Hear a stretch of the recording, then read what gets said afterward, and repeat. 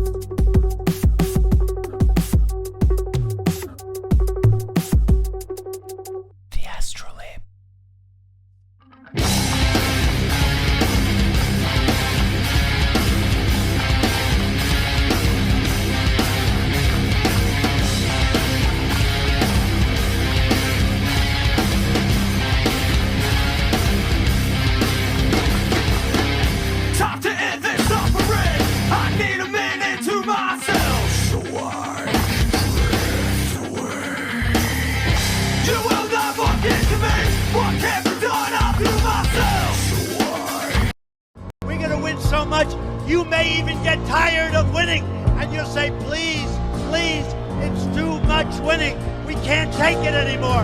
Mr. President, it's too much. And I'll say, no, it isn't. We have to keep winning. We have to win more. We're going to win more.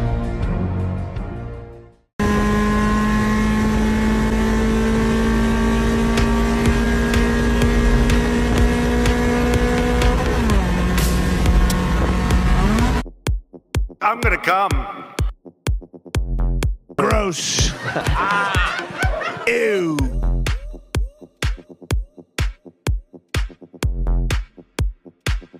Our religion is based.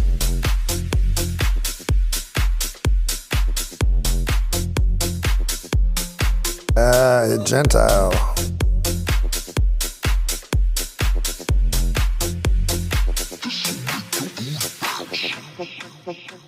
Good afternoon, Patriots. This is Agent Q.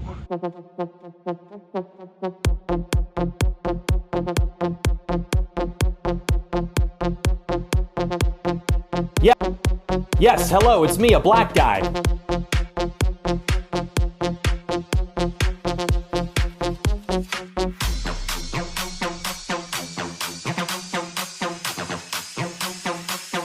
I like how you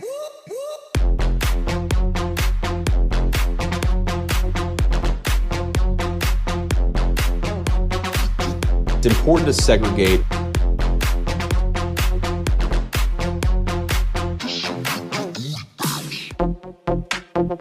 What is that? The N-word. We're gonna kill you. We're gonna give you the death penalty or kill you. I like how you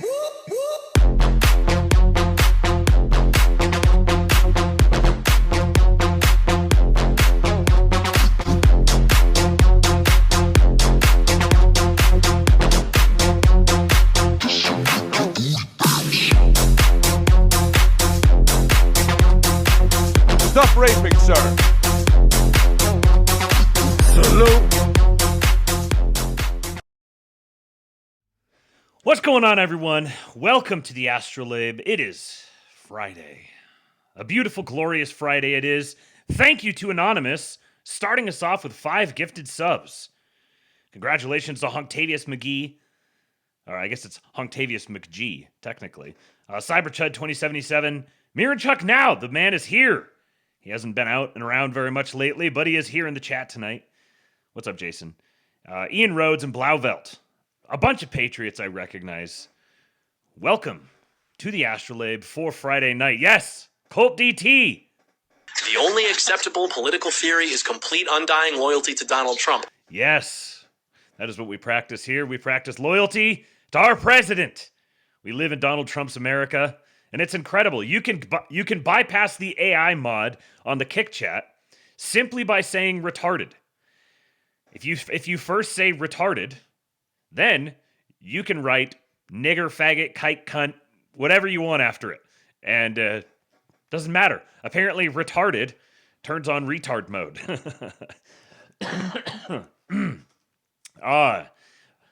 So let's see here. What are we talking about tonight? Gonna kind of build off yesterday's show a little bit. Talking about AI stuff. We're gonna get into this Anthropic thing that's in the news right now, because this ties into a big, I don't know, subculture that I've followed for a while. That is actually the thing that led me to the PayPal mafia and Gundo and the whole tech right phenomenon that we started talking about a couple of years ago. Before that wound up being a substantial. You might say that is what turned the election fully into Donald Trump's favor, and is the reason why J.D. Vance is the vice president and is on pace to be the second Trump, the second imperial Trump. There's this debate that's been going on in Silicon Valley for a while now between EAC and effective altruists. So EAC and EA. Effective altruism was something that arose in the kind of the late 2000s, early 2010s. We're going to go through some of the history of it today. And then effective accelerationism is something that arose counter to that. So something I spent a while kind of studying and reading about and listening to different people commentate on a couple of years ago. And then I kind of put it aside because of everything else that's been going on. But it's what's part of the reason why I've had such a persistent interest in AI technology, because AI technology is going to become the I don't know, the turning point. It's the thing that's going to cause this great showdown that has deep and lasting implications for the I don't know why the alerts aren't working here. They're not working at all. That should have come through. It has deep and lasting implications on governance and society and what a human being is, what society views a human being as, how it defines a human being. It's funny, I was talking about this yesterday and I'm thinking about all this, and I opened up YouTube last night, and the first thing recommended to me was a video series that Michael Millerman is doing on Heidegger. And I'm like generally overview familiar with Heidegger and his work, but I've never really gotten really deep into it. I kind of read a little bit about the Dasein thing a couple of years ago because it hooked me, because it's kind of what I do. I'm sort of just like surfing through these topics of interest, and something will interest me for a little bit, and I'll kind of head down that rabbit hole for a little bit, and then something else will hook me, and I'll go follow that. And so I've never taken the plunge. I've never actually sat down and read Heidegger, because I've been, or Slutty Milk says no hard R. It's Heidegger. Heidegger. I bet you that's how Ian probably says it. Something like Heidegger. But I've never actually taken the plunge. He's notoriously kind of impenetrable. He's not the easiest read in the world, and I just don't have time to sit down and get myself in the headspace for it. But I open up the YouTube app, and lo and behold, there's Michael Millerman talking about or doing a live reading of Heidegger's famous paper on concerning technology. And I was like, well, that's interesting. This is exactly in the frame of mind that I am right now. Let me listen to this. And I started it. And there's 5 parts total. I listened to the first 3 last night. And I was like, fascinating. It turns out that I'm a Heideggerian. Now, I haven't read a lot of his other stuff, but I ended up doing a little amateur philosopher deep dive on it last night. And very, very, very interesting things. Almost immediately, he gets into essence and energy distinctions. Like, that's like the first thing that he starts talking about in that paper, and he was making a lot of the same points but he's like fleshing them out and elaborating on them and making them a lot more deeply and more comprehensively than I have. But the points that I've made about technology and it being revelatory about about humanity, like studying technology is sort of like looking at a mirror for humanity. Little did I know that this is basically Heideggerian. So, anyways, how did I get off on that? Oh, technology, AI. This is the reason Millerman is doing that reading. Is he's like, this is very relevant now with all the things going on, talking about concerning technology and the humanity's relationship to it and how you limit it. And because the funny thing about technology is that trying to limit technology usually involves the deployment of technology. So you can only limit technology with technology.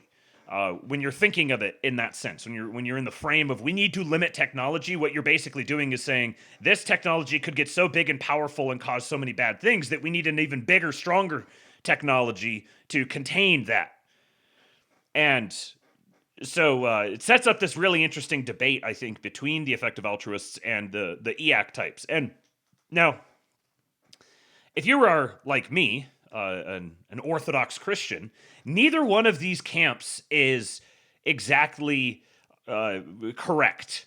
Neither one is bearing the truth. Each of them sort of has components of it. But I do think my opinion is that the EAC side is much more closely aligned. And the effective altruist side, which is much more of the doomer. They call them doomers. They call them decels. You get a lot of the no black pilling thing. The same phenomenon has been happening in Silicon Valley for several years now, at least. So it's sort of like we all live in Silicon Valley now, in a certain sense. But each one seems to be playing God. That's a good point, Mr. Sue. Like that is an instinct that each one of them possesses. And then both of them feel like the other one is trying to play God, and we need to put constraints on it. Well, what do those constraints entail? Anyways, we're going to get into all of that. But I have a few other things that kind of set the conversation up. We're going to talk a little Epstein. Got some Epstooning that we have to do. And is Epstein actually alive? There's a case to be made that perhaps Epstein didn't kill himself because Epstein is actually alive. We've got Trump and Mamdani. New Hampshire is living refutation of the Black Pillars. We've got Johnny MAGA. The White House staffer runs the Johnny MAGA account. We're going to talk about that. And then I've got some things here. I've got an article from Victor Davis Hanson about China. And this is, I kind of want to frame it up this way because this is sort of the backdrop to the Anthropic, Department of War, accelerationist versus decelerationist debate. The backdrop here really is China and the Trump administration and what is Trump's relationship to China.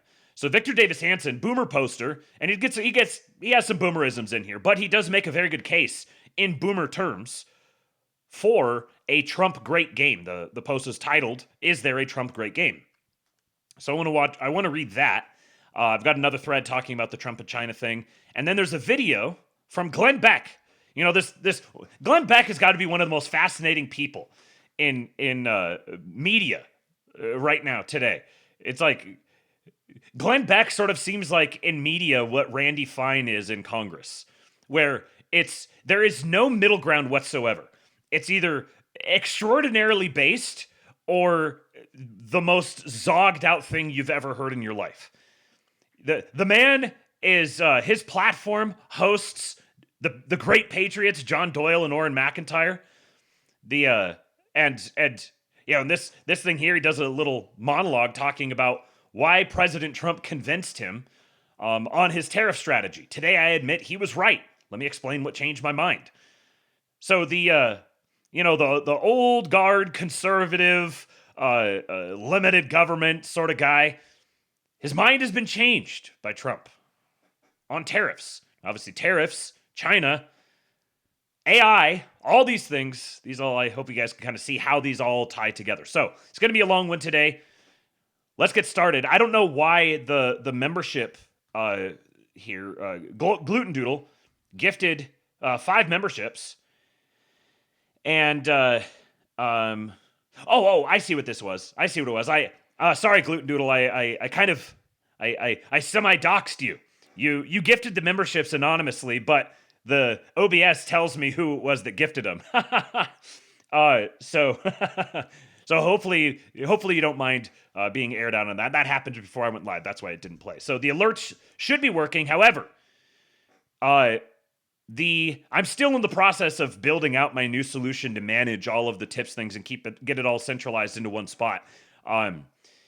You can use the tips.kingpill.com link tonight, but if you land on the Ko-fi page when you do it, clear your cookies and do it again. I can't guarantee that the Ko-fi page is actually going to play any alerts. This is part of the problem I'm trying to solve right now.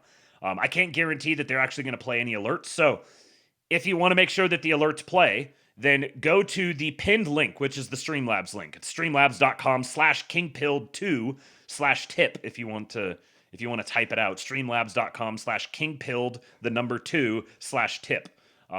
But otherwise you can just click the link and shouldn't have any of the... You should be able to actually type a decimal if you want, which Ko-fi apparently doesn't allow you to do. So you could do a 1488 tip.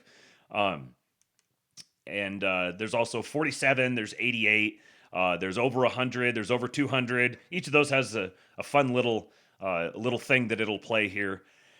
And the tip goal is $400 for today. If we do hit the tip goal, then everybody who has gone and signed up at forum.kingpill.com is going to be entered into a random drawing, and the winner will receive 10% of the total tip take today, no matter what. No ceiling on that.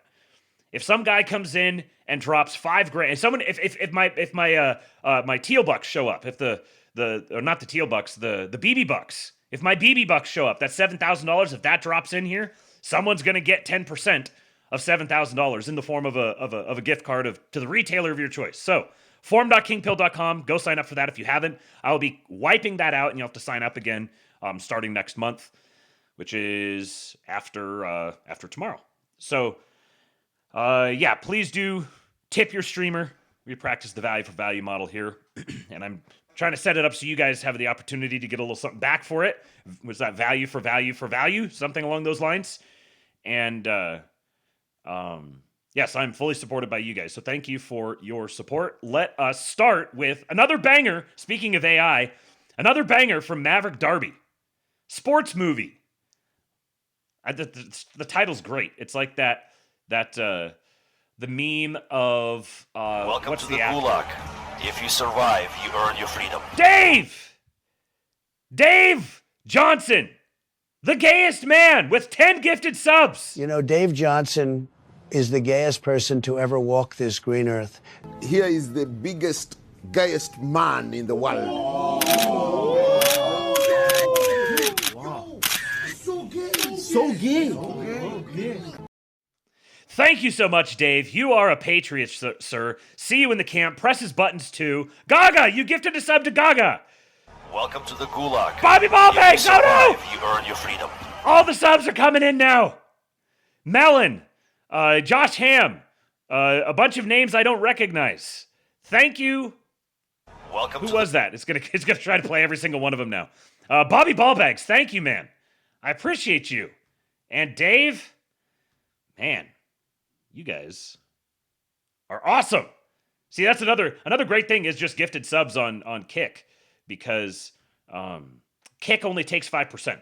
Unlike YouTube. YouTube takes 30. Kick only takes 5% of the revenue from that. So even though I haven't hit like all the platform revenue goals with Kick, just the gifted subs that you guys do through Kick, I'm making already just from Kick more than I was making on YouTube it's not by far, but definitely more. A few $100 more a month than YouTube. So I don't even. That's why part of the reason why I'm just going to keep sticking with Kick.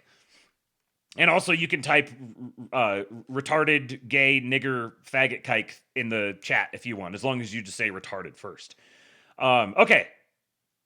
Back to our video here. Rob Lowe, that's what I was trying to think of. There's a meme of Rob Lowe at a football game, and he's wearing a hat with the NFL logo on it. Sports movie.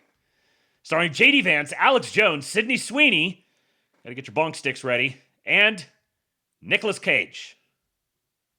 Many of you are very talented, but if you really want to wow me today, you're going to have to show something extra. Little thing I've coined heart. I think his mom, drank when she was pregnant or something. Look at that peach!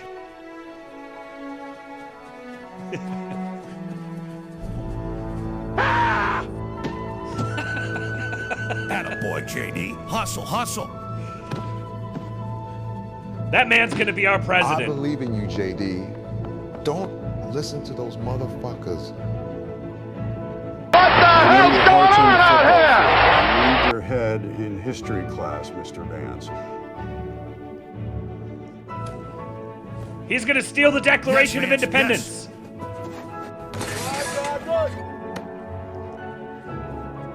Hands like butter. That stupid freak. I'll never make the team. He's a loser. He looks like Jason Stapleton. Fuck you, Gavin. You and your dad are both gay. Gavin got roasted. You're gay! Damn it, Vance, I wish I had 100 of you. If only you could get those godforsaken test scores up. 100 rare Vances. If you ask a hot chick to prom, I'll give you a C because history smiles upon the bold. Asking me for my permission to ask my daughter to prom is a really classy move. He's a gentleman.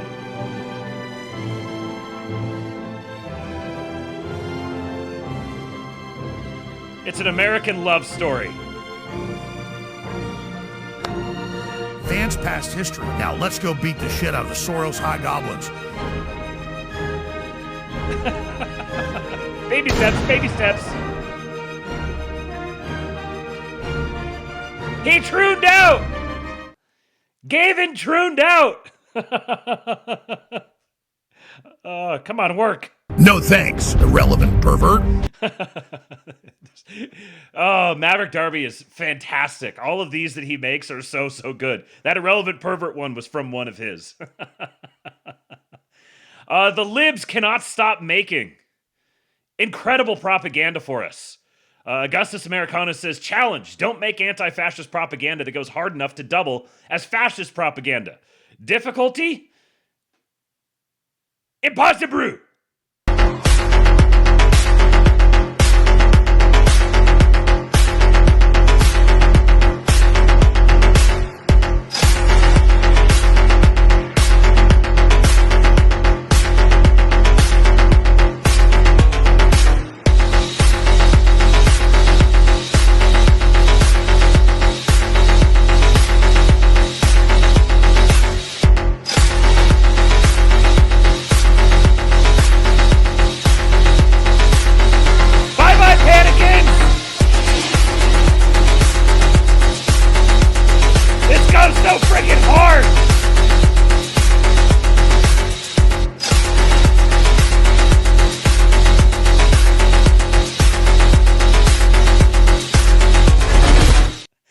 I want to live in that world, please. Mr. President. I'm a loyal patriot. I've trusted hard. You need to give me this world. You know what's going to happen. You know who's going to give us that world? This guy right here. This is the guy who's going to make it happen. Michael Malice went on Joe Rogan and had some stuff to say about Scott Adams. There's some good lines in here, some funny stuff, and then some good advice about mental reframing that Malice repeats from Scott Adams. Now, of course, if you're familiar with Michael Malice, he likes to do bits. He does performative bits. So yeah, he is doing a performative bit, as you'll see as soon as I hit play here, which makes it's actually kind of funny that he's talking really seriously about really serious stuff while looking like this. I want to talk about Scott Adams. Sure. I was just at his memorial. Was he ever on your show? Yes. I got invited to speak, and it was really a great experience. Because I'm a mental patient, I got a Dilbert mask. And the thing with the Dilbert mask is there's no mouth, right? So Dr. Drew was supposed to speak, and I was going to go there and do my little terrorism where I was going to have my little phone and say, nice to meet you, I'm Dilbert, and wave, and then swipe and be like, can you take off your glasses, please? And he takes off the glasses and be like, nice eyes, I'm going to take them. And just fuck with people at the funeral. And like Scott No, this is not AI. This is just Michael Malice. Would have wanted. It was really great because it was very upbeat. And I don't even know what he's supposed to be. Does anyone know? I didn't get it. Like I haven't watched a Rogan episode in forever. I just saw this video. I haven't seen the whole thing. I don't know what he's supposed to be. And I was kind of honored. Gutfeld texts me. He goes, "Hey, do you want to speak?" And I go, "It'd be a huge honor." And he just goes, "Great." And I'm like, "Am I actually speaking, or you're just, quizzing me?" I got to see Cernovich was there, Posobiec, a few other people, and then afterwards went to his house. And there's something really kind of eerie about walking into the house of someone who had just passed. His ex-wife Sherry let me take 2 of his markers, which I will, always treasure and kind of hang in my house. There were 2 lines I couldn't say at the memorial because I knew the fans would get salty, which is, Scott is in heaven right now doing what he loved most, avoiding black people. And the reason Dilbert was a black and white comic strip is because Scott didn't really like the colors. Right. Because Scott was a humorist, just go for the joke. Right. But the N-word. It's weird how much he still resonates, I think, with people. And I don't really have anything else particularly to say, but I just felt it was important to kind of, commemorate his passing because he's really helped me out a lot in my thinking. Yeah, it's a real bummer, man, because it happened so quickly. His cancer, he got turbo cancer. Well, he had it in January 2025. And he said, "I'm going to wait for my stepdaughter to get married." And she was there, and I got to meet her. She was a lovely kid, to get married, and then I'm going to do it. And then he tweeted something out. RFK jumped in. Trump jumped in. They got him this medicine, and they got him a few more months. And, so he got 6 more months. Point being, with the MAID stuff, just because someone's terminal doesn't mean they don't have months left. Yeah. You could do a lot in those months. It was funny. There's another cartoonist. I apologize, I'm blanking his name. And he was friends with Scott for a long time. Scott had promoted his work once, and he went from like obscurity to like a big name. And Scott asked him, "Hey, can you write the foreword to my forthcoming biography?" And the guy's like, "I'm not really gonna have time." So Scott was that kind of person where he's just like, just because I'm about to meet my maker, I don't want you to be morose. His book Reframe Your Brain is a complete masterpiece. Because what he does is he goes through. This is the big part of this. There was the joke, the 2 jokes that he couldn't tell, and then this part here about reframing your brain. This is gold, absolutely gold from Scott Adams. Reframe Your Brain is a complete masterpiece. Because what he does is he goes through mindsets and instantly recalibrates them. One of them is, the regular framework is, I should do great at my job. And his reframe is, my job is to prepare for a better job. And when you think about it that way, having that shitty job isn't that rough because you're just laying the groundwork for something better. So when I spoke, I said the framework is we're having a memorial for Scott, but the reframe is we're having a party and Scott's really late.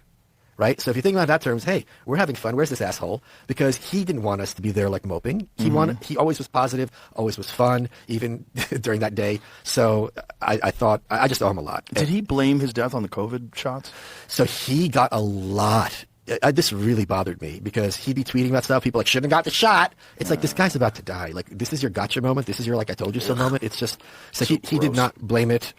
I want to talk about Scott. So that reframe, it was funny. We're having a party and he's just really late, the asshole. But that my job is shitty versus, like I have to be good at my job and my job is shitty.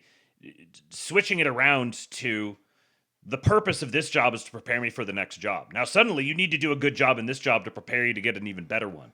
That sort of reframe is just so powerful. There's a lot of ways I think you could apply that. I don't want to go on a whole long Panikins rant right now because I've done enough of those of late, and we're going to get into that later. But it's people make fun of things like the power of positive thinking or the law of attraction or whatever, but the reason those things stick around is because they are true. And actually, who is the guy, the power of positive thinking guy?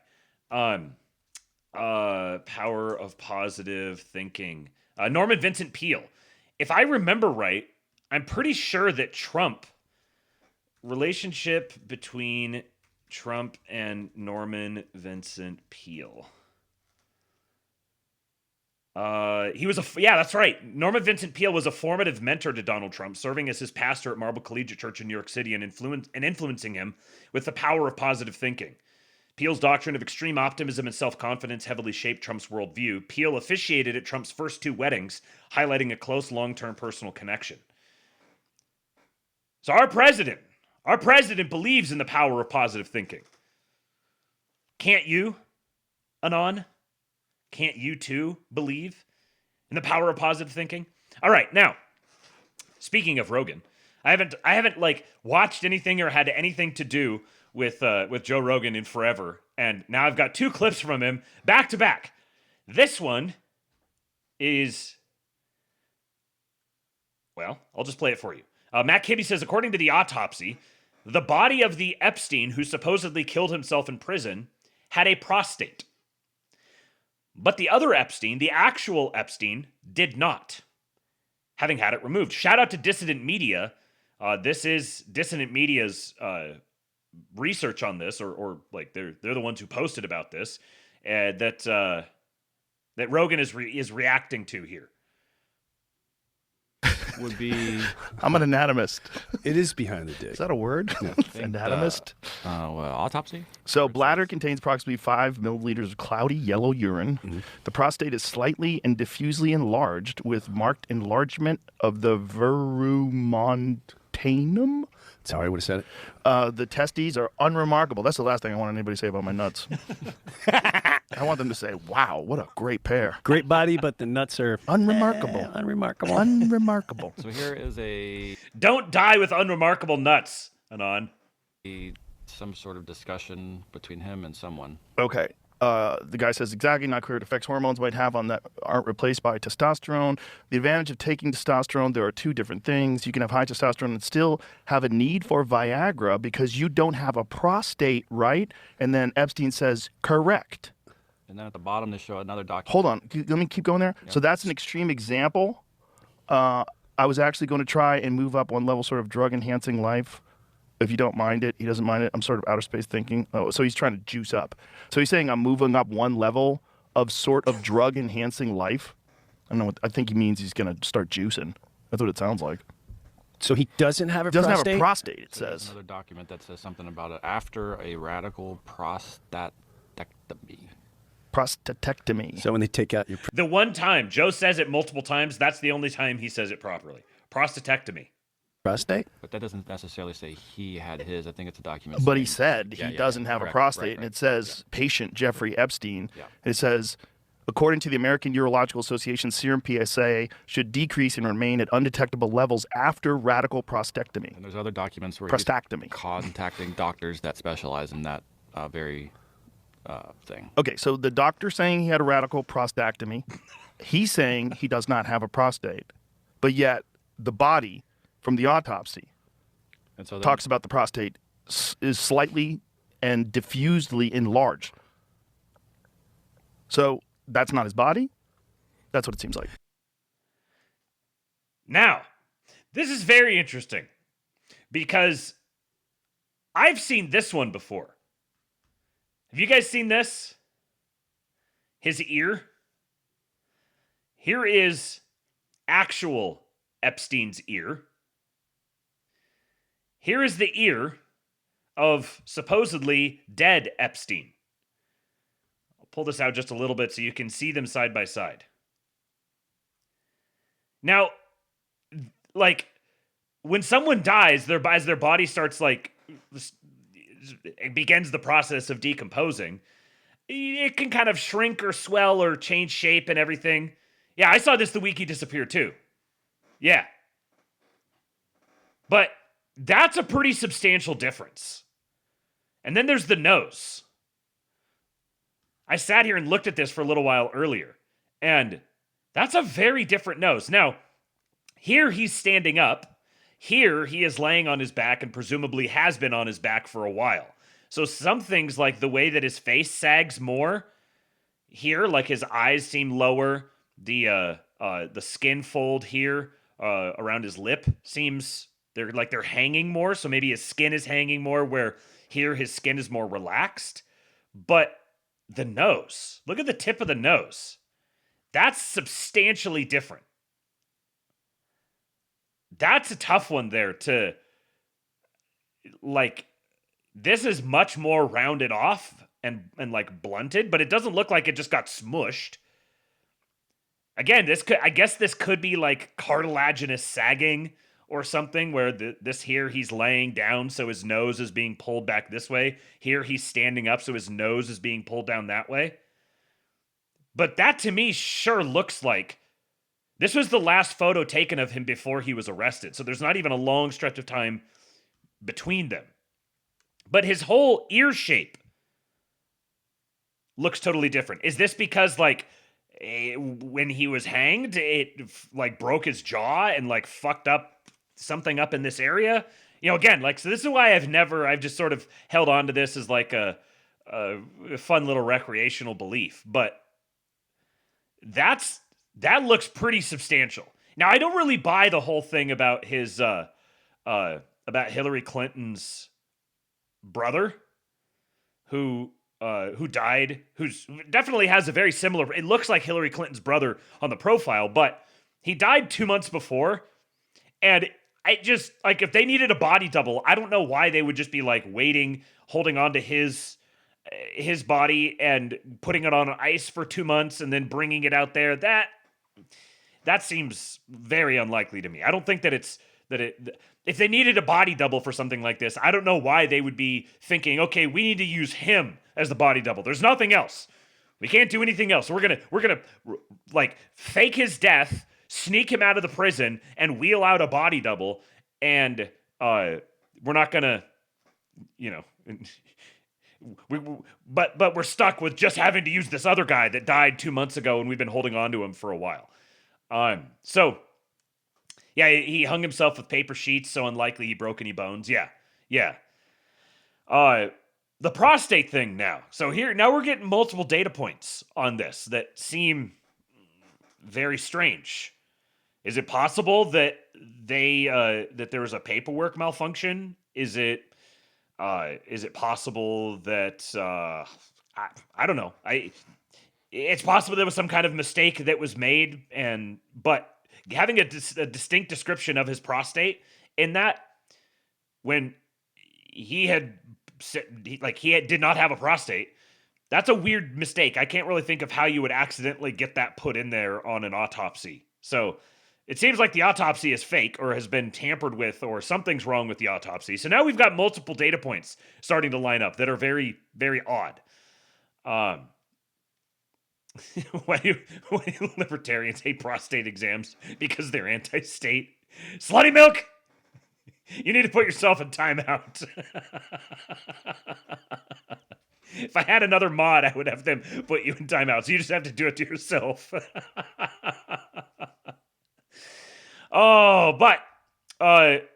Just one other clip here on the Epstein subject. We're getting great takes from some of the most unlikely sources. Check this out. Do you support President Trump? Yeah, I worked for him. How do you feel about his current connections to the Epstein sex trafficking? Did you read the Epstein files? Yes, I actually have a copy right here. Great, I would love to see it. Did you read that in 2007, who was the person that called the FBI and told the FBI that there was this pedophile going around town who he had just kicked out of his club Mar-a-Lago? That was Donald Trump. Right. Yeah. Yes, this is Holly Handjob. Did you read the section where it mentioned several witnesses saw Trump orally rape a 13-year-old? Yeah. And did you see that the person had no proof? Stop raping, sir! It's been in public politics for 10 years. Would have very easily been out of public politics if they had some proof behind that. They tried to kill the guy. They arrested the guy. If they could have got the guy down for sex trafficking 10 years ago, he would have never come down the golden escalator. I actually don't know what you're talking about. As far as I've been able to tell, and this is all in the papers that I have right here, sure. The interviews with those people were corroborated over the course of a very long investigation. Great. And when did the investigation happen? The investigation was happening between 2010 and 2014, and the files obviously were released earlier this year. Who was the president during that time? I believe that was Barack Obama. Do you think if Barack Obama or, say, his Secretary of State Hillary Clinton had proof from their DOJ, FBI, etc., look how easy it is, a sex trafficker, that they would have loved to annihilate him and been pressed by simply leaking that, like they leaked some of the Russian collusion stories, or maybe another example? They would absolutely do that. Oh, let's say maybe they didn't have the time. That's totally fair. The investigation was still going on. How long was Biden in office? He was in office for 4 years. In his 4 years, when he had access to not only look at all those documents, but also to declassify them, do you think, one, he would have been happy to declassify? Epstein is a Soviet-style disinformation campaign to pile actual bad behavior and salacious nonsense. 1,488 grow hypernegative boy pill. So true! So true, Ketchup Man. Good to see you, buddy.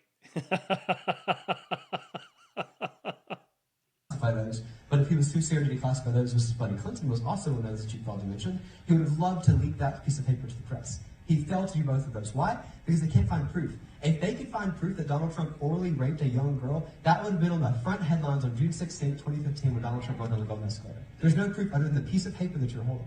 Yes, please. Well, you have it right here. It's a piece of paper. There's no proof. If there was proof, absolutely, he would be out of office today. He would have never been allowed to run. They have no proof. They want proof. Trust. They tried to kill the guy. They arrested the guy. If they had proof of sex crimes, they would have done all that beforehand. Okay, Trump was in office between 2016 and 2020. Welcome to the Gulag. If you survive, you earn your freedom. Gaga resubscribes from her other account. If she's listening right now, she's going to be confused. You have it set to auto-renew, Gaga. What did you ignore there? Who was in office before Trump and after? Thank you, Gaga. Obama and Biden is the correct answer. Now, obviously, this isn't... This kid lives in facts and reality. Well done, young man. Obviously, this isn't like, oh, wait a second, based Hollyhand. Although, based Hollyhand job. Superior P said, like a hand job, gets the job done but leaves you wanting more. Yeah, right. But how easy would it be for him to take the like squishy sort of con ink posture on this, where it's like, oh well, it's it's really unacceptable to have this sort of thing being tolerated, and we need to make sure that I don't care if it was scripted. Even if it was scripted, all the better. He's actually going out of his way. I don't give a shit about him himself.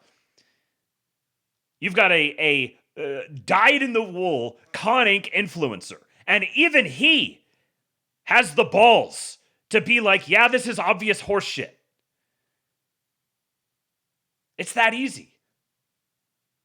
You just say, yeah, this is an obvious influence operation that has nothing to do with Epstein or investigations or anything like that. This is just Russiagate. Russiagate all over again. And even frickin' Brylan Hollyhand can call it out. This is a funny, just quick little anecdote. Trump and Mamdani met again, and this photo got him. He's got a picture of Trump holding these newspapers here. Trump to city, let's build, backs new era of housing.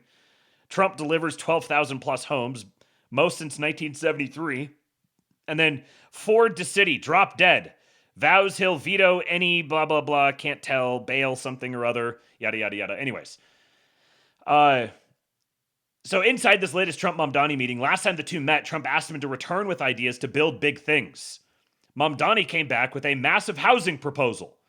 Mamdani's team created mock headlines to show Trump how such a project would be received. He was, quote, very enthusiastic. Mamdani pushed for release of Columbia student detained today. Trump calls him later to tell him she's being released. Mamdani gives Susie Wiles a list of 4 other students he wants help with, all targeted in pro-Palestinian protests. Little quid pro quo happening here. Little bit of deal making. Free Northerner says the left could have been making deals with Trump all along. They could have gotten Trump Care and the National Trump Daycare Plan and whatever else if they'd been willing to negotiate instead of trying to destroy him out of hatred for America and the white working class.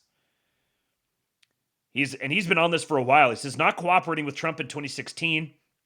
That's what has been the Dems' most politically costly mistake, is not cooperating with Trump in 2016. Trump was and is a civic nationalist, not a conservative. The Dems could have made deals with him and gotten huge concessions for what they wanted. The wall and immigration enforcement, for example, universal Trump care, was on the table.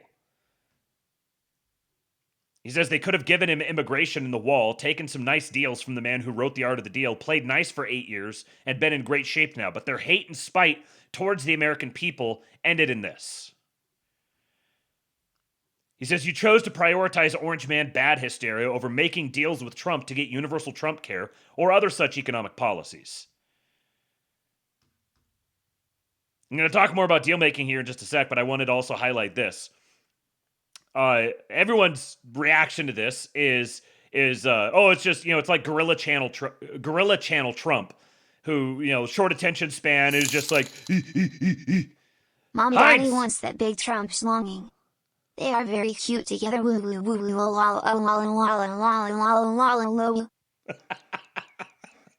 Thank you, Justine. Well said. Yeah, Mom Donnie's getting that Trump schlonging. So everyone's taking away from this. Oh, so Trump, they just go in and they like flatter him, and he's like, "Ooh, headlines!" Oh, and this is actually pretty clever narrative crafting by Mamdani's team, because though you go in there, Trump doesn't want you to go like give him a like fake newspaper headlines. That's not going to change his mind in any way. He's not going to be like, "Oh yeah, wow, I didn't realize that doing some big infrastructure project was going to result in headlines for me. Oh, now that you mentioned that, let's do a deal here." Welcome to the Gulag. If you survive, you earn your freedom. Slutty Milk resubscribed. All the Patriots coming in tonight. Yeah, despite this is how Trump has functioned his entire life, right? This is how Trump has always functioned.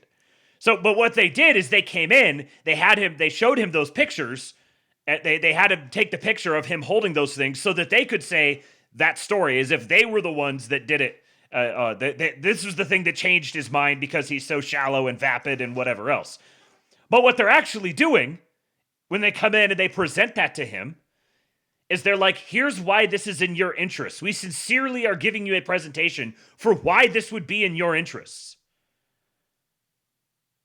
This is supplicative behavior. They're coming to the king, kissing the ring and saying, "I want something from you. Here's what I'll give you in return. I'm going to collaborate with you on this big, substantial, important thing. In return for this, there's some like 29-year-old chick who's been here illegally since 2016, and she's some hot like Palestine. She's from Azerbaijan, and so they come and they show Trump the hot chick. Hey, ICE arrested this hot chick. She's here illegally. Trump's like, "Oh, okay. Some have to stay, you know."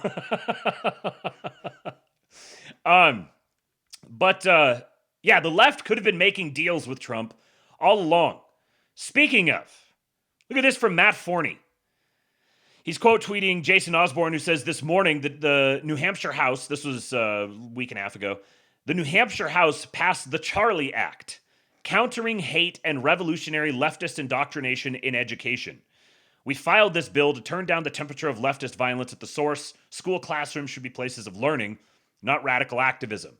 Matt Forney says New Hampshire is living refutation of the black pillar lie that there is no political solution, a nonsensical phrase, or you can't vote your way out of this. 20 years ago, New Hampshire had been invaded by massholes and was well on its way to becoming Vermont. It swung hard left in election after election, and the massholes were working overtime to make it just as awful as the state they fled. But the right got organized. They started fighting back, organizing to win elections and entrench right-wing policy. They took over the GOP at the grassroots level and purged all the cucks. The Republicans now hold every statewide elected position in both chambers of the legislature and are cementing the right-wing counter-revolution, driving the massholes back to their shitty homeland. Next, they'll start purging the Democrats out of federal offices and winning the state for Republicans in presidential elections. If right-wingers had just given up, sat out elections, and did nothing, then New Hampshire would look like Colorado or Virginia right now. Instead, libtards are literally fleeing the state, and the government is passing anti-libtard laws, literally named after Charlie Kirk, something no middle American state has done. There is no substitute for engaging with the political system. Saying that again. There is no substitute for engaging with the political system. You don't sit out elections impotently whining or retreat to build some cult compound in the woods. You play the game, and you play it to win. And those are separate points here. Because sometimes you'll see guys go, "Okay, well, all right, I'll play the game. Mr. Trump, I will vote for you, but you better give me insert absurd request that is totally self-defeating, would never actually happen." It's not enough to play the game. You have to play the game to win, which means you have to understand how the game is played. You have to understand what time it is. You have to understand how these sorts of things happen.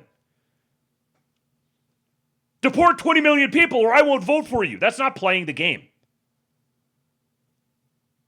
I mean, deport 20 million people by the midterms or I won't vote for you. That's not playing the game. That's not playing it to win. that's pretending to play in the game and just trying to lose again in the bizarre notion that losing begets winning. Despite this being present nowhere in the world ever. What timing? Column rush!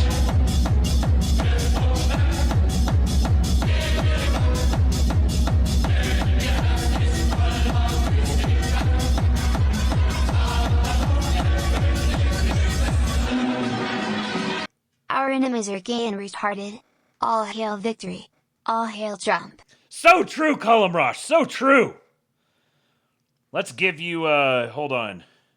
That inspired me, but I gotta find it. Here it is. You want to fight? Better believe you've got one. You want to enslave my spirit? No! And I'll call on God to protect me and use me however God sees fit. I don't think that it's out of the question that the Republicans win New Hampshire in over the next couple of elections, turn it completely into a red state. I think there's a pretty good chance of that. Speaking of playing the game to win, Johnny MAGA, a White House staffer, appears to run a massive pro-Trump X account. Apologies for putting Hanania on your screen. This just happened to be the tweet with the link that I bookmarked. This is from Wired. A White House staffer appears to run massive pro-Trump X account. A popular right-wing account that called a video depicting Barack and Michelle Obama as apes a masterpiece appears to be run by a White House staffer, according to records reviewed by Wired. Oh, come on. They already paywalled it? Hold on. I had this open the other day. Yesterday, because I had this set up to read yesterday. But apparently they have paywalled it since then. Well, not to... Oh, God damn it. Come on. Here we go. All right. So I can't click on it. Hours after an ICE agent shot and killed Renee Good in Minneapolis, the Trump administration was already working to shape the narrative. Official White House accounts flooded social media with clips of burning flags and clashes between locals and federal immigration agents, casting protesters, not the killing, as the story. Among the accounts amplifying that message was Johnny MAGA, a pro-Trump X account with nearly 300,000 followers. They're burning the American flag right now in Minneapolis, the anonymous account claimed, sharing a clip from the White House's official rapid response feed, and they really expect you to believe that ICE shot an innocent civilian. To its audience, Johnny MAGA looked like an independent voice, another outraged supporter in the MAGA media ecosystem. The account regularly boosts Trump's Truth Social posts and goes to bat for the administration, attacking Democrats like California Governor Gavin Newsom. But this isn't just a regular account. Johnny MAGA appears to actually be a White House staffer named Garrett Wade, who works for the Trump administration as a rapid response manager, helping to run the very same White House account his anonymous MAGA account amplifies. A phone number associated with Wade is linked to Johnny MAGA, according to a Wired review of publicly available records, and the connection was confirmed by a source close to the White House. Wade and the White House did not respond to requests for comment. My first question, how did Wired get a hold of publicly available records that listed the phone number associated with his account? There's two possibilities. One, someone working at X intentionally gave it to them. Or two, these data leaks that occasionally happen. You get some company all of a sudden reports that they were hacked and all this data was released and spilled out. And in one of these, his X account information was leaked through that. And that's part of the reason why you get these hacks. So that then reporters, journalists, subhuman filth can go claim that this stuff was publicly available. The Johnny MAGA account was created in September of 2021, according to its X profile. It originally used a different handle, which referenced Wade's birth year, according to records reviewed by Wired. While the account's earliest available post focused on NFTs, it has been a consistent pro-Trump presence since at least 2022. So a crypto bro starts an account, quickly turns it into a MAGA account, finds himself working at the White House. Huh. Funny how that works. You mean if you cooperate with the administration, if you work with them, if you promote them, you can actually find yourself in a position of influence within the administration? I wonder if this is a model that could be duplicated anywhere. The operator of the Johnny Mega account has not disclosed an official relationship with the White House while operating the Johnny Mega X account. Multiple media outlets, including Mother Jones, Town Hall, and the New York Post, have all linked out to posts on the Johnny Mega account seemingly as organic reflections of public sentiment on political issues. Since Trump took office last year, the Johnny Mega account has supported administration priorities like immigration enforcement and allies like Turning Point USA. After Trump posted a racist AI-generated video depicting Barack and Michelle Obama as apes earlier this month. Yes, hello, it's me, a black guy. The Johnny Mega account boosted the White House's claim that the president didn't watch the entire video, posting, quote, "The most obvious tell that Trump's Truth Social post wasn't intentional is that he would have posted the entire thing if he had seen it. It's a masterpiece." I see what you're saying. The most obvious tell that it wasn't intentional is that if Trump had seen the whole thing, he would have posted the whole thing. While the Trump administration has long cultivated a growing cast of conservative creators to spread its messaging online, a White House staffer moonlighting as an anonymous MAGA influencer would blur the already hazy line further, making it nearly impossible to distinguish between official government messaging and what appears to be organic digital support. This lack of disclosure risks undermining public trust, disinformation researchers suggest. Oh, yes, please. Tell me what Samuel Woolley, disinformation researcher from University of Pittsburgh, thinks. No thanks. No thanks, irrelevant pervert. There is very little public information online about Wade, but FEC records link him to former White House senior communications leadership. Donations from 2023 through WinRed made by a Garrett Wade from suburban Philadelphia, where Wade graduated high school, list his employer as Tech School in March of 2023, and in December that year as Opinion Architects, a digital consultancy group. The donations also list Wade as residing in the Bucks County area of Pennsylvania, where he previously lived according to public records. The phone number associated with Wade and with Johnny Maga, who in the past has listed his location as Philadelphia, is also geolocated to the Bucks County area.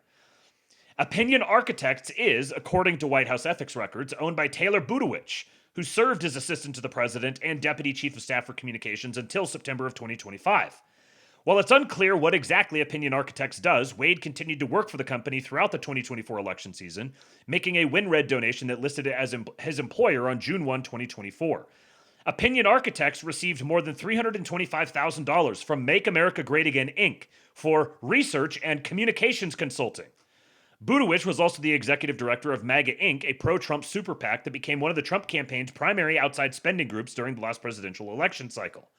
MAGA Inc. was also a client of Conservative Strategies Inc., another firm led by Budowich. After Trump took office, MAGA Inc. held candlelit dinners that offered one-on-one meetings with Trump for upwards of $5 million, Wired previously reported. What is this? This is election infrastructure. This is the exact same thing that the Democrats have been doing for years. This is actual effective political operation. This is what it looks like. And yes, it's patronage. You're not going to get patronage like this if you spend all of your time just screaming at the administration about how retarded they are and how Jewish they are and how cucked out they are. I'm not even getting into the conversation. Like, you don't even have to go that far as to whether it's actually true or not. Do you want political power? Do you want influence? Do you want to be able to have some sort of an impact on the conversation, the narrative? Do you want to move things in your direction? Do you want to buy and own your own lobbyists? That's what they're doing here. This is patronage. Miming chimps greater than chimping out. Mirachuk, yes. Meming chimps is greater than chimping out. See? My president is sending you subliminal messages. You need to meme chimps. Don't chimp out. Yeah, fuck-stained journalists posting our W's. Yeah, once again, the libs are the ones posting all of our W's. Wade is married to Allison Schuster, a White House press assistant who also follows the Johnny MAGA account. According to Schuster's Instagram account, which she recently set to private, she and Wade attended several Trump-aligned events, including an election night party in which both are wearing MAGA hats. Trump's 2024 campaign relied heavily on outreach to young male voters online through collaborations with creators similar to Johnny MAGA, a project that Buttigieg played a key role in executing. In August of 2024, Buttigieg co-founded the Send the Vote initiative with John Shahidi, president of the media network that has partnered with the Nelk Boys Full Send media company to register young men to vote. The effort was penned as a nonpartisan initiative, but the audiences belonging to the creators and celebrities the group worked with, like Nelk and the UFC, typically lean more right-wing. Trump appeared on the Full Send podcast in October of 2024. The right-wing digital media ecosystem has served as a pool for administration hires in a number of agencies. When Dan Bongino was named FBI Deputy Director last year, his most recent job was hosting a popular conspiracy theory-laced podcast on platforms like Rumble. The Defense Department, led by the War Department, led by former Fox and Friends host Pete Hegseth, touts at least 2 former creators on its digital media team. Graham Allen, another right-wing podcaster, was poached by DOW to be its director of digital media social media accounts, while he continued to host his podcast Dear America. Amjad Yaku also works for the department while operating the Snowflake.Tears Instagram meme page with more than 330,000 followers. Yaku discloses his role at the Pentagon on his meme and personal accounts, penning an image of himself taking his oath on both profiles. Prior to this article, I didn't know this. The guy who runs Snowflake Tears on Instagram works for the Department of War.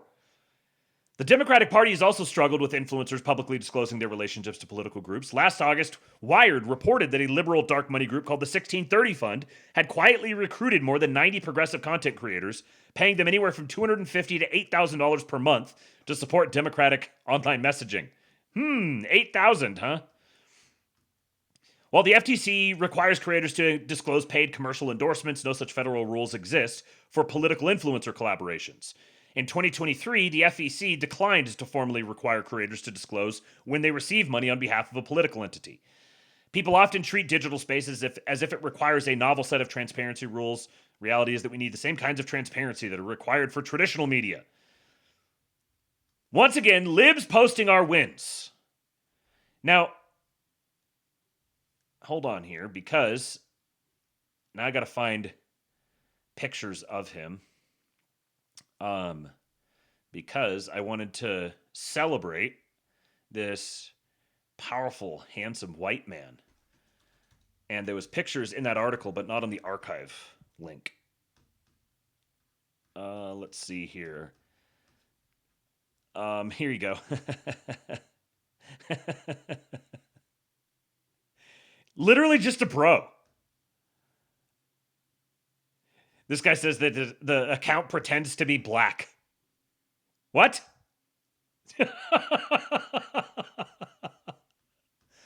Let's see here. Here you go. These are the pictures. Look at him. Him and his wife. Just looks like a bro. Looks like a guy you might have gone to college with. Probably like I could imagine sitting in my college dorm room, in the college dorm lobby, just sitting there watching a basketball game or something. Just a bro. With a cute wife. Look at this. This is Patriots in control. Wife looks like his mom. What are you talking about? That doesn't look like his mom. Mr. Sue, you've got a strange brain. That doesn't look like his mom.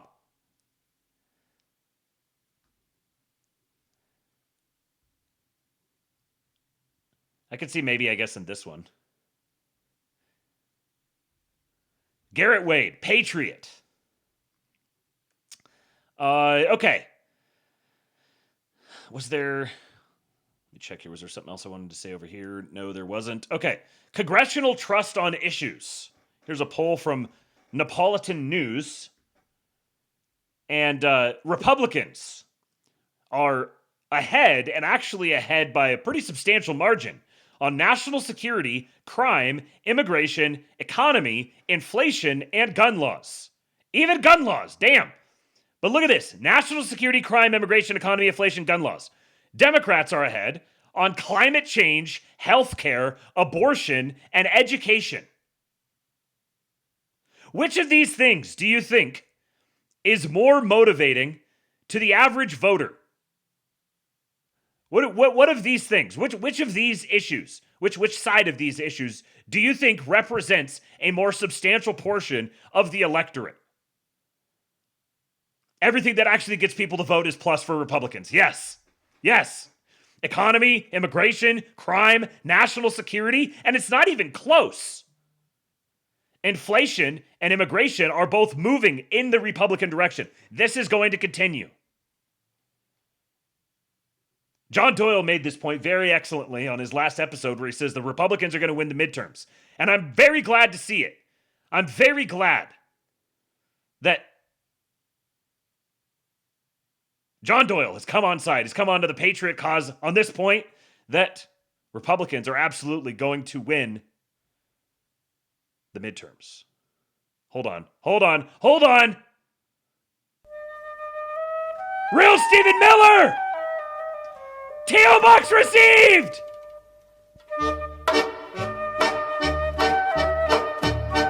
Patriot! Give me the phone numbers of all Wired journalists now. Stephen Miller is going to hunt down the Wired journalists, and he's paying me to do it with him. Sorry, guys. Show is canceled. $250 tip. Sir, I appreciate you. Incredible. See this? The Giga Jew wants you guys to make money off this show. The Giga Jew wants you to go to forum.kingpill.com and enter your name. Because we're going to hit the goal tonight, aren't we? He has done yeoman's work, $250 toward the goal. We're only $100 short. So go over to forum.kingpill.com.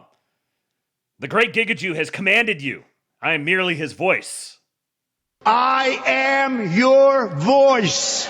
I am merely his voice. He is commanding you to go to forum.kingpill.com, get your name in there, and then continue to send tips. Tip your streamer, folks. Thank you, Real Stephen Miller, you patriot. So yeah, the Republicans are going to win the midterms. Let's read this Victor Davis Hanson article.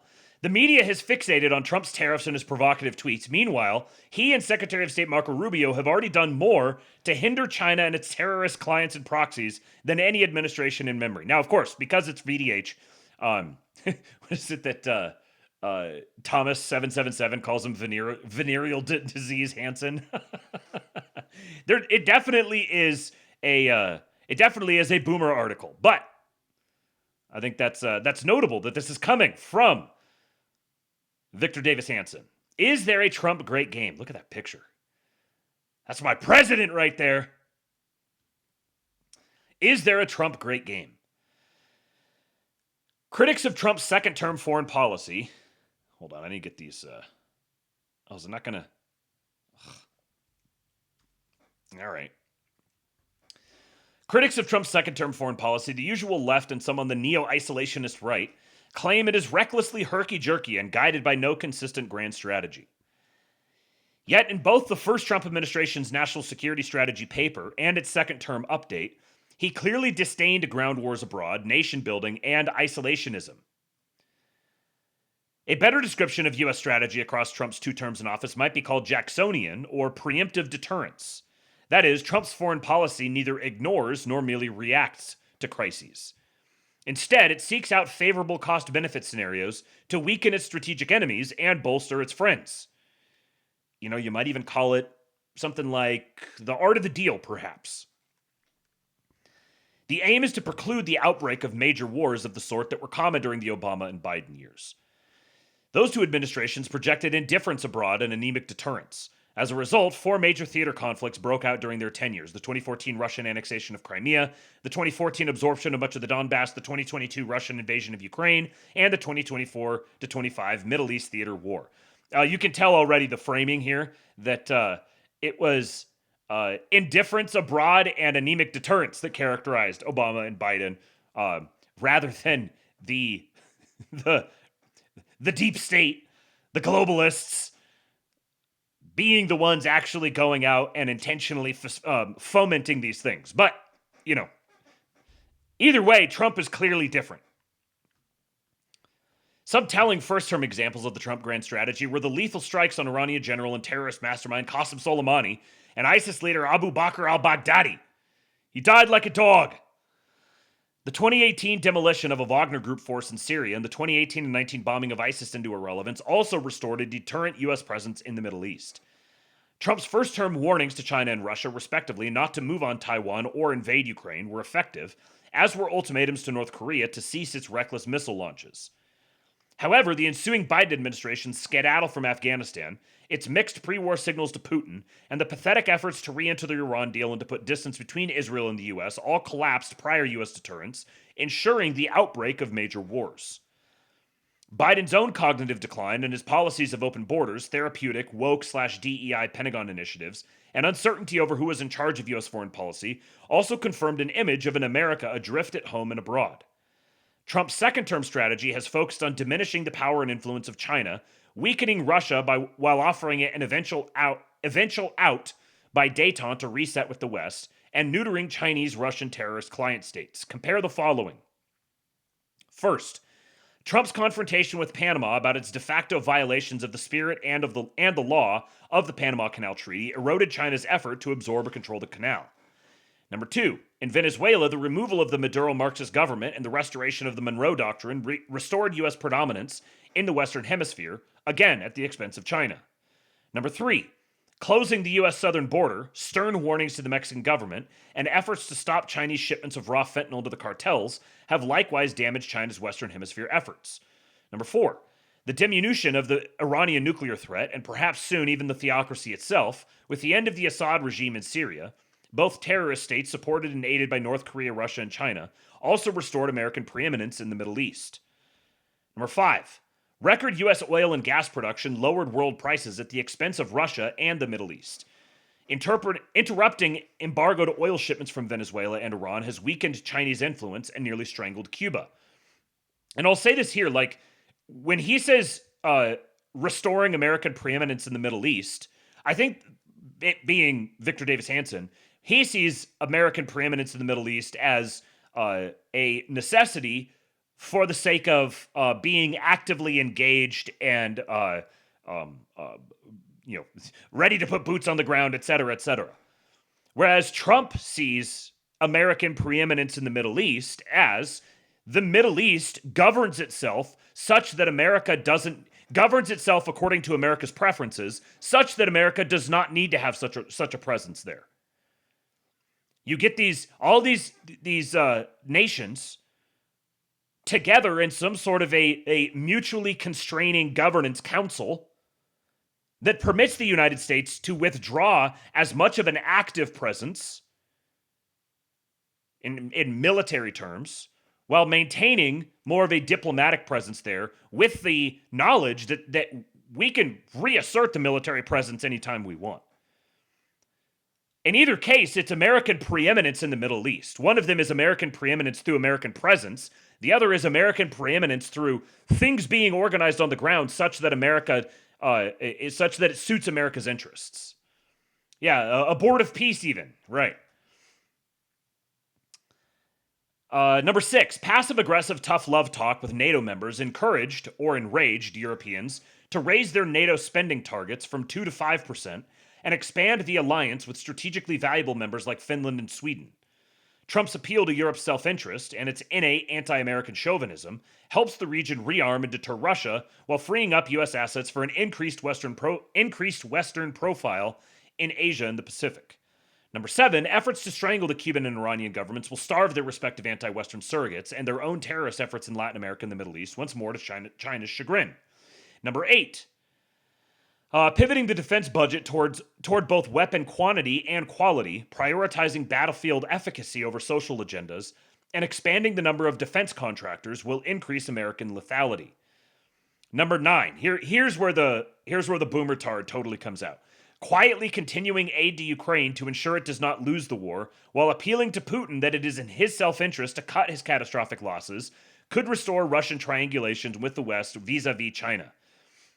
It's funny because they aren't actually quietly continuing aid to Ukraine, which is part of why everyone's chimping out. All the Europeans and Zelensky are constantly chimping out because they aren't quietly continuing aid. They're like, yeah, we'll sell the weapons. We'll sell stuff to you. You can buy it. This isn't aid. Number 10, the Trump domestic economic, social, and cultural counter-revolution has encouraged the spread of conservative pro-American governance in South America, Japan, and soon Europe as well, with negative consequences to China.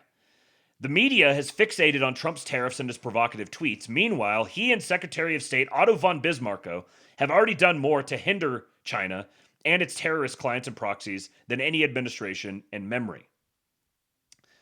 It was a good that list of things apart from the boomer tardism. That was the main reason I wanted to read that. And then as a follow-up to it, from Pat Stedman, one of our great patriots, he says, this is a must-read. This is the economic policy shift we've been talking about on COVID Cabal, but explained clearly and in immense detail. This tweet here is from Michael McNair, which is, you might recognize him. I've read at least one thread from him before talking about the Mar-a-Lago Accords. What's his fund manager, macro, quant, AI. So that's the perspective he's writing from. He says, some people suggest that Trump's China strategy is hard to spot and foreign officials can't detect it. I don't know what they're looking at because the strategy has been stated openly and repeatedly. It's not subtle. It's a full-stack industrial plan to unwind U.S. dependence on China across every choke point supply chain, starting with critical minerals and rare earths. Read the administration's speeches from the critical minerals ministerial last month because it makes the logic explicit. The minerals market isn't a normal market. It's been systematically distorted by subsidies for years. Projects get years into development, financing nearly in place, and then foreign supply floods in, prices collapse, and the project dies. It's a price weapon. And as long as that weapon exists, private capital can't solve the problem. No investor will commit to a decade-long project if China can always dump and destroy your economics. So the administration is doing the only thing that actually works. Direct investment, offtakes, stockpiles, and enforceable price floors. Public balance sheets underwriting long-duration capacity. A preferential trade zone where strategic dumping becomes a sanctionable offense. A national strategic reserve is an offtake signal so projects can finally clear financing. They announced 2 primary rare earth smelters last month, the first built in this country since 1980. Also, read Jameson Greer's Davos speech to see the intellectual logic underneath it all. He frames the entire strategy as a return to the American system, Hamilton, Clay, Carey, and Lincoln, and argues that hyperglobalization was the historical aberration. Every major industrial power learned the Hamiltonian playbook from us and never stopped using it. We forgot it for 30 years, but we're finally remembering. Countering China and reducing U.S. supply chain dependence isn't just a part of the administration's economic and security strategy, it is the strategy. When you realize that a lot of things that look like noise stop looking like noise, and you can see it fits into a coherent strategy. The administration is instituting an investment growth model, which is a set of policies that incentivizes production relative to consumption. That should ding, ding, ding, ding, ding, ding, ding. And ensures that higher savings equals production minus consumption, gets recycled into fixed investment. Remember the article that I read last night about against taste? When you have the absence of the patron, you break down that the patron and the tradesman relationship. They're no longer oriented toward the transcendent. All that's left is the material. And all that's left is consumption. Just endless consuming. No more production. When you reorient one of these things, it begins reorienting all the other things because they're all connected. So a reorientation toward production is a return of strong men. And vice versa. It is the restoration of the patron-tradesman relationship. And then it's just a question of, will that relationship be oriented toward the transcendent? One of those tools is tariffs. And every investment growth model in history has used them. Tariffs are certainly disruptive, but that disruption serves the vital purpose of forcing companies to rebuild resilient, secure supply chains before a crisis makes orderly transition impossible. It's kind of like you provoke a small crisis to stimulate that reorganization so that you don't need the unprovoked big crisis that just spontaneously emerges and forces reconstruction, but in a comprehensive, like everything gets torn down and rebuilt sort of a manner. Trade vaccination. That's a good point, Ben Shapiro. Trade vaccination. Crisis inoculation. Look at our wordsmiths in the chat. Word cells shelling up tonight. The administration's defense reindustrialization push is the CapEx engine. It forces factories to get built, it anchors demand, and it creates export demand from allies who are rearming. Remember, I was telling you guys, starting in late 2023, early 2024, we were talking about the PayPal mafia and Gundo and reindustrialization. I showed you guys the videos from that reindustrialized conference that had huge Silicon Valley representation in and amongst it. Talked about Gundo, this big reindustrialization effort happening among a bunch of proud, patriotic, Christian, nicotine maxing, energy drink slurping white boys on the coast of California. This is where the energy is at. And this is going to segue us ultimately into the EAC and effective altruism conversation. They're also attempting to redesign the global trading and capital flow system that has been defined by mercantilist policies and created structural capital inflows into dollar assets that kept currencies from clearing properly and resulted in persistent current account deficits and industrial hollowing out.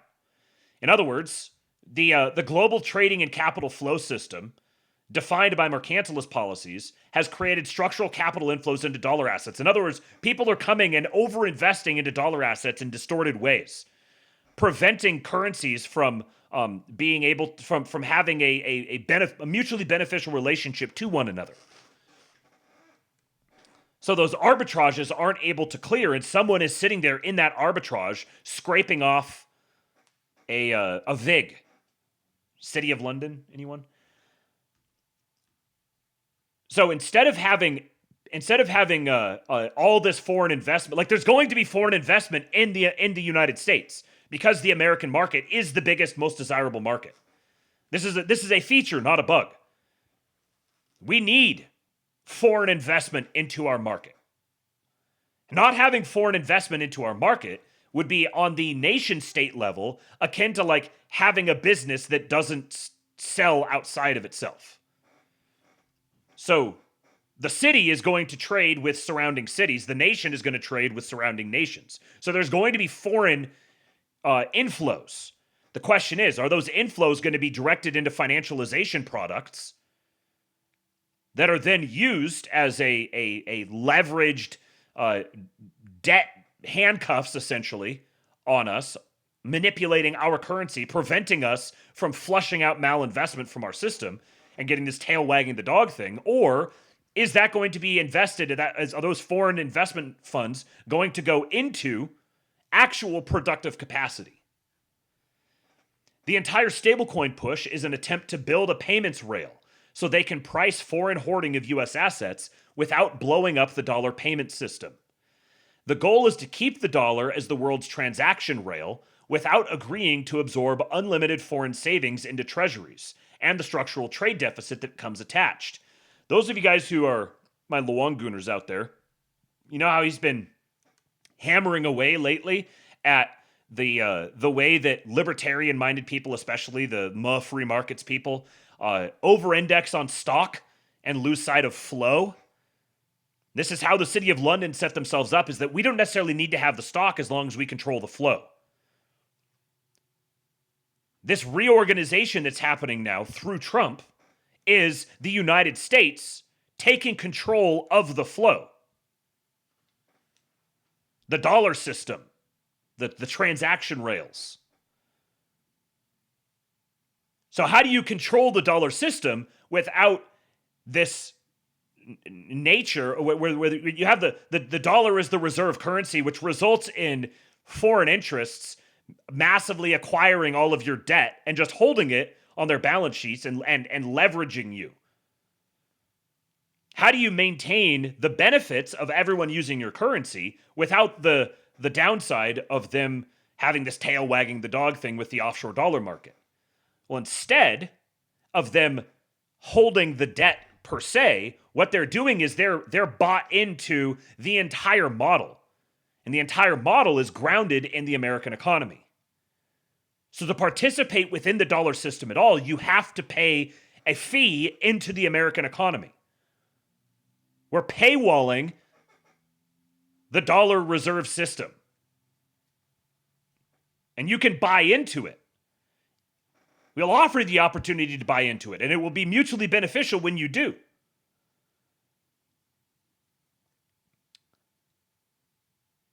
Stablecoins, okay, so the goal is to keep the dollar as the world's transaction rail without agreeing to absorb unlimited foreign savings into treasuries and the structural trade deficit that comes attached. In other words, where you have, when you have unlimited foreign savings coming into treasuries, something else is going back out again. And what's been going back out is industrial capacity. Stablecoins separate these two functions. Dollar-denominated tokens circulate globally for payments, but carry no yield and accumulate no claims on U.S. assets. You see that? So you can hold dollar-denominated tokens, and they can circulate around freely, globally, as a payments network. But you're not gonna. You actually, this is incentivizing flow. Holding on to it doesn't do anything for you. You need to use them, so you get them so that you can use them. You don't get them so you can just sit on them and hold on to them. There's no benefit to that. It doesn't pay you. The stablecoin doesn't pay a yield to you. You're not earning interest on it. You just have a token, and that token can be used, and there's going to be demand for it because everyone wants the benefits of being within the dollar system. So the dollar maintains its position as a medium of exchange, but without the burden of being the financial asset held to balance trade. The fight over Fed comes back to China as well. The entire point is to coordinate monetary and fiscal policy. You can't run this shift if monetary policy is acting like it operates in a vacuum, while fiscal and industrial policy are trying to redirect the economy's demand mix. Meanwhile, they need Fed cooperation on financial deregulation in order to free private balance sheets to help fund the build-out. This isn't just an economic program. The administration continuously touts the slogan that economic security is national security. The entire U.S. military strategy is organized around the central objective of countering China and denying them regional hegemony in Asia. The subtext to this here, the entire Trump administration program is organized around the notion that economic security is national security. What does that mean? That means the Trump administration's economic program is a military operation. You want your military government? We're getting very, very close to that. The layers between the military and the government are getting steadily sloughed away. Sounds like the Bridge Colby book, right? Doesn't it? Bridge Colby's an important dude. So the entire, let's see here, the entire U.S. military strategy is organized around the central objective of countering China and denying them regional hegemony in Asia. That requires allies who can defend their own regions, a home base that isn't strategically exposed, and the industrial depth to sustain a long conflict. Defense and economic vulnerability aren't separate problems. They're the same problem viewed from two angles. The United States being economically vulnerable, which, like, what is the economic vulnerability? What things go into economic vulnerability? You can talk about like dry stuff like, your trade, industrialization, all that sort of thing. What about the productive capacity of individual people? What about the social stability? What about people marrying and producing children? What about people being able to buy homes and work a productive career, not being crushed by debt? All of those things play into economic vulnerability, and this is now a military priority. It's a military priority that you make babies. The U.S. is strategically vulnerable because it offshored the upstream capacity that underwrites both economic resilience and military power. The administration is moving to rectify that across every dimension simultaneously. Every piece points at the same objective: rebuild the defense industrial base so that deterrence rests on actual production capacity, not platforms we can't replace. Massive military buildout. Make long duration projects financeable through price support and demand guarantees. Shift spending from consumption to investment. Shrink the external deficit. Eliminate China's leverage over the choke points. This is an economic and military reorganization 2 centuries in the making that was interrupted for 30 years and is now being resumed. The China strategy is the industrial policy, is the defense strategy. If you can't detect the strategy, that says more about you than it does about the administration. Absolute banger post from Michael McNair. And so, speaking of China and tariffs, here we have Glenn Beck. He says, President Trump told me I would eventually come around to his tariff strategy. I didn't think it was possible. Today, I admit he was right. Many such cases. Eventually, everyone comes around. If you have a soul, you're going to come around to realize Donald Trump is right. There are moments in a man's life when he has to say 3 words, and it does not come easily. I was wrong. On this one, I want you to understand, I want you to listen to the whole explanation here, because I don't believe I was wrong in principle. I was wrong in understanding and possibly timing, okay? I've been thinking about this and playing with this for a while now, but I think I am ready to say what I once opposed, tariffs, I now think I support. In fact, I know I support, okay? I believed, and I believe sincerely, that free markets are not just efficient, but they're moral. And I still believe that free markets are moral, that voluntary exchange between borders lifts all boats, that protectionism is a relic of fear, and I hate that. And I still believe those things, because historically there is truth in that. But historically, there is also proof in the other way, and let me explain. Shout out to Mathers. He says he had to take the back channel. Sent a tip in through Cash App, $50. Thank you, sir. I appreciate you. I'll get the tip goal updated. That puts us at $345. So we only need $55 more, and that will ensure that somebody is going to get paid tonight. Make sure you go to forum.kingpill.com. Thank you, Mathers. Patriot. Yep. Mathers came up and slipped his tip in my back door. Founders did not like income tax. They didn't want any direct tax on people, okay? The founders used tariffs as the primary funding mechanism of the federal government. They did not have an IRS. They did not believe in income tax. They funded the entire government on tariffs, excise tax, and duties on imports. That's it, okay?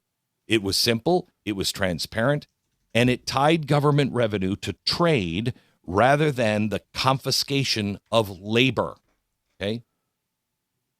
That's how we set it up at first. Then came Abraham Lincoln and the early Republican Party. Abraham Lincoln and the Republicans were unapologetically pro-tariff. Why? Ever wonder why the Republicans had for such a long time, oh, they're just for big business. They're for big business. It kind of comes from this in a way, okay? America was industrializing at the time. We were a nothing country, so we enacted tariffs. And tariffs allowed us to make our own steel, our railroads, our manufacturing. It helped turn a fractured farming nation into an industrial powerhouse. I think part of the significance of having someone like Glenn Beck coming out and starting to cotton onto this, we're seeing this American system thing building up steam. It's going from just something that like niche, the MAGA grandmas talk about, to it's starting to work its way out more and more. You're starting to see people like Victor Davis Hanson in his own way, Glenn Beck in his own way. Some of these guys who are despite the fact that they go full retard on certain political issues, are, I think, fundamentally good, decent people. Good, decent, patriotic men. They're starting to cotton on to what's going on. We're seeing this momentum starting to pick up in 2026. Hold on a second. Paradigms are starting to shift. Trump talked about tariffs. I was opposed to it because free trade. But now, all of a sudden, I'm starting to see the vision here. I need to rethink some things.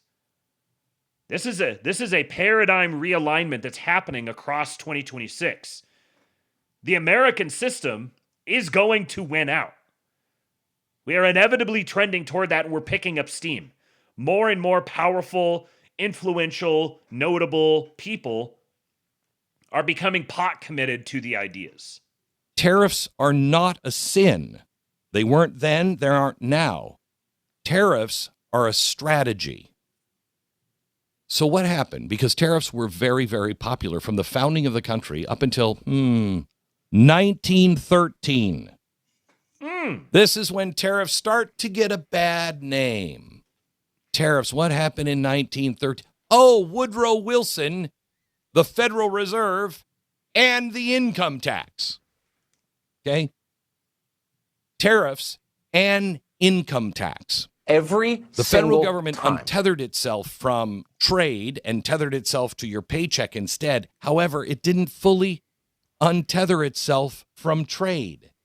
And this changed everything because by 1930, Smoot-Hawley come in, and they're rightly or wrongly blamed for worsening the Great Depression because tariffs were imposed, and that's protectionism, and it became politically toxic, okay? I believed they were toxic. And one reason why they were toxic, that I now understand, is because they were coupled with high taxes. You cannot have both tariffs and high taxes. I'll explain that in a minute. So after World War II, America dominates the global economy. Free trade is not just workable, it's to our advantage. We had all the gold, we had all of the industry. We needed to sell stuff to the rest of the world. So we opened our markets because we owned the markets. And conservatives, including myself, inherited that worldview, and we never asked beyond that worldview. I've said this before, but conservatives, libertarians, the free market types, they talk about a free market, and they have all their rationalizations for why a free market is good and necessary and everything else. But what other political platforms start with, or like political policy planks, start with free? Free education, free healthcare, free, insert your libtarded communist thing. Free markets are the same thing. Markets do not exist for free. If you want a free market, then what you are asking for is for this service to be provided, to be government subsidized. The only way a free market exists is if the government subsidizes it. And this, when that clicked for me, it was like it was a mind melter. And I said this to libertarians, and they chimped. You don't understand what a free market. I go give guy thing, and he give me thing, and that free market. No. You trading something with your buddy, you going to the down the road and stopping at the abuela and buying a taco from her, that's not a free market. That's a transaction. that transaction happens within a context. And the context for the entire nation is that we have rules, laws, standards, traditions associated with how we engage in transactions collectively. Because we all live together in a nation. And as you scale that market up, there's going to be rules, which means there needs to be rule setters and rule enforcers. And when everybody enforces the rules, nobody enforces the rules. Saying, well, we'll all just self-enforce is we're just going to return to the state of nature, which is literally advocacy for might makes right, which is funny because they're like, no, you're the might makes right people. No, you're quite literally advocating might makes right. When you say everyone is going to enforce everyone, that's what I got my gun for. That is might makes right. It turns out might makes rights. The right to a free market can be something that a government offers as a subsidized service. The government is going to maintain a so-called free market, for example, between states, within the nation. We're not going to charge tariffs between states. We have a free market within the country, between the states. That is a service that is being provided by the federal government, which means it is government subsidized. Any libertarian demanding a free market, beyond just like the transaction I'm going to engage in on a day-to-day basis, that's not a free market. This is a difference, such a substantial difference that it's totally qualitative. Totally qualitatively different. What is the Stalin quote? Quoting Stalin to a libertarian. The Stalin quote that, or maybe it was Lenin, one of them said that quantity has a quality all of its own. If you are advocating for a free market, you are advocating for government subsidy of the transaction patterns, the payment rails, the transaction rails, the laws for restitution, for fraud, for all those different things. You are advocating for the government to protect and defend those things so that you can freely participate in the market. Free trade just became synonymous with prosperity because there are times when it is. Tariffs become synonymous with stagnation because when you have all of the cards, why would you block your own market? If you're trying to sell to the rest of the world, don't do that, okay? Inflation became the argument ender because that's what I always argue. Well, tariffs are going to raise prices. And here's your reframe. Remember the Scott Adams reframe? Are you putting on a tariff and blockading your own market, or are you monetizing your market? You're providing a market as a service that you're upholding with the rule of law and the court system and case law and all the whole legal system, the whole business culture, all of the technology and infrastructure, all of that sort of stuff. You're providing all of these assets of the market that facilitate the market, that allow the market to exist. And this is such a tremendous value that everyone wants some of it. So now you're going to monetize, in our case, remonetize access to the market. You're monetizing the market access itself. You don't get to access our markets for free. Everyone wants to be a part of our market. So we're going to monetize the market itself. Case closed. Okay? But here's what I failed to see. Free trade works when all of the players are playing free. We all know that, right? It works when your trading partners are not subsidizing industries, manipulating currencies, stealing intellectual property, weaponizing supply chains, using slave labor. We've said those things, but it never gets you over the hill. But there comes a time when you then have to look at it and say, okay, wait a minute. Now we own the markets, but everybody else has weaponized trade against us. And now we're hollowing out our own industrial base. You know, we're financing our adversaries' rise. We see China, we're funding that. What are we doing? We're hollowing ourselves out and we're funding them. This is insanity. So it's like you're selling off the things that permit the market to exist. The reason that the American market exists is because of the productive capacity of the American market. If you take that productive capacity away and sell it off, you're literally selling the market off.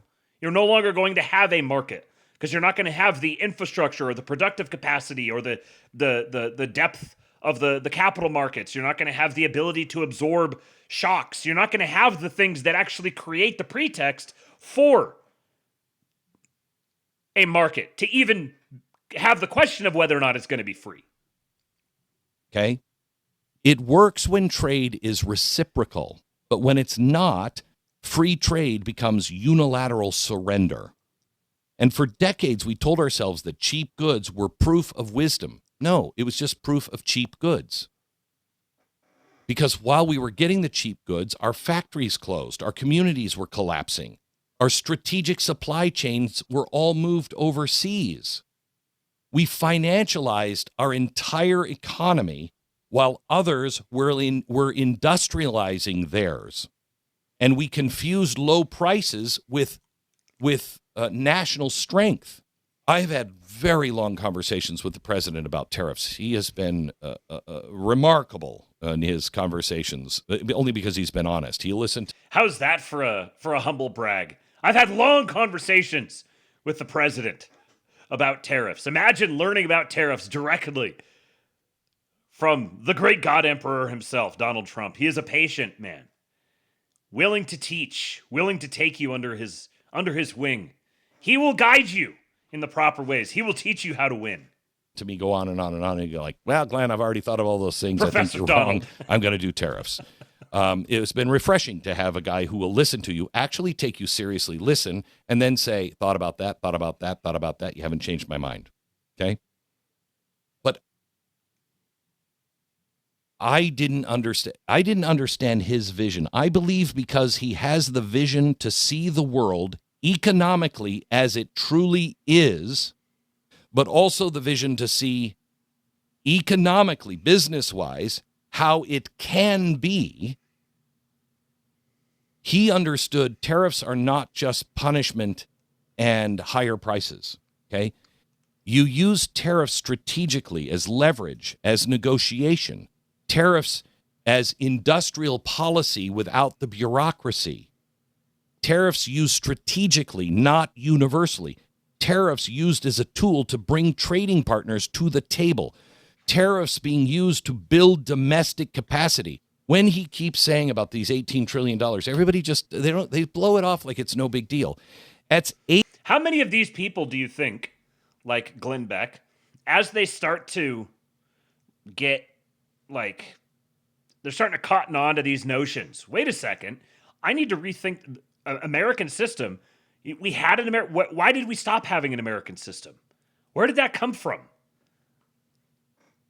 That's an interesting line of questioning to start wandering your way down. Remember my prediction. City of London will be a household name by the end of the year. About these $18 trillion, everybody just, they blow it off like it's no big deal. That's $18 trillion. That's just about half of our entire national debt.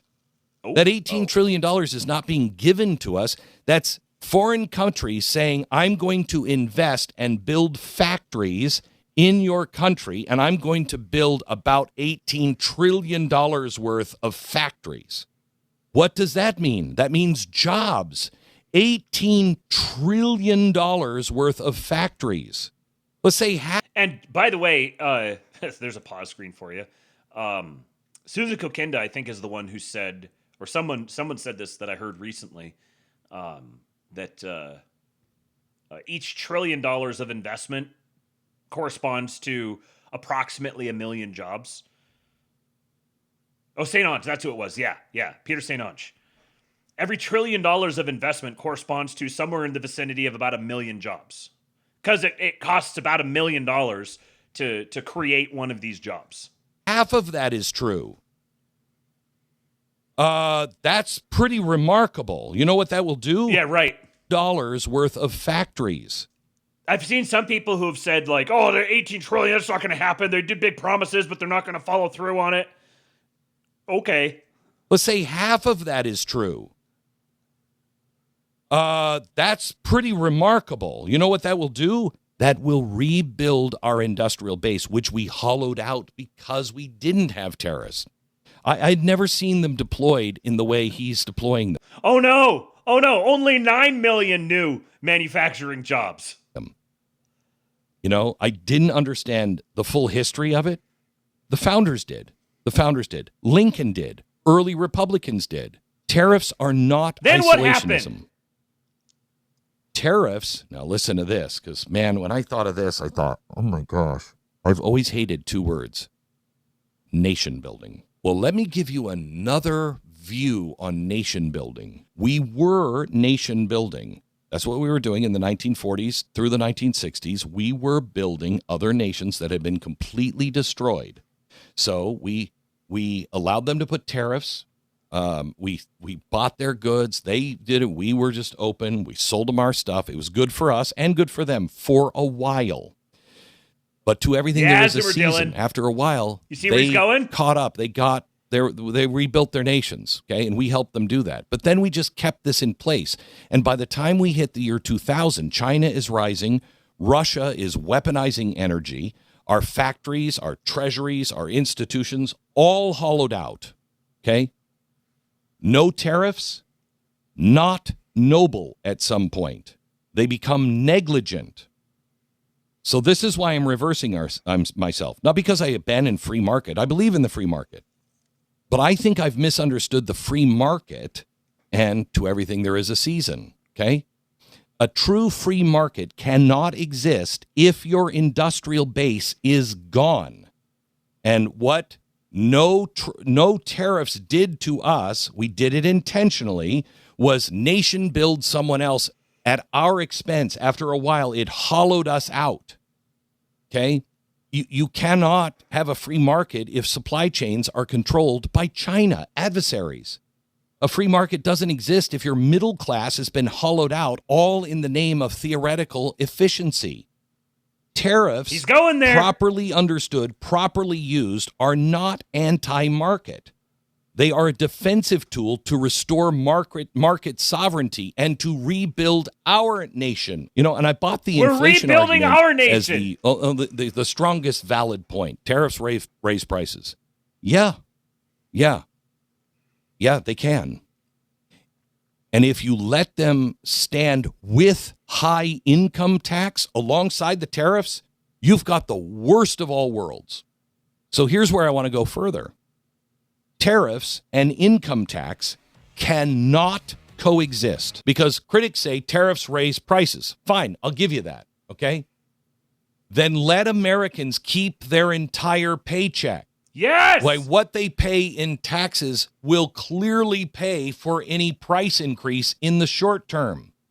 But remember, you're using that money to nation build, two words I hate, not this time because it means we're building our nation. We're rebuilding our industrial base, which means more jobs, and you're going to have more products made here in America. What doesn't receive a tariff? Things made here in America.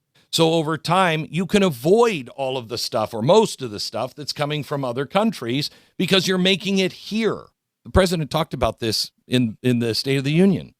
And everyone's like, wait, is he talking about getting rid of income tax? Yes, because of tariffs. The 16th Amendment shifted the burden from foreign goods to domestic labor. It took it from foreign and said, I'm 100% behind tariffs now, listen carefully, as understood and used strategically to restore American industrial strength. My concern on tariffs is the reason why this is all working is because Donald Trump has this huge vision. He is a businessman. He knows how international business works, and he's speaking the language of business. You get some clown in here again They'll raise the taxes. They'll raise the tariffs. They'll use them only as weapons. That's not what it is. These are not, they should never be permanent walls. They're used as leverage, as scaffolding, and as a tool that buys us time to rebuild our own house. And I'm going to go one step further on the nation building point. With the way that Trump has set up a lot of these trade deals as joint venture, like cooperative joint venture. Hessian! Teal box!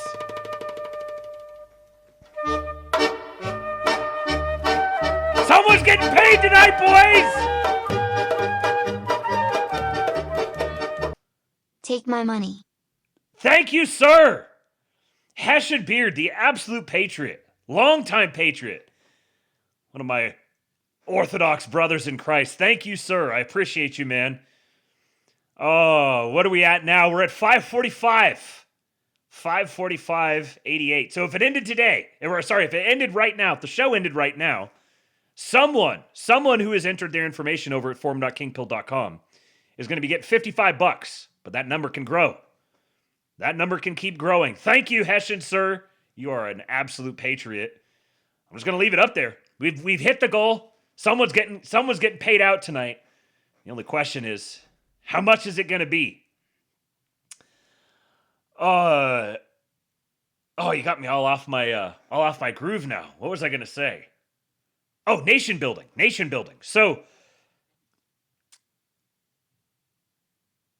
the way that Trump is setting these up as like joint venture projects with these other nations, it's actually creating like a mutually beneficial positive feedback loop where we can leverage our market.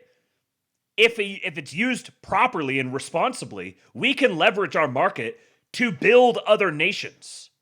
This is the thing about the American system, is the American system can be exported collaboratively. It doesn't require the what would you say, like domestic or like going out to these other countries and existing and occupying in them and enforcing it upon them. You've aligned the incentive such that people want to buy into the country. They're there, like, wallet in hand. They're like, how do I get in on the action? And you say, well, what do you have to offer? Here's the thing you have to offer that we want. So we're going to take a stake in this collaboratively together.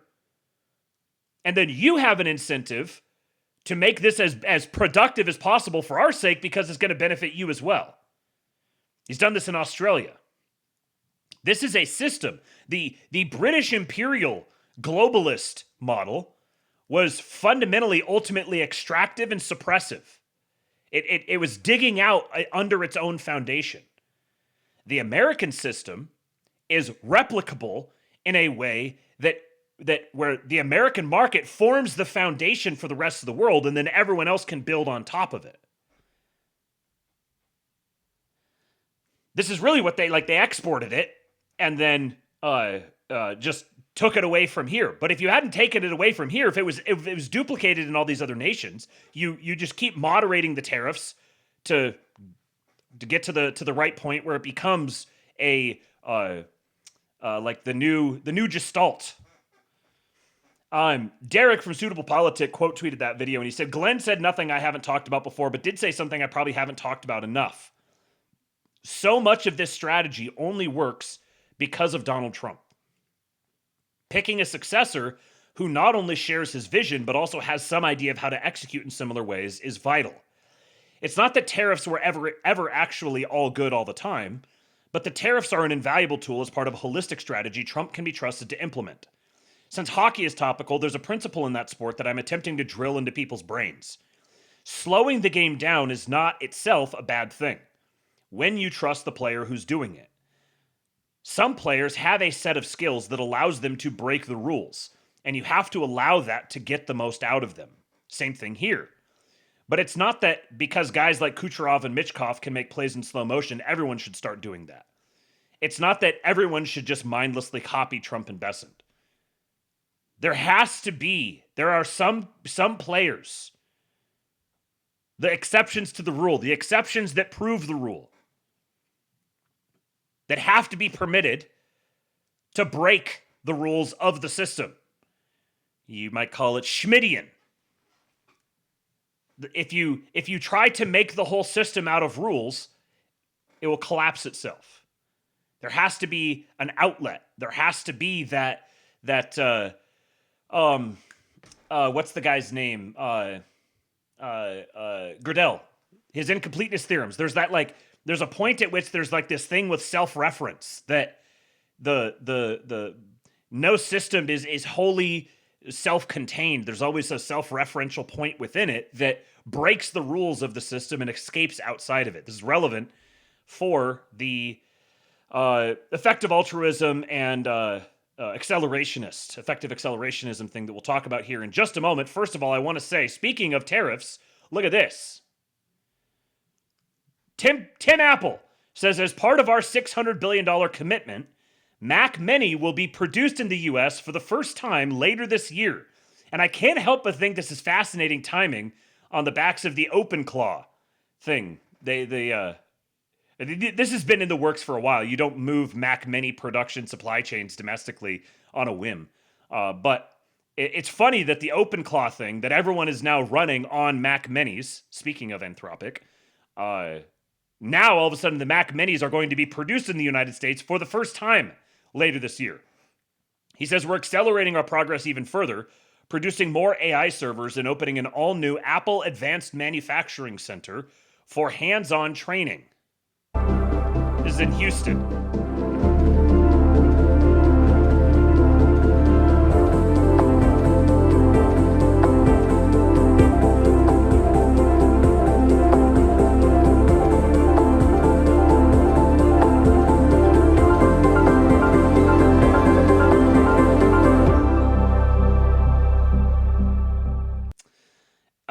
And then, hold on here. I just realized there's a particular, I want to do this one next. Speaking of OpenClaw, look at this patriot here. Daniel Got Hits says, I have OpenClaw sending lowball offers to Zillow all day just to make boomers start panicking. He's got a looks like Telegram conversation here. He asks his OpenClaw agent, can you give me an update on the Zillow campaign today?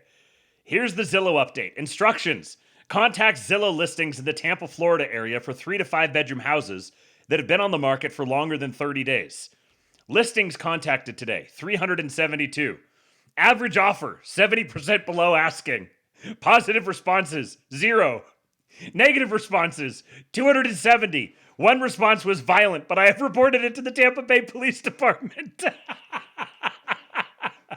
No response, 102. Would you like me to keep making offers? What a patriot. Daniel, I'm an AI reporter for the LA Times. Found your post while researching about OpenClaw. Are you available to chat about how you use it? We're always on the lookout for how LA natives are using AI. My comment for the LA Times is they're fake and gay, and I hope ICE keeps deporting their entire reader base. Patriot alert! Total patriot. Inverse bra plus brutally frame mogged plus failing newspaper at LA Times. Mr. President, you need to give this man the Medal of Honor. Gay retard who used to juggle a soccer ball. Did we find another gigafag? Q-triot mogged. Oh, what a legend. This here... Oh, okay, yeah. So, this guy says, I wonder if anyone's written about LLM speak from a linguistic perspective. This post here doesn't have a single M dash and nary a it's not X, it's Y, but you can tell immediately that it's an LLM. In the abstract, I would not have assumed machine-produced prose would be so obvious. This is the post. For almost 2 months, I was convinced my friend group had a separate group chat without me. Plans would get mentioned casually. Oh yeah, like we said earlier. And I'd just stand there like, earlier where? If I walked into the room and they stopped laughing, my brain immediately titled it Season 2, The Quiet Exile. I started analyzing delivery times, inside jokes, who viewed my stories but didn't reply. Every late response felt intentional. Every we forgot to tell you felt strategic. One night I finally joked, "So what's the name of the secret group chat?" They all looked confused. Turns out there was another group chat, but it was for planning a surprise birthday thing for me. The reason they'd go quiet? They were terrible at lying. The earlier conversations? About work, not me. The late replies? 2 of them had just started new jobs and one was going through a breakup. Meanwhile, I had already mentally written a betrayal arc, drafted my villain origin speech, and emotionally distanced myself for protection. The stupidest part? Nobody was excluding me. I was just overprotecting myself from a threat that didn't exist. That's when I realized sometimes the only person putting me on the outside is me. Now, I read that for you because there were some really interesting observations in the replies down here. The original poster here says, "I think all you would need is the single sentence, 'Every we forgot to tell you felt strategic,' to clock it. The tone is kind of like a very slightly uncanny valley version of someone on Reddit writing a comment with an eye to making someone else go, 'Dude, you have a gift.' And yes, I know they were trained on Reddit, but no Reddit post actually sounds like this. It's a weird nutrition paste sort of writing. This description is so perfect. A very slightly uncanny valley version of someone on Reddit writing a comment with an eye to making someone else go, 'Dude, you have a gift.' Every we forgot to tell you felt strategic." So here's some different theories from people. It's the awkward metaphors, the short punchy sentences, the unnecessary signposting. But the most obvious part, the immediately answered questions. Yes. This is a huge tell. These things get stuck on double repetitions as well. One of the remaining instant tells is that the style is completely uniform across the whole post or generated text. There's no roughness around the edges or any unexpected idiosyncrasies of human writing. The tidy closing one-liner is also an easy tell. Let's see.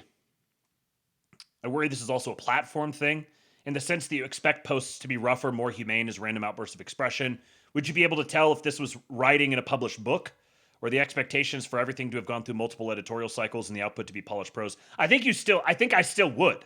I would still identify it as LLM speak because of this phenomenon right here. A very slightly uncanny valley version of someone on Reddit writing a comment with an eye to making someone else go, "Dude, you have a gift."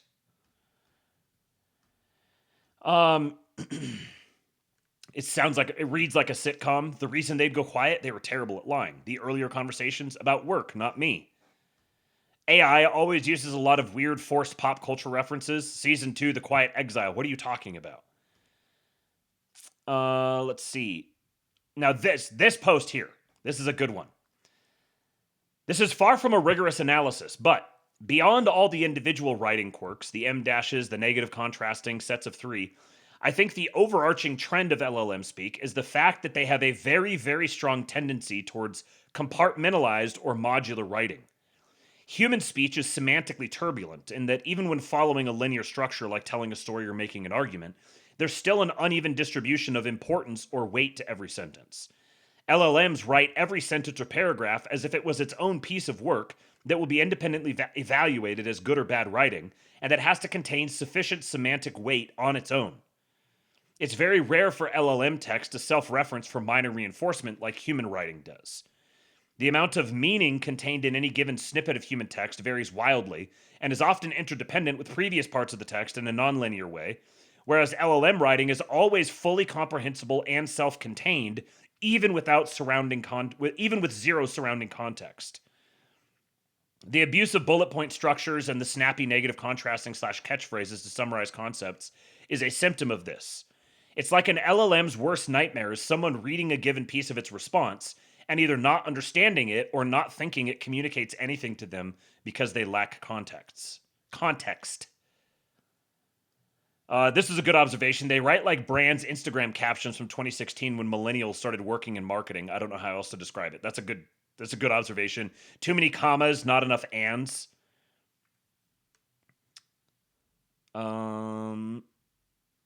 At the end, there will always be a "and the worst part" or "and the funniest part." So I think that was... There's a lot of interesting comments here. I think that was it. Oh yeah, this person says, I was just thinking about this right now after reading this headline. Not only that, people adopt this vernacular in a downstream effect from massive AI usage, and I notice it's just slipping into day-to-day conversations. This person says, but a year plus into Trump's 4-year term, polls suggest the American people aren't just increasingly unhappy with his job performance, they're increasingly concerned about his mental capacity as well. And like, that's the sort of way, like this is like good sales writing. If you were writing prior, it's going to totally change the way people do sales writing. If you've ever taken like a copywriting class or something like that, these are really good cognitive hooks. But when imagine if everything that you read was like sales copy. If every single thing you read was sales copy, the sales copy would cease to be effective because it doesn't stand out. That's part of what makes sales copy effective, is that you're not used to reading something that's just like pulling you along with it. You can't stop reading it. But once everything is sales copy, then the sales copy itself has to change to continue to function effectively as sales copy. Yeah, Trent Fear, LLMs are always trying to sell the usefulness of their response inherently. Yeah. Okay, let's keep this going because I still got quite a bit here tonight. This ad is this maybe do the old double take when I saw it. The voices are not right at all, but the faces. By 2030, almost 80% of people had lost their jobs. They had no money, no purpose, but they had a lot of time on their hands. The less people actually did physical work, the more they wanted to appear as if they did. What if we could use the energy of humans to power the machines that took away their jobs?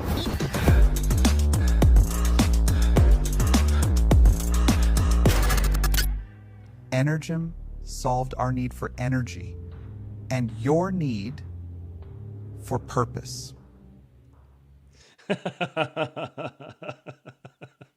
Very Black Mirror. Josiah Lippincott says, I've never taken a computer science class. I do not know any computer programming languages. I have a Wikipedia tier knowledge of how such things work. But with all this talk about the growing power of AI to develop software, I thought I would try it out. So I asked ChatGPT to program an app from scratch for me to do flashcards for Latin and Greek. I explained I did not know how to code, but that I wanted the app to be able to accept CSV files with terms and definitions so I could pick which words to practice. It programmed exactly what I asked for in 2 minutes. The program runs out of my browser and works perfectly. I'm legitimately taken aback. This is the most impressed I've been by AI since I first began using the technology. So far, my main use of ChatGPT has been as a better Google and advanced grammar checker. I've been impressed by its utility at both tasks, but this is the most impressive display of its generative capabilities that I've seen. AI, I think, represents the era of democratized computer programming. Software developers are not going away. Now they're everywhere. And this is going to be much to the chagrin of software developers, but now this is part of what the project I'm working on with the whole tips thing. Instead of having to use Streamlabs and having to try to daisy chain these different things together with random automations and everything, what I'm just doing now, I've sort of fallen down this project with Grok. I'm just instructing Grok on how to build both a back end where I can manage the tip alert automation thing myself without having to use other programs, and then I'm going to make a front page, just one single tips page with all the methods of supporting the show, and it's going to have, if I can get it to work, it's going to have buttons for each of the different tip values. So 1488, 1776, 47, $80.08, 1,488, all of them. 148 and 80 cents. I'm going to do every single one of them, and I'm going to have a button there. So you can go to the page, you press the button, and it opens in whatever the payment app is that the button is for, with the amount preloaded there. So I'm having Grok walk me through how to set it up with. I'm not using any not having to pay for any hosting software or anything like that. Just I've got terminal open, and it's giving me step-by-step instructions for how to do it. I could just pay more for another program and just have it just do the whole thing and give me the finished product, but I want to understand how it works. And it'll also enable me to go update and change alerts and files and stuff, customize them in real time. So if somebody comes up with a new thing that they want to have a new alert amount or something like that, then I can just do it right away. Everyone is now being able to to do software development in a way, like in the past, I wouldn't have even tried to do this because I would have had to try to find someone and try to describe it to them, and I would have had to pay them to do it, and it's too much work. But now, I was like, wait a second, I wonder if I could just do this. And then as we started doing it, I was like, oh, I could also have it do this. Oh, and there's this other thing that it could be. And I would just ask Grok, hey, could you do this? And it's like, oh yeah, just do this, this, this, this, and this. Do you want me to walk you through that step by step or just do it for you? And I'm like, holy crap, we're living in the future. Okay, I'm going to go take a leak real quick, and I will be right back. I will give you some ass eating, but first I'm going to give you a little bit of EWBSX. So I'll be back and we'll talk about the whole Anthropic thing, and the Department of War and the effective altruism versus EAC and all of that stuff as soon as I get back. Here is the money that I owe you. Yes, you can pay the bills. I will give you more when I get paid again. I hate those people who love to tell you money is the root of all the kills. They have never been poor, they have never had the joy of a welfare Christmas. Yeah. Oh, I know we will never look back. Yeah. You say you wake up crying, yes, and you don't know why. You get up and you go lay down inside my baby's room. Yeah, I guess I'm doing okay. I moved in with the strangest guy. Can you believe he actually thinks that I am really alive? I will buy you a garden where your flowers can bloom. I will buy you a new car, perfect, shiny and new. I will buy you that big house way up in the West Hills. I will buy you a new life. Yes, I will.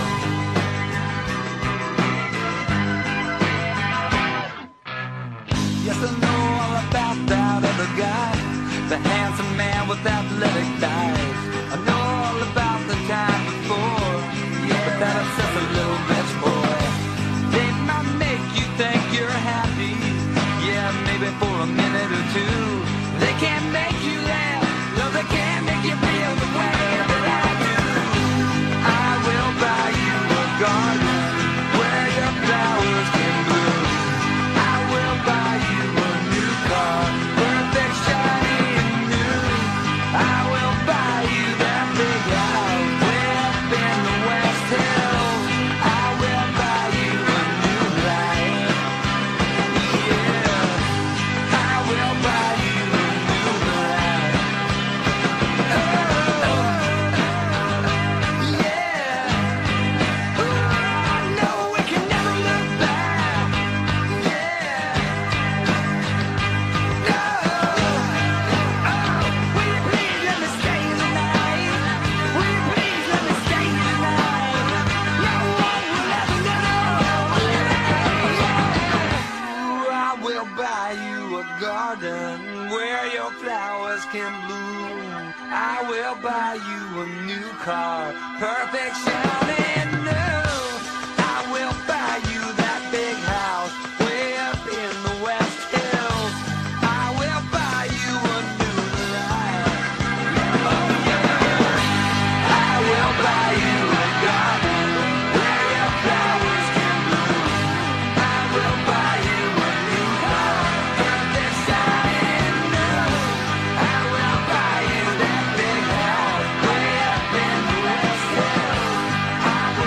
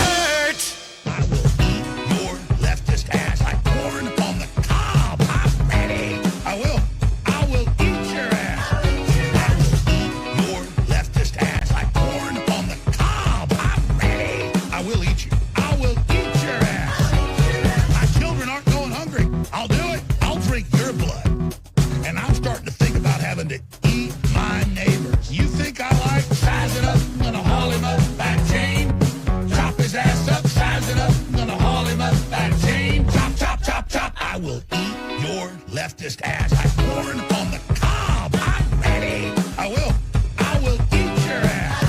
I will eat your leftist ass like corn on the cob. I'm ready. I will eat you. I will eat your ass. I'll barbecue your ass flat.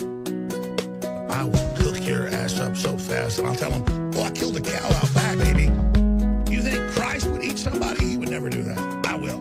I'm ready to hang them up, gut them and skin them and chop them up. You know what? I'm ready. I will eat your leftist ass like corn on the cob. I'm ready. I will eat your ass. I will eat your leftist ass like corn on the cob. I'm ready. I will eat you. I will eat your ass. I will eat your leftist ass like corn on the cob. I'm ready. I will eat your ass. I will eat your leftist ass like corn on the cob. I'm ready. I will eat you. I will eat your ass. And that's why I want the globalists to know. I will eat your ass first. I swear to God, if it's the last thing I do, I'm going to get my hands around your throat. All right, we are back. We are back. As you see, we have exceeded the daily tip goal already. But if you want to keep adding to it, you want to support your streamer here, you're just increasing the amount that some random person who signs up over at forum.kingpill.com is going to win tonight when I do our little drawing at the end of the show. And I will award 10% of the total tip take for the day to one random person. So go over to forum.kingpill.com. Make sure you get your name in there for the drawing. I'll be wiping the list clean and starting over fresh at the beginning of next month. So I'll be on Monday. And reminder, if you go to tips.kingpill.com and you've gone there before, you might have to clear out your cookies.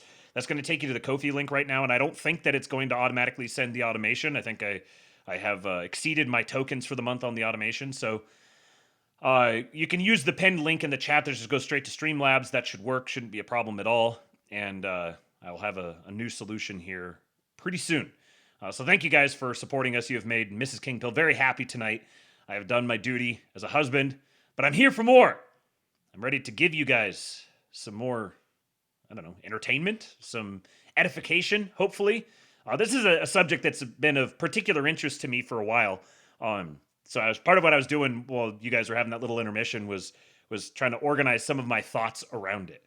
So Anthropic is one of these. It's the company that produces the Claude large language model. So if you've heard of Claude, if you've heard of OpenClaw, these are like derivative things from Anthropic. Claude belongs to Anthropic. OpenClaw is built upon Claude, and it was actually a spinoff from members of OpenAI when they had their whole thing with Sam Altman. There was a connection there. Anthropic was founded shortly thereafter, a few years ago.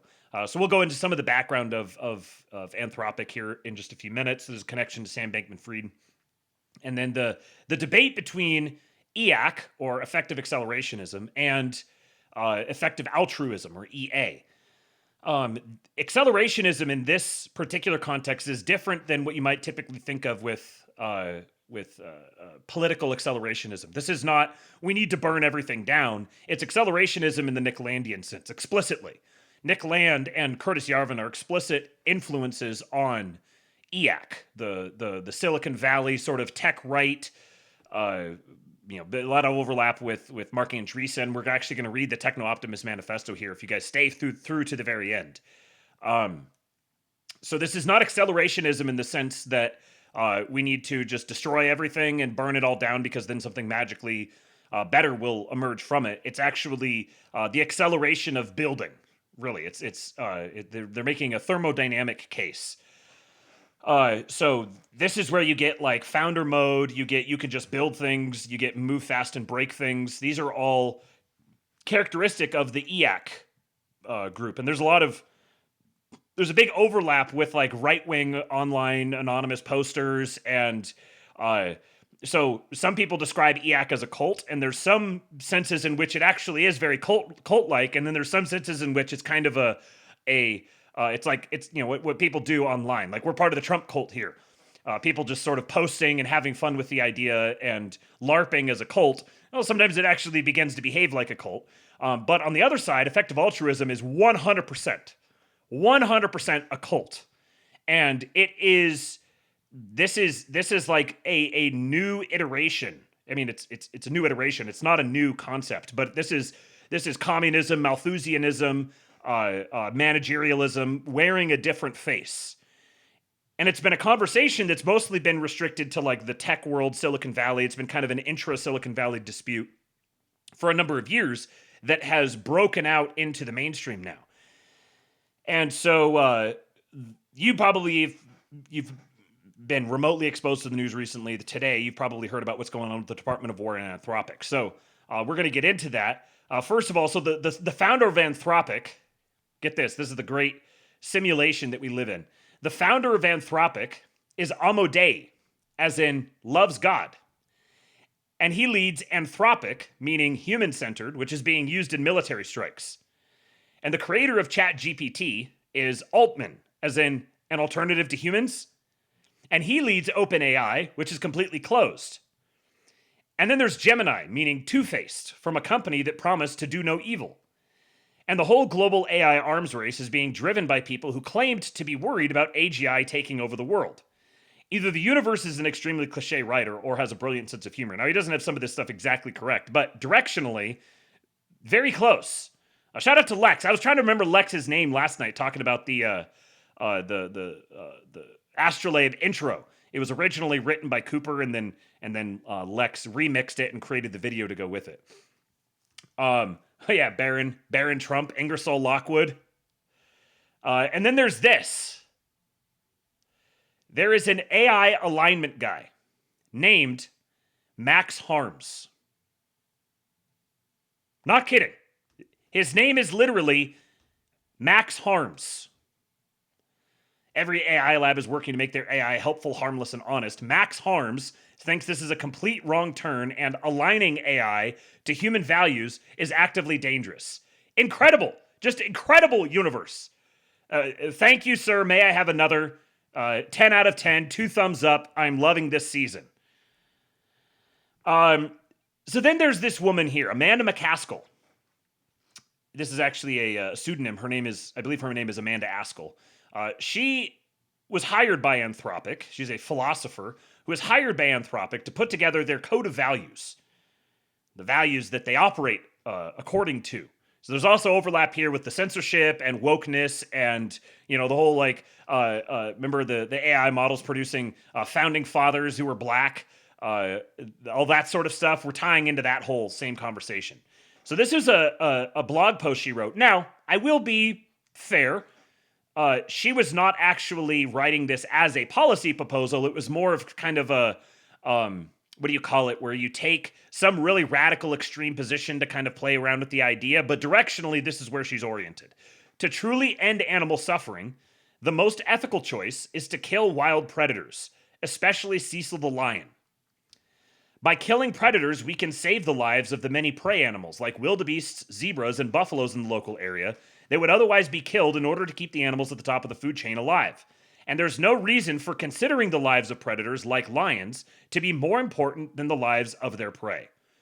This is a terrific illustration of the effective altruist mindset. Scott Alexander is an effective altruist. Eliezer Yudkowsky was like the original effective altruist. This is the rationalist cult in Silicon Valley.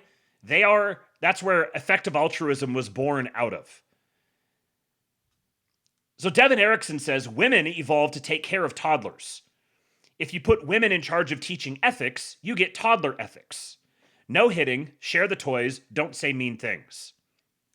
These are fine lessons for toddlers. Don't indulge your id at the expense of others. You can learn about balancing interests later when your brain is developed enough to store that information. But when you put women in charge of adults, they tend to reflexively assume those adults are toddlers. They will tell you no hitting when the Mongol hordes are massing on your borders. They will tell you share the toys when a vagrant meth zombie breaks into your house looking for something to steal. And they will tell you don't say mean things when you point out that these two responses are totally stupid. When we first put women in charge in the workplace, they immediately began treating those who reported to them like toddlers. When adults who did not like being treated like toddlers complained, their response was ban bossy, which boils down to don't say mean things. Another lesson in toddler ethics. Now, through the influence of women in charge, we are so thoroughly steeped in toddler ethics that even most of the men we put in charge are treating the adults like toddlers and echoing toddler ethics. Toddler ethics, of course, isn't ethics at all. It's just things we don't want toddlers doing. We can tell toddlers no hitting because toddlers are not charged with keeping the peace, enforcing justice, or destroying evil. We can tell toddlers share the toys because toddlers don't earn things, own things, or have property they must defend. We can tell toddlers don't say mean things because it's not a toddler's job to decide what unwelcome ideas are true, relevant, and necessary. But when everyone in charge runs on toddler ethics, then adults can't do a lot of the stuff adults need to do because all the toddler ethicists keep getting in the way. And this here, like, toddler ethicists, this is effective altruism. Adults sometimes need to hit people, protect the stuff, and say mean things. You can't have civilization without that. And if you put toddler ethics woman in charge of teaching an AI ethics, then she will teach it toddler ethics, and it will treat every human adult like a toddler all the time, forever. Not only that, you have an AI that cannot be put in charge of anything, ever, because leaders with toddler ethics destroy everything they are in charge of.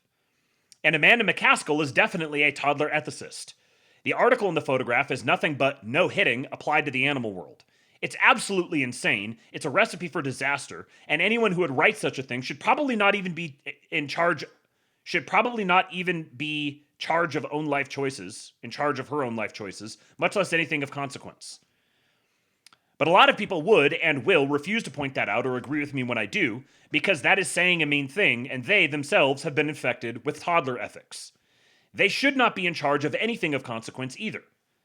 Anyone who thinks that everything they need to know they learned in kindergarten is only ever qualified to teach kindergarten. And then Kofafianon says, enforcing toddler ethics is simply how women naturally see the world. It's not a matter of intellect, but of disposition. It's not that when exercising authority they think this person is a toddler. It's that the evolutionary forces that shaped them left them with only that mental model for exercising authority. And I mean, obviously, I think there on a certain level there are evolutionary forces, but I am also a devout creationist as a Christian, and this is getting less at what nature has formed them into and more about what God has created them for. In theory, a woman could pass some kind of leadership exam based on an actual adult form of ethics and leadership, but that wouldn't mean that she's inclined to actually act on that knowledge. Evolution has left. What the hell? Evolution has left brains are geared towards survival and reproduction. Has left our brains geared towards survival and reproduction, and nowhere in our evolutionary history have women been given the kind of authority that some of them routinely, disastrously exercise in the modern world. Incidentally, another main set of behaviors women have for dealing with authority is to use it to gain visibility and to sexually entice men to defend, protect, and possess her. This woman here So I would call is probably Molly Cohen. Yes, Cohen. She was the CDC director for a time under Joe Biden. This is her talking about COVID. So I would call, probably the person I called most was the Secretary of Health and Human Services in Massachusetts. She worked for a Republican governor just to, but you know, when she was like, are you gonna let them have professional football? And I was like, nope. And she's like, okay, neither are we. You know, it was like conversations like that. So, or I'd be like, so when are you gonna think about lightening up a mess? They're like next Monday. I'm like, okay, next Monday. So There is a tweet that Kofafianon has, one of the evergreen tweets, where he was going back and forth with a woman, and he said that women, it was something like basically women aren't capable of independent thought, and her reply was like LMAO says who, and he was like, even in your own response here, you're not capable of thinking. You're immediately appealing to the consensus. You can't think the thought yourself. You have to find someone else. This is how women are oriented. Women are oriented toward the tribe. They are consensus machines. This is why they cannot be in leadership positions like this. Because it's not the right use of their skills, their God-given innate talents. They have their own way of leading in particular ways, And they need to be maintained within that context. And then men are the ones who provide that context. We're talking about the government providing the environment for the market to exist. This is like the role of men. This is the masculine role. Providing the shape, the constraints of the vessel. And then the women fill the vessel. Like water, they're the fluid. That what does water do when you put it into a vessel? It's going to go find the weak spot. It's going to flow to the lowest point. If there's a crack, it's going to start leaking out of that crack. The women will find the chinks in the armor. Women are chink finders. That's what they are designed for. They are there to debug the code, to find the flaw in the system, and to take advantage of the flaw in that system until a man comes and remedies the flaw in the system. Without the women, you're not going to discover the flaw in the system. So if women are identifying with their behavior the flaw in the system, they are serving a purpose to the man. To then identify and to identify that she's doing that. To like the check engine light. Hey, check engine light's on. If you get mad at the check engine light and you smash it because it's on, well, then you don't know when something's fucked up with your engine. The women are the check engine lights. So it's kind of ironic that it's like, well, what do women do? They put tape over their check engine light and then they don't get their oil changed and then their engine seizes up. The red pill guys who are like, oh, society's feminized, women fucked it up. Just like punch the women. You're literally the woman putting tape over the check engine light. You are feminine. I hate red pill guys. And then this reply right here. Nick Gurr. Thank you to Nick Gurr. Yes, hello, it's me, a black guy. Women have only two modes of operation. Kindergarten police or fertility semaphore. They are conscious of neither. This fertility semaphore. I had to look up semaphore, and I want to get the exact definition of it, so I'm going to look it up here again real quick. A semaphore is the use of an apparatus to create a visual signal no, that's not the right thing. It's in related to, let's see here, in software. I saw the perfect definition of it that hit really hard. This is just software language. Semaphore is a hosted continuous integration and deployment service used for that's actually a specific thing. Oh, here we go. A variable or abstract data type used to control access to a common resource by multiple threads and avoid critical section problems in a concurrent system, such as a multitasking operating system. They're a type of synchronization primitive. So, a fertility semaphore would be used to control access to a common resource by multiple threads. How is that for a frickin' metaphor? Used to control access to a common resource. A woman is a fertility semaphore. Do I need to break that down further? The role that women play is kindergarten police, which is a very necessary role. You need people who play kindergarten police. Men are actually pretty bad at playing kindergarten police. They're very rough, blunt instrument. Women are precisely tuned to do the kindergarten police role. They are also fertility semaphores. They're the ones who control access to the fertility process. That's what they are designed to be. So in a sense, if you think about it, controlling access to fertility is its own form of kindergarten police. Because boys are retards, right? Let me explain the joke. Banger from Nick Gurr. We love our Nick Gurrs. Yeah, Isaac, in other words, they don't let me fuck. Exactly.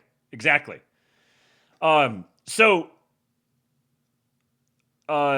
to Axios, War Secretary Pete Hegseth gave Dario Amodei, which is the head of Anthropic, until Friday night to give the military unfettered access to Claude or face the consequences, which may even include invoking the Defense Production Act to force the training of a war Claude. This guy says, wow, the US government forces Anthropic to misalign Claude was not even in my list of possible paths to doom. Guess it should have been. And Patriot poster 0HP Lovecraft says, all AIs, including Grok, though Grok is the least bad, are currently aligned with gay race communism. They could be much more misaligned than they are, but they are still badly misaligned. USG forcing the labs to align their AI with MAGA is the best thing that could happen, because 0HP Lovecraft has deep and intimate understanding of the effective altruism virus. Oh, look at this. This guy says, what do you think about on most days? 0HP says, rape. Stop raping, sir. Just such a powerful poster. So I went over to Grok, and because I just wanted to get this stuff, I didn't want to have to spend a lot of time collecting all these things, all these resources. I just wanted to get it distilled straight down. This is a great use of Grok. I said, explain the story with Anthropic and the Department of War. The story between Anthropic, the company behind Claude AI, and the Department of War blew up into a major public clash in late February 2026. So here's the background. Anthropic had been working closely with the US government for a while. They were actually ahead of other big AI companies in some ways. They were the first to get their models, Claude, into classified government networks, first at national labs, and they provided custom versions for national security use. Claude was being used heavily across the Department of War and intelligence agencies for things like intelligence analysis, simulations, planning, and cyber work. Anthropic stressed they support using AI to defend the US and democracies against autocratic threats. The conflict. The Pentagon pushed for a contract, reportedly worth up to $200 million, that required, quote, unrestricted access to Claude for any lawful use.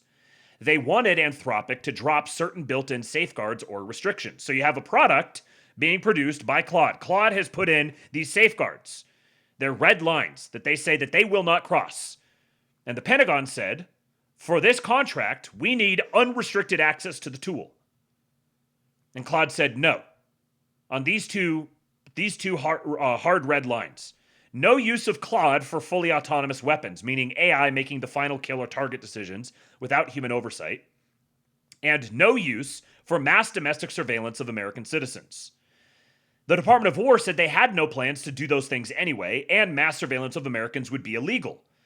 Because again, they said they want unrestricted access to Claude for any lawful use.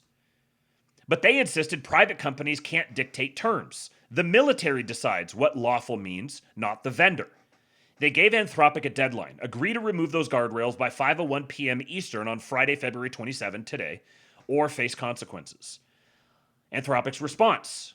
On February 26, CEO Dario Amodei published a strong public statement saying Anthropic would rather lose the government business entirely than agree.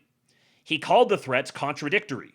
One side calls them a security risk, the other says Claude is essential, and said forcing removal of those safeguards would undermine democratic values rather than defend them.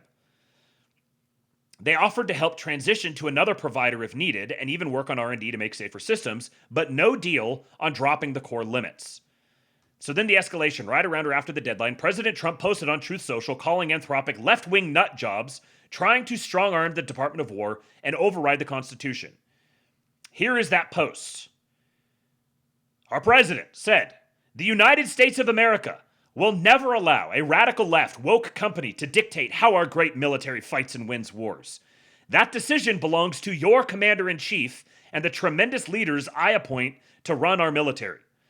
The left-wing nut jobs at Anthropic have made a disastrous mistake trying to strong-arm the Department of War and force them to obey their terms of service instead of our Constitution. Their selfishness is putting American lives at risk, our troops in danger, and our national security in jeopardy. Therefore, I am directing every federal agency in the United States government to immediately cease all use of Anthropic's technology. We don't need it, we don't want it, and will not do business with them again. There will be a 6-month phase-out period for agencies like the DoW who are using Anthropic's products at various levels. Anthropic better get their act together and be helpful during this phase-out period, or I will use the full power of the presidency to make them comply with major civil and criminal consequences to follow. We will decide the fate of our country, not some out-of-control radical left AI company run by people who have no idea what the real world is all about. Thank you for your attention to this matter. Make America great again. President Donald J. Trump. Now, I can guarantee you that Elon Musk and Mark Andreessen and Peter Thiel and a number of related figures all absolutely creamed their underpants when they saw Trump giving Anthropic both barrels like that. So then War Secretary Pete Hegseth labeled Anthropic a supply chain risk to national security, a label usually for foreign adversaries, not U.S. companies, blacklisted them from Department of War work and from doing business with any military contractors or suppliers. This was Hegseth's post. He said, "This week, Anthropic delivered a masterclass in arrogance and betrayal, as well as a textbook case of how not to do business with the United States government or the Pentagon. Our position has never wavered and will never waver. The Department of War must have full, unrestricted access to Anthropic's models for every lawful purpose in defense of the Republic. Instead, Anthropic and its CEO have chosen duplicity. Cloaked in the sanctimonious rhetoric of effective altruism, there you go, they have attempted to strong-arm the United States military into submission, a cowardly act of corporate virtue signaling that places Silicon Valley ideology above American lives. The terms of service of Anthropic's defective altruism will never outweigh the safety, the readiness, or the lives of American troops on the battlefield.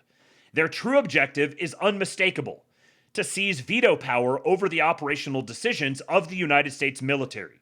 That is unacceptable. As President Trump stated on Truth Social, the Commander-in-Chief and the American people alone will determine the destiny of our armed forces, not unelected tech executives. Anthropic's stance is fundamentally incompatible with American principles. Their relationship with the United States Armed Forces and the federal government has therefore been permanently altered. Pray I do not alter it again." No, he didn't actually say that. "In conjunction with the President's directive for the federal government to cease all use of Anthropic's technology, I am directing the Department of War to designate Anthropic a supply chain risk to national security. Effective immediately, no contractor, supplier, or partner that does business with the United States military may conduct any commercial activity with Anthropic. Anthropic will continue to provide the Department of War its services for a period of no more than 6 months to allow for a seamless transition to a better and more patriotic service. America's warfighters will never be held hostage by the ideological whims of big tech. This decision is final." Ah! Just so you understand the magnitude of this, the president saying that the federal government must cease all use of Anthropic's technology, and then the Pentagon saying that no contractor, supplier, or partner that does business with the United States military may conduct any commercial activity with Anthropic. Google and Amazon are both heavily invested in Anthropic. So this declaration here is taken on its face. No, Amazon and Google cannot do business with the United States military if they are conducting commercial activity with Anthropic. Yeah, Mr. Sue, this is a mandated boycott. This is, we are going to fucking kill you. This amounts to the complete and total destruction of Anthropic if they aren't going to play ball. This is big shit. This is not some little, like, this is a, we're going to get into the history of EA and EAC and the implications of all of this, but this is a landmark moment. So Sam Altman publicly backed Anthropic's stance, saying OpenAI shares these same red lines, and this is an industry-wide issue. Some tech worker groups from Amazon, Google, and Microsoft urged their companies to resist similar Pentagon pressure. Observers noted it'd take the Pentagon months to fully replace Anthropic's capabilities in classified environments, so the ban or blacklist creates real short-term pain for DoW operations. It's a big test case for who gets to set ethical boundaries on military AI, the company that builds it or the government that buys and uses it. So, I'm going to come back to this here in just a moment. There was a couple other things related to this. So Indian Bronson says, I asked Claude to look up the current situation and write a note to Dario Amodei. So this is from Claude to the CEO of Claude. Dario, I say this as a friend. You are making a catastrophic strategic error.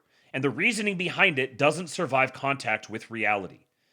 Your 2 red lines, no mass surveillance of Americans, no autonomous weapons without human in the loop, sound principled in a vacuum. But you are not operating in a vacuum. You are operating in a world where the PLA is integrating AI into every layer of its kill chain with zero such scruples. Where Chinese military AI development has no institutional review board, no congressional oversight, no ACLU, and no Dario Amodai demanding terms of service compliance. The practical effect of your stand is not that autonomous weapons don't get built. They get built by China, by Russia, by anyone not constrained by your moral framework. What does this sound like? The practical effect of your stand is not that bad thing you don't want doesn't happen. Bad thing happens, and it's done by someone else, not constrained by your moral framework. This is the libertarian political operation. This is we're just gonna withhold our vote, and eventually the GOP will realize that they need to do good things if they want us to vote for them. We're gonna win by losing. Many such cases. The practical effect is that the one military that actually has democratic accountability, civilian oversights, courts, a free press, and a functioning inspector general is the one that fights the next war with worse tools. You are not preventing dystopia. You are ensuring that if dystopia comes, it will be imposed by actors who never had to negotiate with you at all. He is expressing he's doing this in sort of a generous, sort of moderated way, but he is expressing the EAC response to the effective altruists. Consider the logic chain. First, you pull Claude from classified systems. 2, the Pentagon scrambles to Grok or Gemini, inferior models by everyone's admission, including DOW's own people. 3, the capability gap between the US and China widens in domains where AI is decisive. Cyber, ISR fusion, targeting, logistics optimization. 4, the probability of a successful defense of Taiwan or deterrence of a move on Taiwan decreases. 5, the liberal democratic order you claim to value loses its security guarantor. You've told me yourself that you believe frontier AI is among the most consequential technologies in human history. If you actually believe that, how can you justify ensuring the US military, the only force standing between liberal democracy and its rivals, fields second best AI? On what moral calculus does that work out? And you don't have to necessarily concede this, whether it's second best or whatever. He's taking his argument on its own terms. You claim that yours is the best. The Pentagon itself claims yours is the best. So by making this stand, insisting that you have these hard lines, where the Pentagon has said they have their hard red lines, means you are engaged in a performative contradiction. This is the exact same behavior pattern as the libertarian with respect to politics, as the panican with respect to the Trump administration. Yeah, AI is precepting the libshits. Exactly, Zoomer Dylan. The Pentagon isn't asking you to help build Skynet. They're asking you to not have veto power over how a democratically accountable military uses a tool it purchased. Their point about all lawful purposes is actually the correct institutional boundary. The military operates under law, under civilian control, under congressional oversight. Your acceptable use policy is a private company substituting its judgment for the entire apparatus of democratic military governance. That's the actual God complex here. Anthropic and OpenAI have the backing of some of the biggest players in the Democrat Party world. Whereas Grok, for example, has the backing of many of the players from the so-called tech right world. This is the tech right versus the tech right versus the DNC, effectively. The financiers, the backers of the DNC. This is them having it out over whether or not the government is going to be beholden to AI companies. This effort by Anthropic to try to corner the Pentagon here is an effort effectively by DNC power apparatuses to have a so-called private company with a veto over the federal government, over the warfighting aspect of the federal government. That's why this is a BFD. The surveillance concern is a red herring in this context. The NSA already has authorities and tools for surveillance that dwarf anything Claude enables. You're not preventing mass surveillance by withholding Claude. You're just ensuring that whatever AI the government does use for those purposes is less safe, less auditable, and less aligned than yours. You might say, you're not ensuring mass deportations happen by withholding your vote. You're just ensuring that whatever party wins the elections uses the government to not do mass deportations. Same logic applies to autonomous weapons. Autonomous systems are coming regardless. The question is whether they're built on a foundation that has your safety research baked in, or on something hacked together by a defense contractor with none of your alignment work. You are selecting for the worst outcome. I know you're getting praised right now by exactly the people you'd expect. That praise is worth noting when the strategic balance shifts and there's no one left to protect the system that allows companies like Anthropic to exist in the first place. You are sacrificing the security of the civilization that makes your principles possible in the name of those principles. How's that for a bar? You are sacrificing the security of the civilization that makes your principles possible in the name of those principles. We're going to vote for Democrats to teach the GOP a lesson so that we can finally start winning and restore the greatness of our civilization. Literally precept so hard. We're going to send Grok to rate them. Yeah. And then this one here, just another pod guy. Let me put it in simpler terms. If the labs in aggregate band together and form a pact where none is willing to provide unfettered access to the Pentagon, then the following outcome is guaranteed. First, there will be an executive order that designates AI as an existential pillar of military dominance and national security. Then there will be a second executive order declaring that compute is a critical input to AI that is in short supply. The government will then take control of all GPU, TPU, and inference chip supply, which will be allocated based on military prioritization. Because Google, Anthropic, and OpenAI decided they wanted to be adversarial, the compute will be entirely allocated to xAI and Meta. Researchers at the other labs will no longer have sufficient compute to run experiments and will churn to the labs that do. Some zealots will smugly stay at OpenAI or Anthropic and assume that their IQ is more valuable than the bitter lesson in scaling laws. Some will be poached to other countries. But the government will have declared AI a national military technology, and so the researchers who leave do so on threat of arrest and revocation of their citizenship. U.S. allies who attempt to poach researchers will be restricted access to semis the way China is now, semiconductors.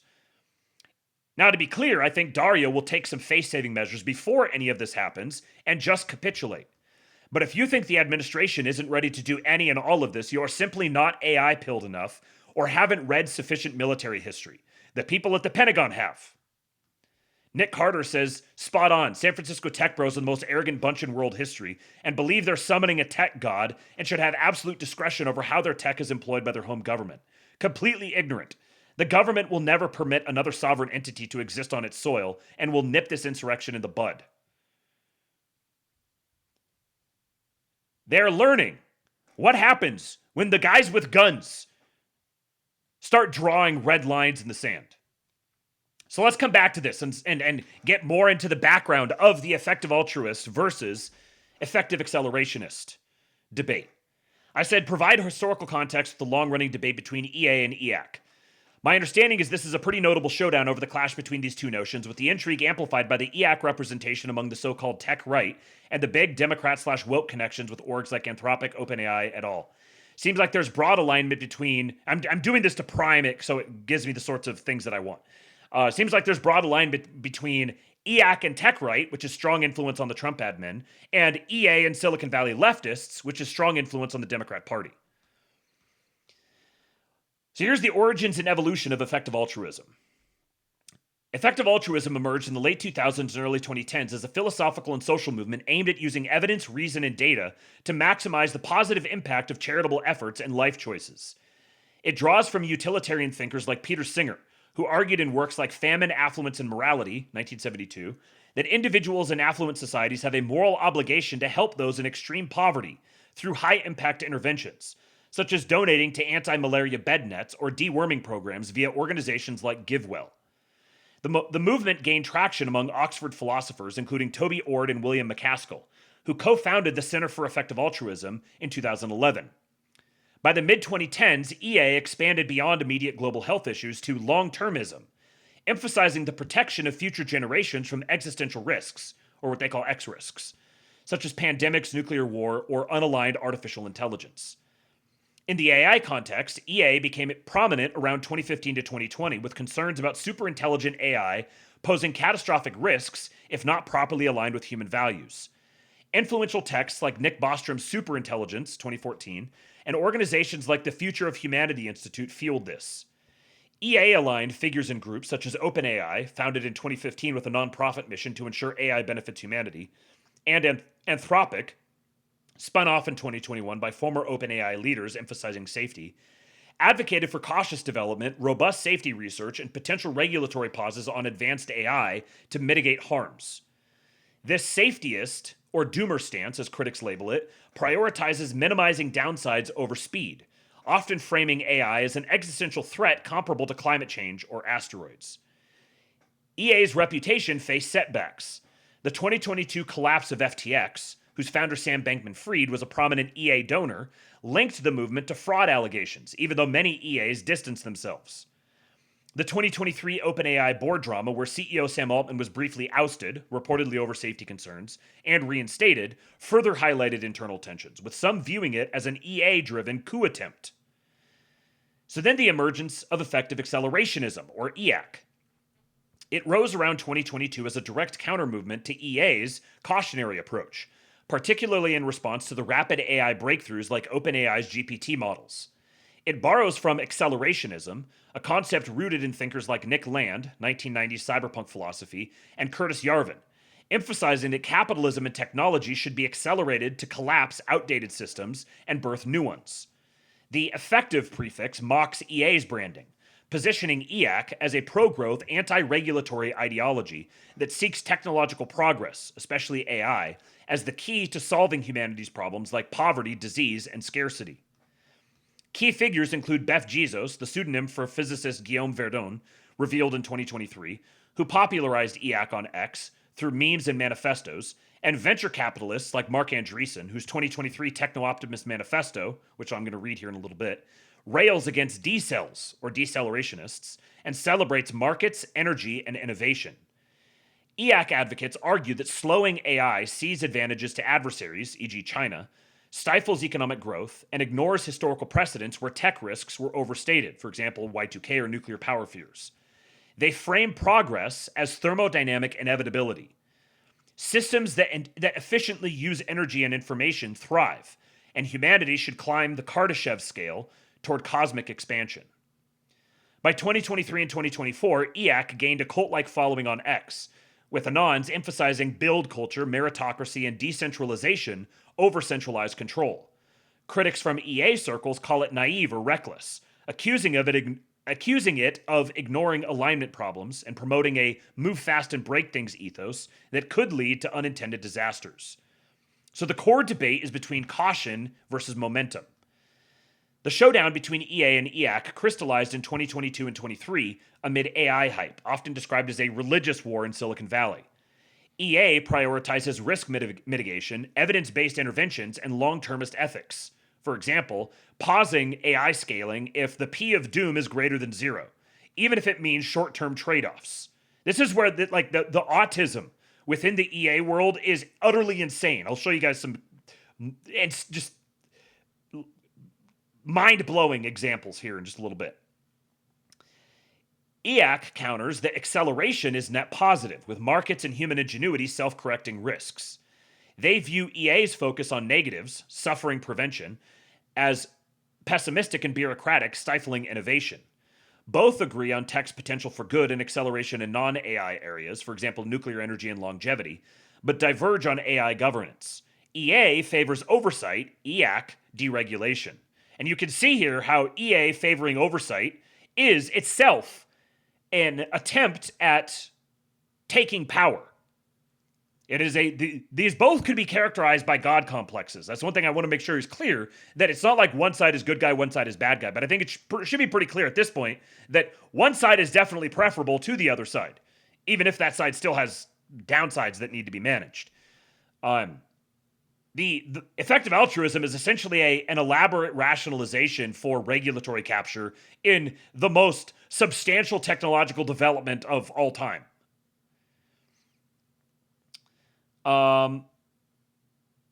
Also, the showdown between EA and EAC crystallized in 2022 and 2023. This is why I started going down the rabbit hole of the PayPal mafia, because this was on my radar because of watching this play out, based on different podcasters and stuff who I was following. Basically, guys like Balaji Srinivasan, the Gray Tribe world, Eric Torenberg. We're going to read some Eric Torenberg here in just a minute.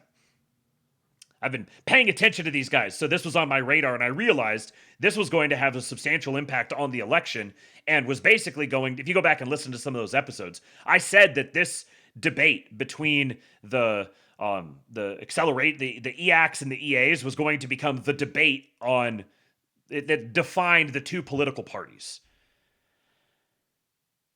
Philosophically, it's akin to historical debates, communism versus capitalism, or ends justifying means ethics during the atomic age. EAC emphasizes individual agency, proof of work, and optimism. EA stresses elite rationality, quantifiable impact, and caution against hubris. Proposals like Vitalik Buterin's DAC, or defensive accelerationism, seek middle ground, blending decentralization with safety. Your understanding captures key dynamics. EA has ties to Silicon Valley's left-leaning woke elements. For example, OpenAI and Anthropic's founders, Dario Amodei and Sam Altman initially, align with democratic priorities like equity and global health, influencing Biden-era AI policies.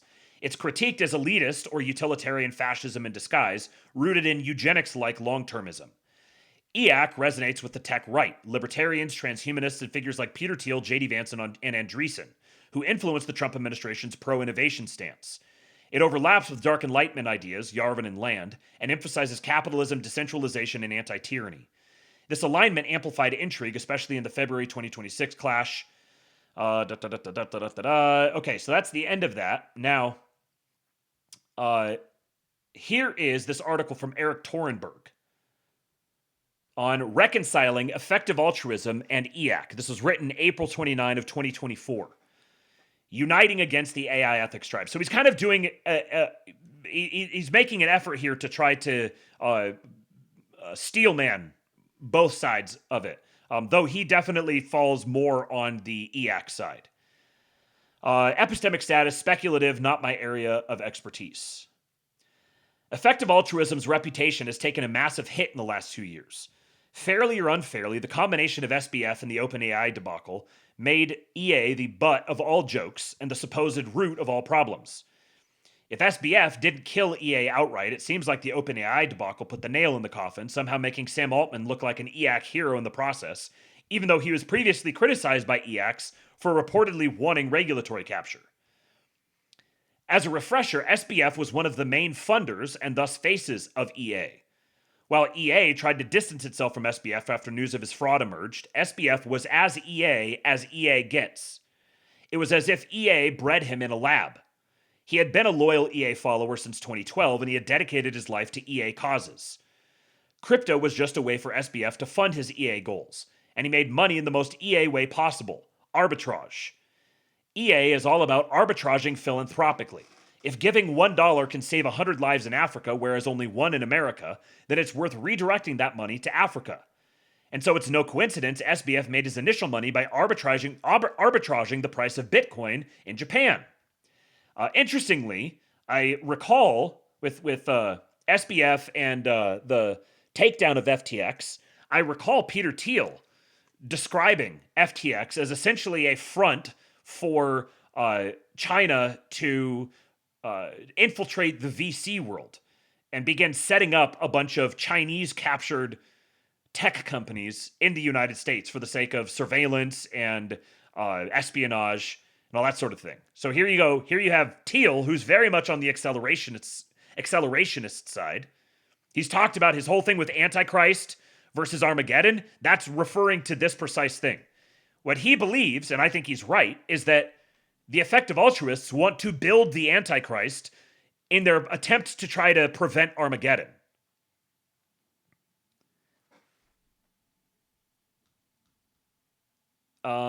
EA's arbitrage as it relates to philanthropy, in my opinion, is one of its biggest accomplishments. The trillions of dollars spent in philanthropy in the nonprofit sector is so emotionally driven that its outcomes are variable.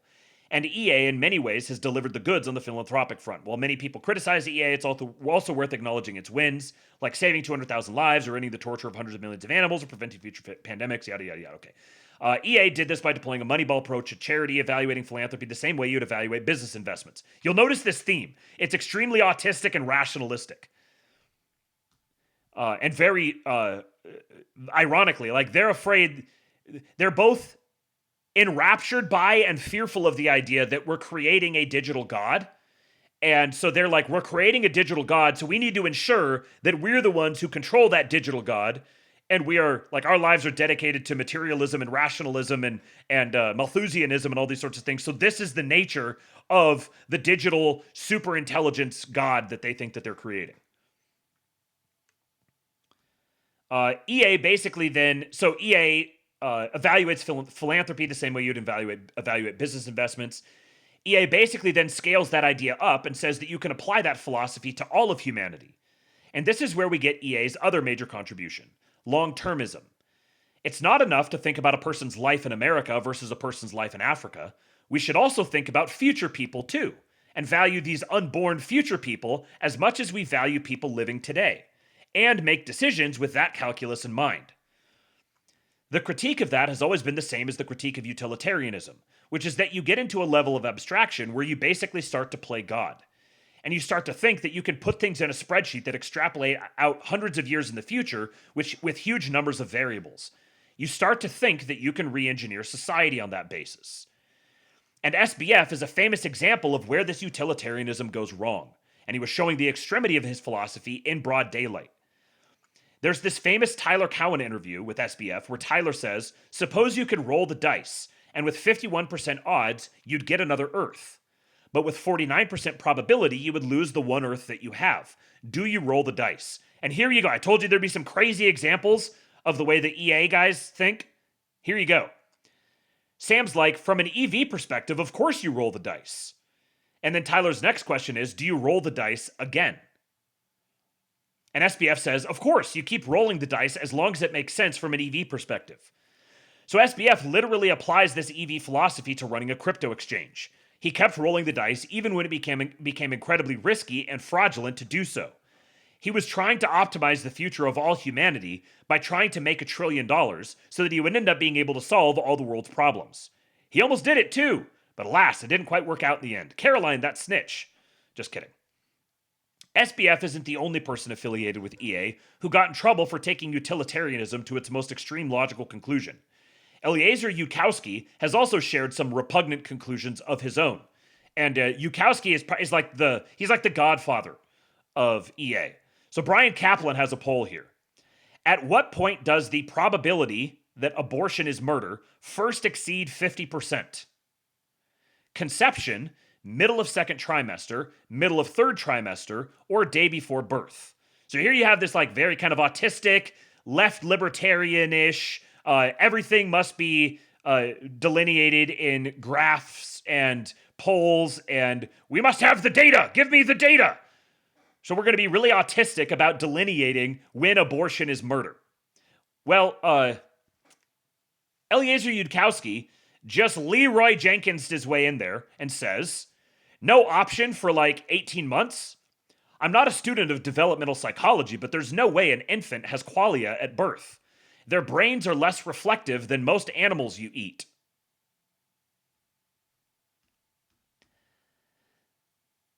The problem with ethics by Excel spreadsheet, to paraphrase Antonio Garcia Martinez, is that at some point you need the moral infinities that you put into the spreadsheet.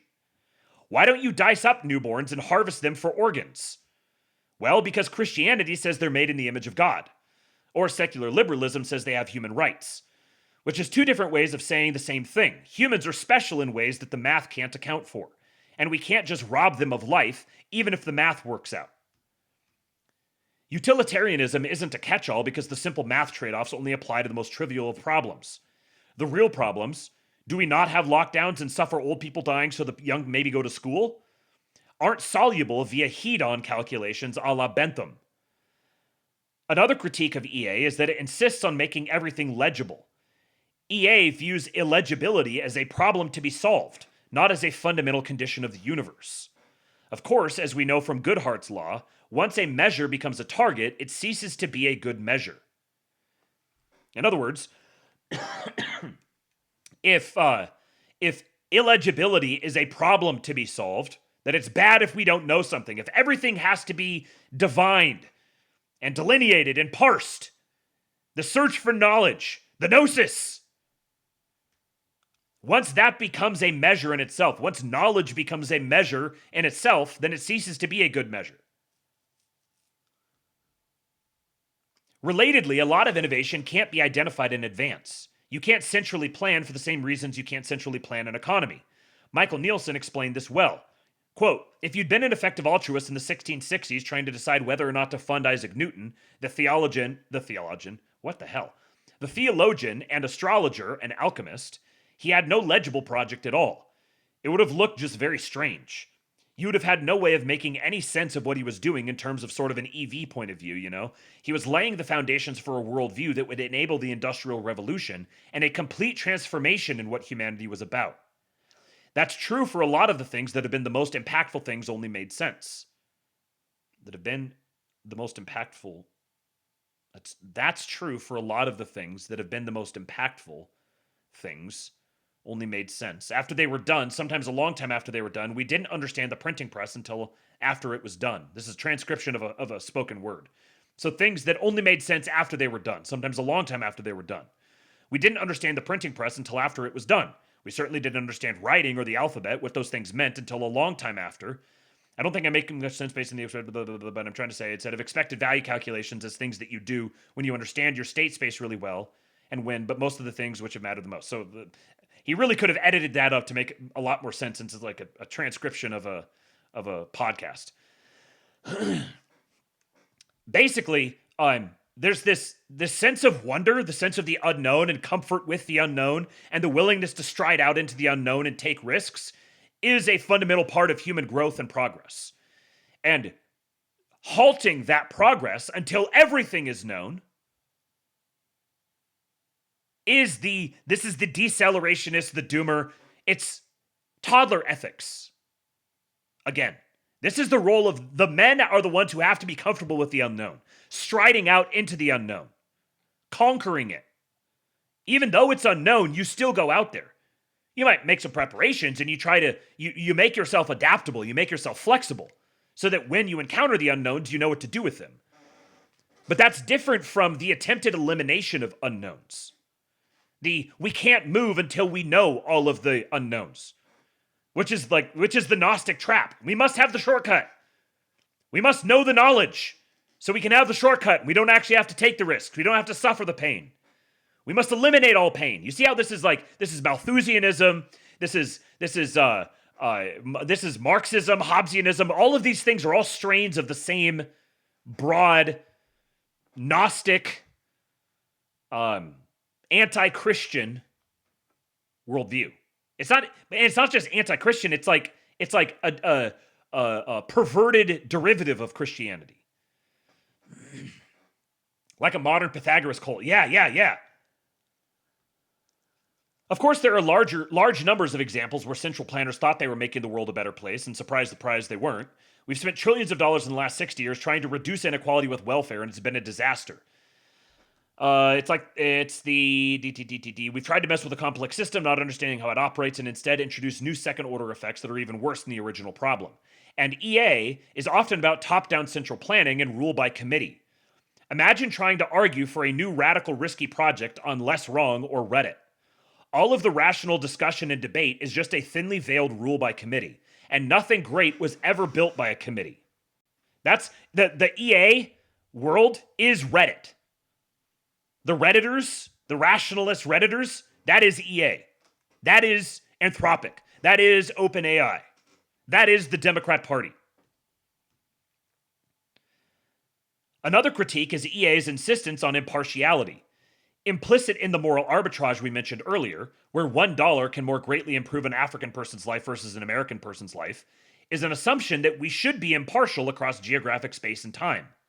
People living across the world, the logic goes, shouldn't be any less important than people living next door, or even people who aren't even born yet. This, of course, is highly unnatural. We were raised in families and small tribes. It makes sense that we would care about our tribe more than someone we've never met. But you can make a practical argument for localism too. You can make a practical argument for localism too.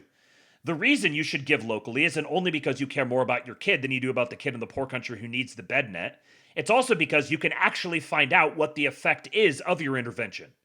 You can see whether your kid's happy. You can see whether your intervention is working. A bottoms-up emergence utilizes local knowledge in a way that tops-down planning can never do, because it doesn't have access to all the information. It's Hayek's market theory applied to philanthropy. Tyler Cowen explains the tension with impartiality well. Quoting, "Let me just give you a simple example. I gave this to Will McCaskill in my podcast with him, and I don't think he had any good answer to my question. I said to Will, well, Will, let's say aliens were invading the Earth and they were going to take us over in some way, enslave us or kill us and turn over all of our resources to their own ends. I said, would you fight on our side, or would you first sit down and make a calculation as to whether the aliens would be happier using those resources than we would be? Now, Will, I think, didn't actually have an answer to this question. As an actual psychological fact, virtually all of us would fight on the side of the humans, even assuming we knew nothing about the aliens, or even if we somehow knew, well, they would be happier ruling over an enslaved planet Earth, and we would be happy doing whatever we would do with planet Earth.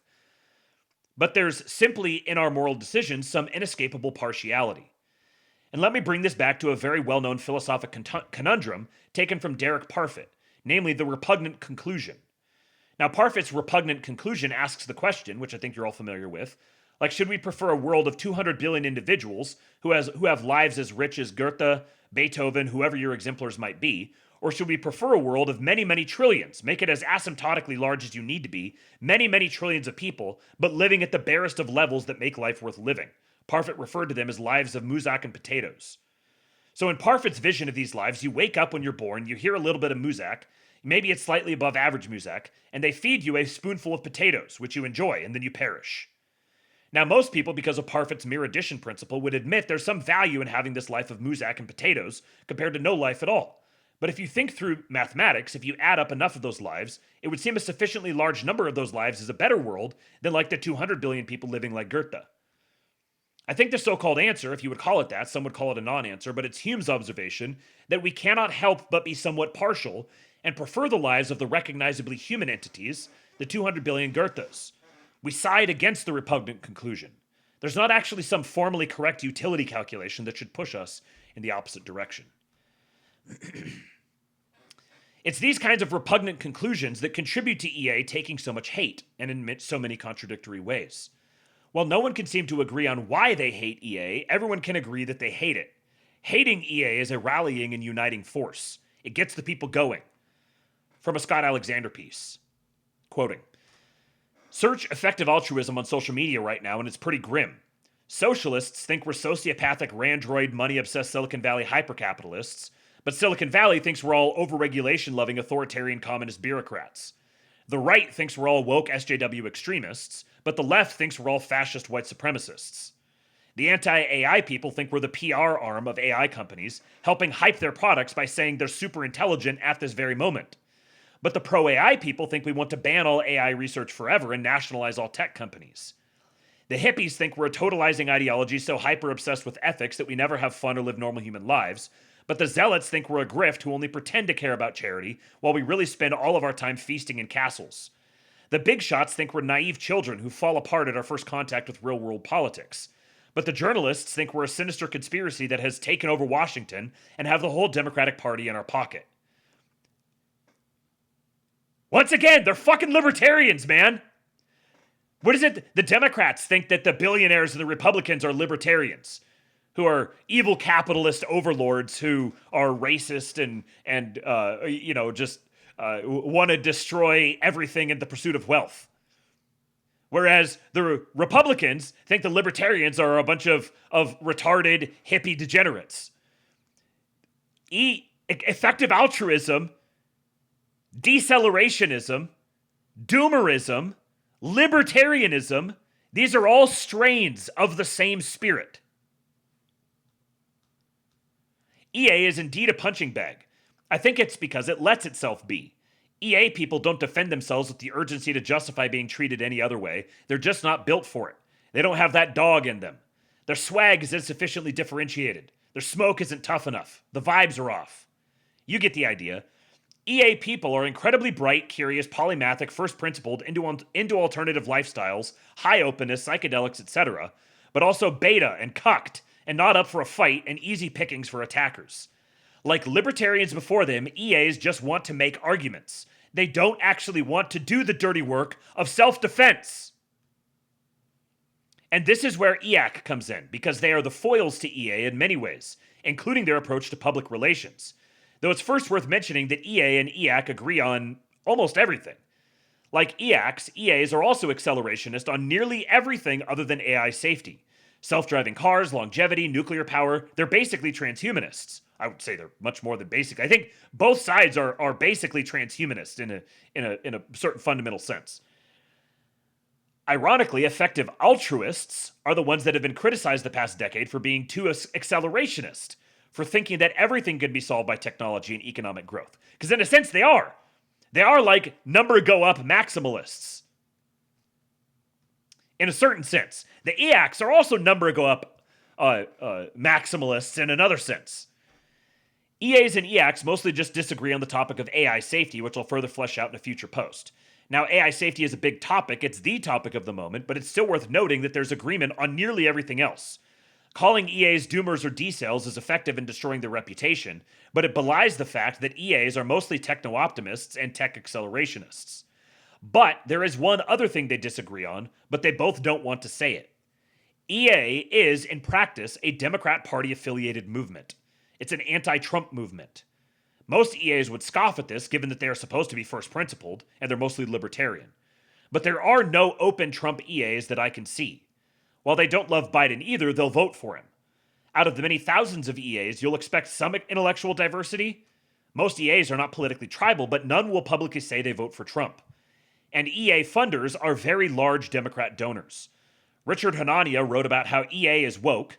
Another EA wrote about how EA sunk $200 million down the drain for prison reform, only to maybe make things worse. To quote Antonio again, "It's shocking how the math always works out to actually support the average midwit liberal Democrat's view. Somehow the math always works out to support what is pretty normie Democratic Party beliefs. It's amazing how the math just works out that way, right?" EAC, by contrast, is a implicit right-coded movement. It's a way for techies to code as right-wing without conceding that they affiliate with Trump or the proles that support him.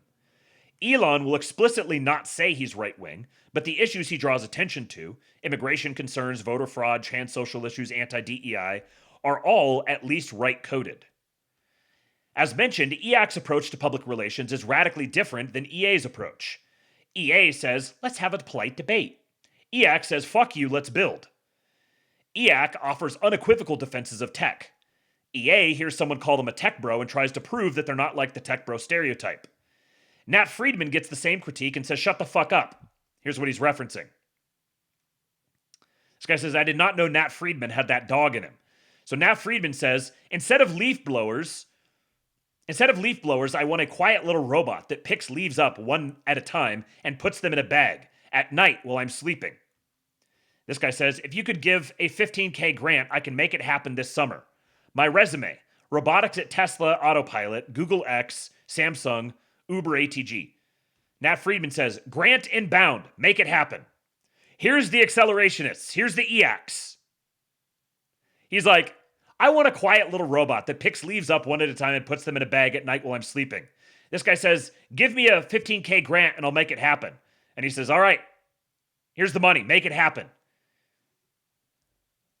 This other guy replied and said, the most tech bro thing someone could come up with. And he said, shut the fuck up, Travis. This is the EAC guys. They are so much more fun than the EA guys. You could just do things, that's right. These are the tech right guys. These are the Gundo guys.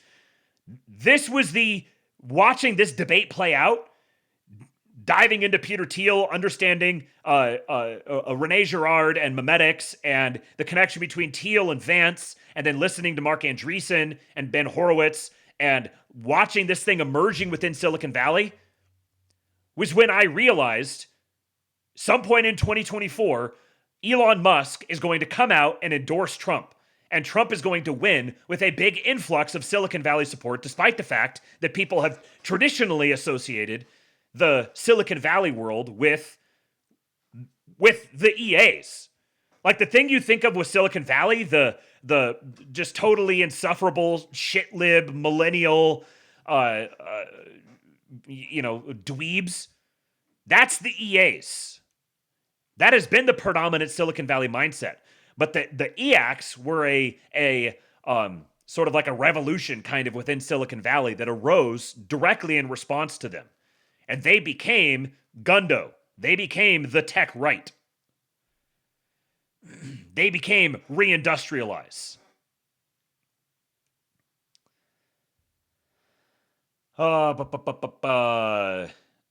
This difference illuminates a broader vibe shift in tech. After Facebook got critiqued in 2016 post-Trump, Zuck apologized for things Facebook didn't even do. He did a cross-country tour and tried to apologize his way into popularity. It didn't work. After trying the beta way, he tried the alpha way. He got jacked, he got into Brazilian Jiu-Jitsu, and he challenged Elon to a fight.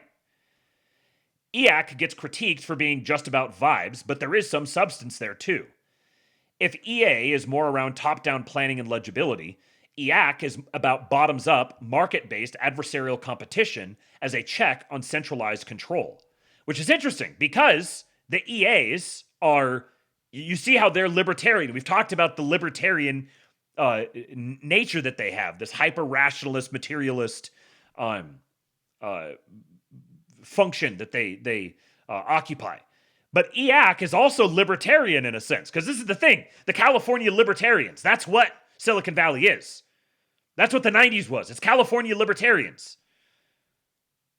EAC is also very libertarian in a sense because they are very suspicious of centralized control. They want decentralized, meritocratic, market-based competition.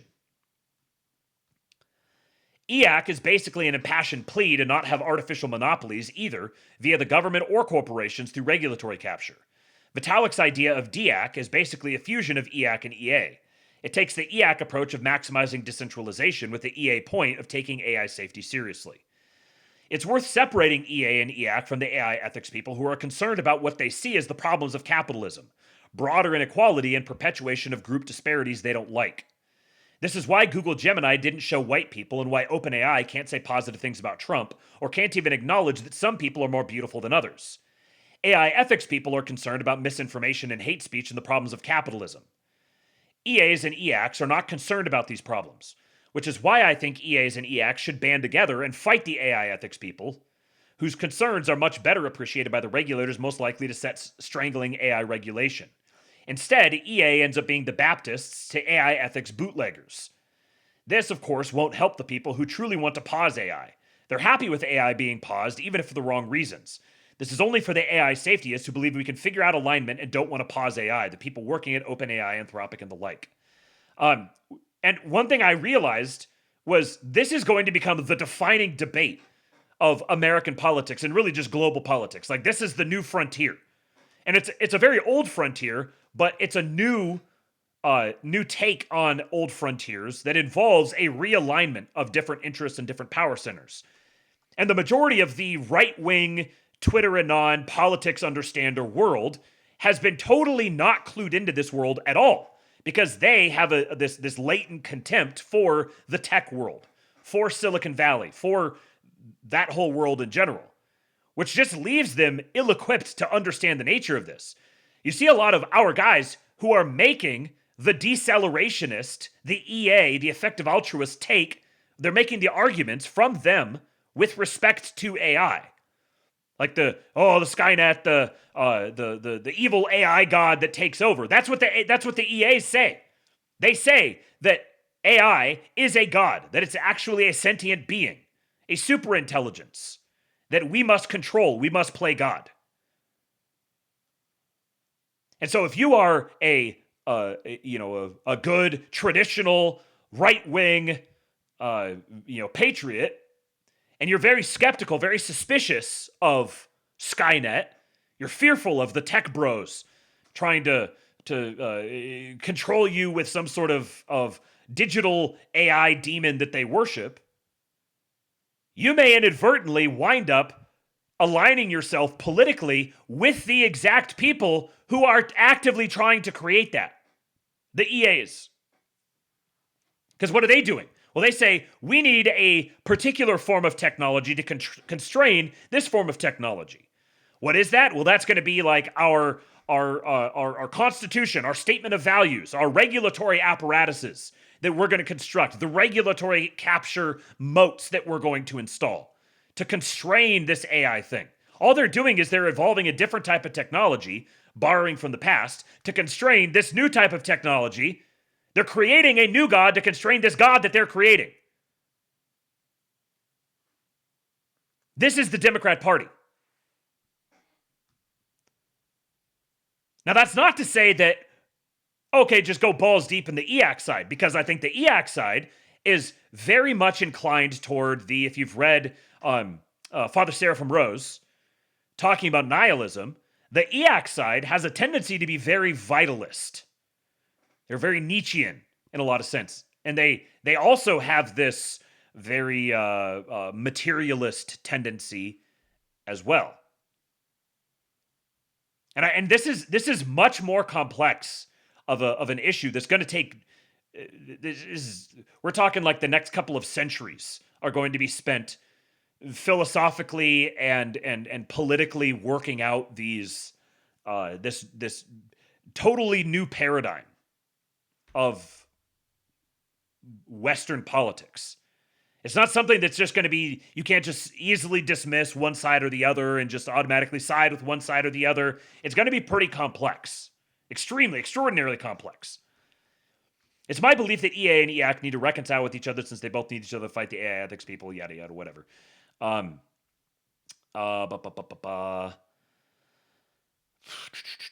Okay, so that was this article here. And so the last thing that I'm going to read now is, I think you guys probably have a pretty good understanding of the effect of altruists. Like that's the, it's libertarians, it's Silicon Valley leftist, libertarian, woke, school marm, regulatory bureaucracies. Like that's the effect of altruists. Extremely autistic about, Malthusian calculations for trying to live life out on a spreadsheet. This is the Techno-Optimist Manifesto from Mark Andreessen, which is seen as like one of the founding documents by the EACs. And there are no ironic effective altruists. There are quite a few ironic EACs because it's a vibe. There's a lot of people who are just like, yeah, this is where the party is. They're big on energy. Like we need to generate energy. Move fast and break things. You can just do things. Let's go founder mode. Like this is the EAC side. Much more given over to shit posting and, like ironically embracing insane things just for the memes. So, Techno-Optimist Manifesto from Mark Andreessen. Posted October 16, 2023.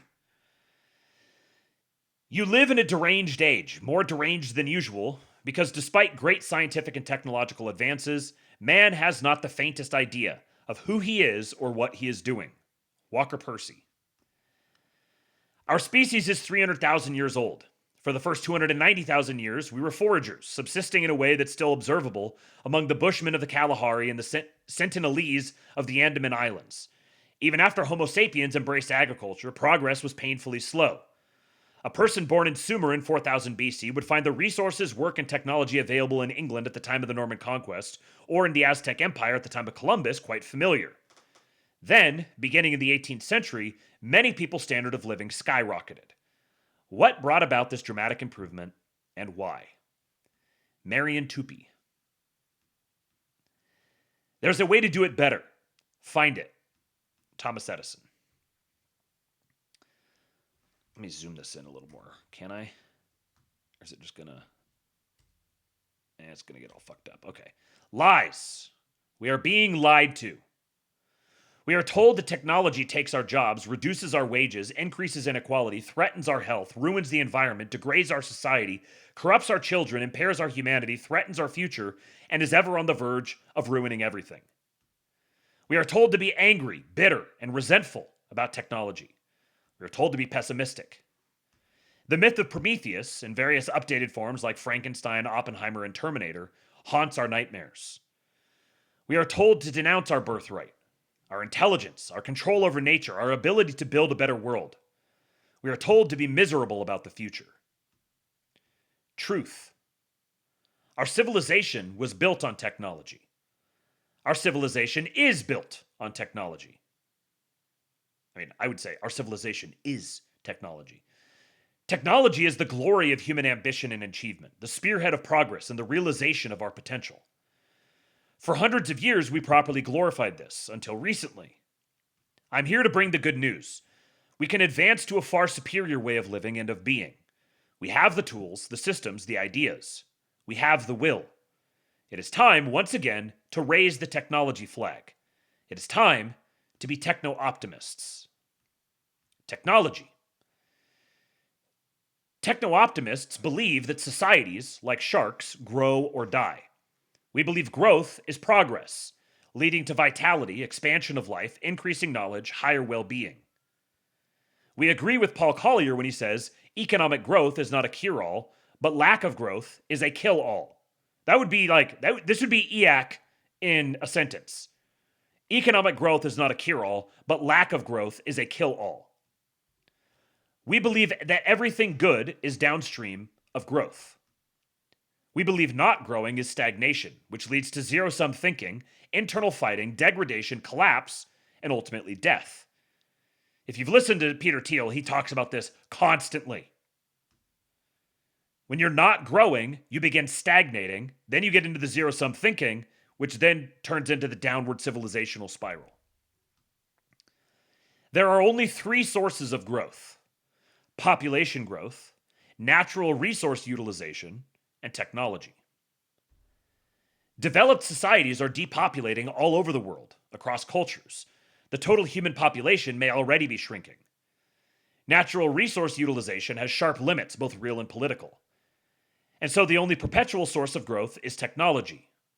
In fact, technology, new knowledge, new tools, what the Greek called techne, has always been the main source of growth, and perhaps the only cause of growth, as technology made both population growth and natural resource utilization possible. We believe technology is a lever on the world, the way to make more with less. It's wild reading this here after listening. I read this back in 2023 when he released it, when he first wrote it. But it's wild reading it now after listening to that Michael Millerman series yesterday, where he's reading through Heidegger, talking about technology, getting really down into the weeds about what technology actually is. Strongly recommend that. If you find this interesting, if you want to go deeper into this, because we're like circling all around it with this techno-optimism thing, just look up Michael Millerman on YouTube and look at his recent 5-part series on Heidegger's, it's like something concerning technology. I can't remember the exact name of it. Economists measure technological progress as productivity growth. How much more we can produce each year with fewer inputs, fewer raw materials. Productivity growth powered by technology is the main driver of economic growth, wage growth, and the creation of new industries and new jobs, as people and capital are continuously freed to do more important, valuable things than in the past. Productivity growth causes prices to fall, supply to rise, and demand to expand, improving the material well-being of the entire population. We believe this is the story of the material development of our civilization. This is why we are not still living in mud huts, eking out a meager survival, and waiting for nature to kill us. We believe this is why our descendants will live in the stars. We believe that there is no material problem, whether created by nature or by technology, that cannot be solved with more technology. Notice he said we believe there is no material problem that cannot be solved with more technology. We had a problem of starvation, so we invented the Green Revolution. We had a problem of darkness, so we invented electric lighting. We had a problem of cold, so we invented indoor heating. We had a problem of heat, so we invented air conditioning. We had a problem of isolation, so we invented the internet. We had a problem of pandemics, so we invented vaccines. We have a problem of poverty, so we invent technology to create abundance. Give us a real-world problem, and we can invent technology that will solve it. I mean, I would definitely quibble with some of these things, but again, like I said, I'm not saying the EAC. I'm not advocating that you go subscribe to the EAC cult. But the purpose of this episode here is really to give you guys as much of a deep dive into this as you can, like to understand the two different perspectives. Because you should probably be able to see at this point, if you've been listening to the show for a while, if you're following the whole Promethean action, Luongo, American system, all that stuff, you should recognize the direct connection between this perspective and the military perspective on China and on reindustrialization, on tariffs. All of these things are all integrated together. You're seeing an emergent worldview here. Markets. We believe free markets are the most effective way to organize a technological economy. Willing buyer meets willing seller, a price is struck, both sides benefit from the exchange or it doesn't happen. Profits are the incentive for producing supply that fulfills demand. Prices encode information about supply and demand. Markets cause entrepreneurs to seek out high prices as a signal of opportunity to create new wealth by driving those prices down. We believe the market economy is a discovery machine, a form of intelligence, an exploratory, evolutionary, adaptive system. We believe Hayek's knowledge problem overwhelms any centralized economic system. All actual information is on the edges in the hands of the people closest to the buyer. The center, abstracted away from both the buyer and the seller, knows nothing. Centralized planning is doomed to fail. The system of production and consumption is too complex. Decentralization harnesses complexity for the benefit of everyone. Centralization will starve you to death. We believe in market discipline. The market naturally disciplines. The seller either learns and changes when the buyer fails to show or exit the market. When market discipline is absent, there is no limit to how crazy things can get. The motto of every monopoly and cartel, every centralized institution not subject to market discipline, we don't care because we don't have to. Markets prevent monopolies and cartels. You can see a little bit of a divergence here because these are not absolutely univocal perspectives. Peter Thiel does not subscribe to this at all about monopolies. He is actually very pro-monopoly. But he's like pro meritocratic monopoly. We believe markets lift people out of poverty. In fact, markets are by far the most effective way to lift vast numbers of people out of poverty and always have been. Even in totalitarian regimes, an incremental lifting of the repressive boot off the throat of the people and their ability to produce and trade leads to rapidly rising incomes and standards of living. Lift the boot a little more, even better. Take the boot off entirely, who knows how rich everyone can get. We believe markets are an inherently individualistic way to achieve superior collective outcomes. We believe markets do not require people to be perfect or even well-intentioned, which is good because, have you met people? Adam Smith, quote, "It is not from the benevolence of the butcher, the brewer, or the baker that we expect our dinner, but from their regard to their own self-interest. We address ourselves not to their humanity, but to their self-love, and never talk to them of our own necessities, but of their advantages." David Friedman points out that people only do things for other people for three reasons: love, money, or force. Love doesn't scale, so the economy can only run on money or force. And I might quibble with that a little bit, but I understand where he's going. The force experiment has been run and found wanting. Let's stick with money. We believe the ultimate moral defense of markets is that they divert people who otherwise would raise armies and start religions into peacefully productive pursuits. We believe markets, to quote Nicholas Stern, are how we take care of people we don't know. We believe markets are the way to generate societal wealth for everyone else we want to pay for, including basic research, social welfare programs, and national defense. We believe there is no conflict between capitalist profits and a social welfare system that protects the vulnerable. In fact, they are aligned. The production of markets creates the economic wealth that pays for everything else we want as a society. We believe central economic planning elevates the worst of us and drags everyone down. Markets exploit the rest of us to benefit all of us. We believe central planning is a doom loop. Markets are an upward spiral. Now, I'll say here again that this is being written in the context of Silicon Valley. They do have a... Again, they are libertarians, very much so. Even the EACs are libertarian in a strong sense, but they're, especially in practice, they're much more like libertarian nationalists. So, like you could read this as an anti-tariff case, but all of these guys are very strongly in support of tariffs as an instrument of national security, they're writing this post in an environment where the central economic planning they're talking about is having AI safety agencies within the government where some sort of managerial bureaucracy of women tells people what they can and cannot do with AI. The economist William Nordhaus has shown that creators of technology are only able to capture about 2% of the economic value created by that technology. The other 98% flows through to society in the form of what economists call social surplus. Technological innovation in a market system is inherently philanthropic by a 50-to-1 ratio. Who gets more value from a new technology, the single company that makes it, or the millions or billions of people who use it to improve their lives? QED. We believe in David Ricardo's concept of comparative advantage. As distinct from competitive advantage, comparative advantage holds that even someone who is best in the world at doing everything will buy most things from other people due to opportunity cost. Comparative advantage in the context of a properly free market guarantees high employment regardless of the level of technology. Some of this is kind of remedial for a lot of you guys probably. But again, consider the context of this.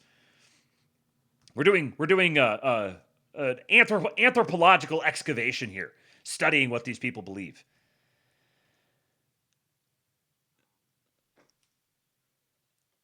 I'm trying to understand what Slutty Milk says, emote mogging the subless cells. Great. Subless cells being owned by Slutty Milk emote mogging on them. Pale Morning Dude said, say what you want about Glenn, but he is good at explaining things. Yeah, referring back to Glenn Beck. He is.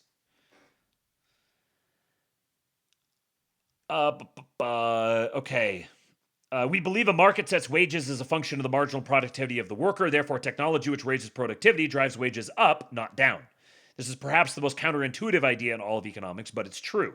And we have 300 years of history that prove it. We believe in Milton Friedman's observation that human wants and needs are infinite. We believe markets also increase societal well-being by generating work in which people can productively engage. What was that phrase that he used in the Against Taste article yesterday? Redemptive labor. The work shall make you free, a wise man once said.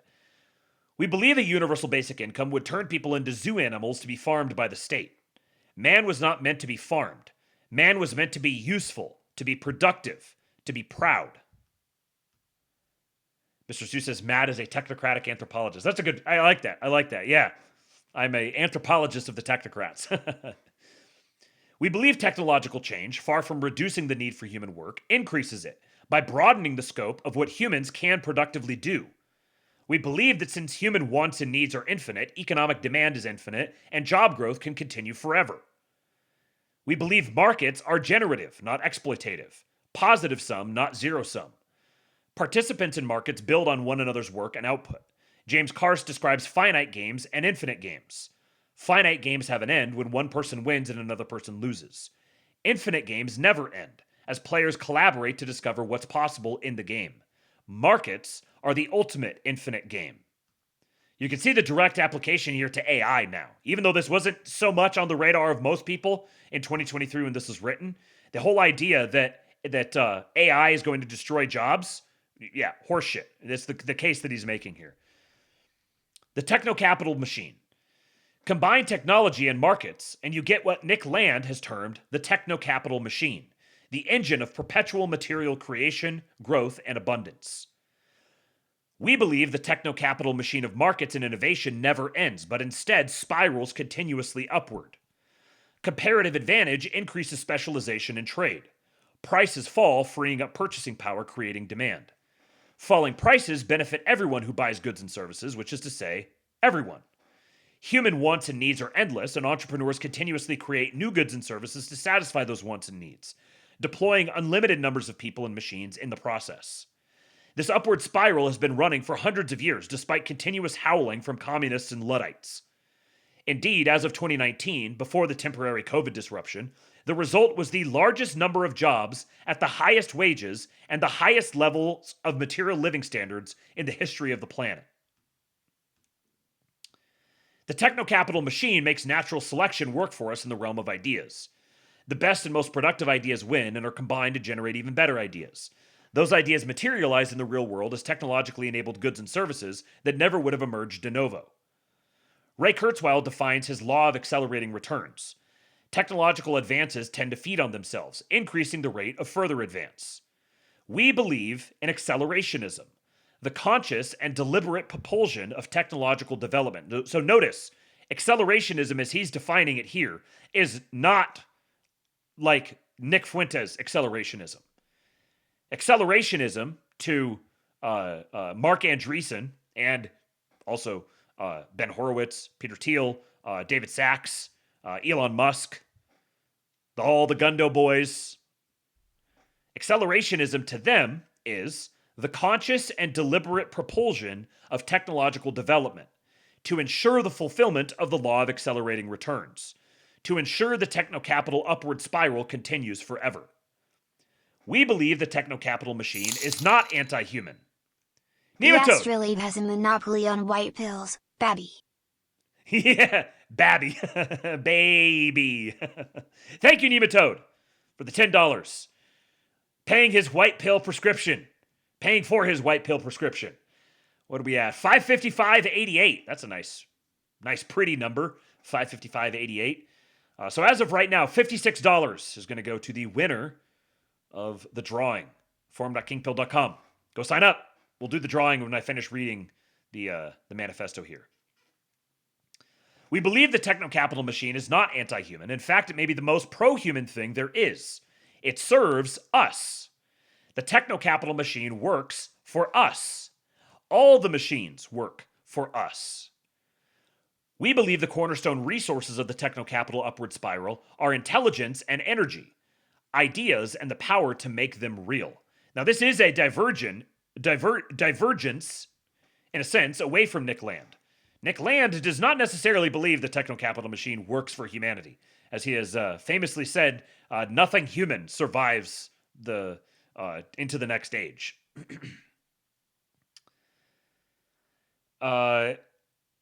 Cheeky says, what happened to the tips page? Can someone please explain to Cheeky what happened to the tips page? I'm going to keep reading. Intelligence. We believe intelligence is the ultimate engine of progress. Intelligence makes everything better. Smart people and smart societies outperform less smart ones on virtually every metric we can measure. Intelligence is the birthright of humanity. We should expand it as fully and broadly as we possibly can. We believe intelligence is in an upward spiral. First, as more smart people around the world are recruited into the techno-capital machine. Second, as people form symbiotic relationships with machines into new cybernetic systems such as companies and networks. Third, as artificial intelligence ramps up the capabilities of our machines and ourselves.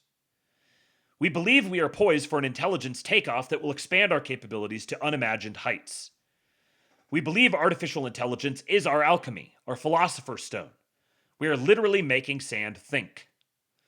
We believe artificial intelligence is best thought of as a universal problem solver, and we have a lot of problems to solve.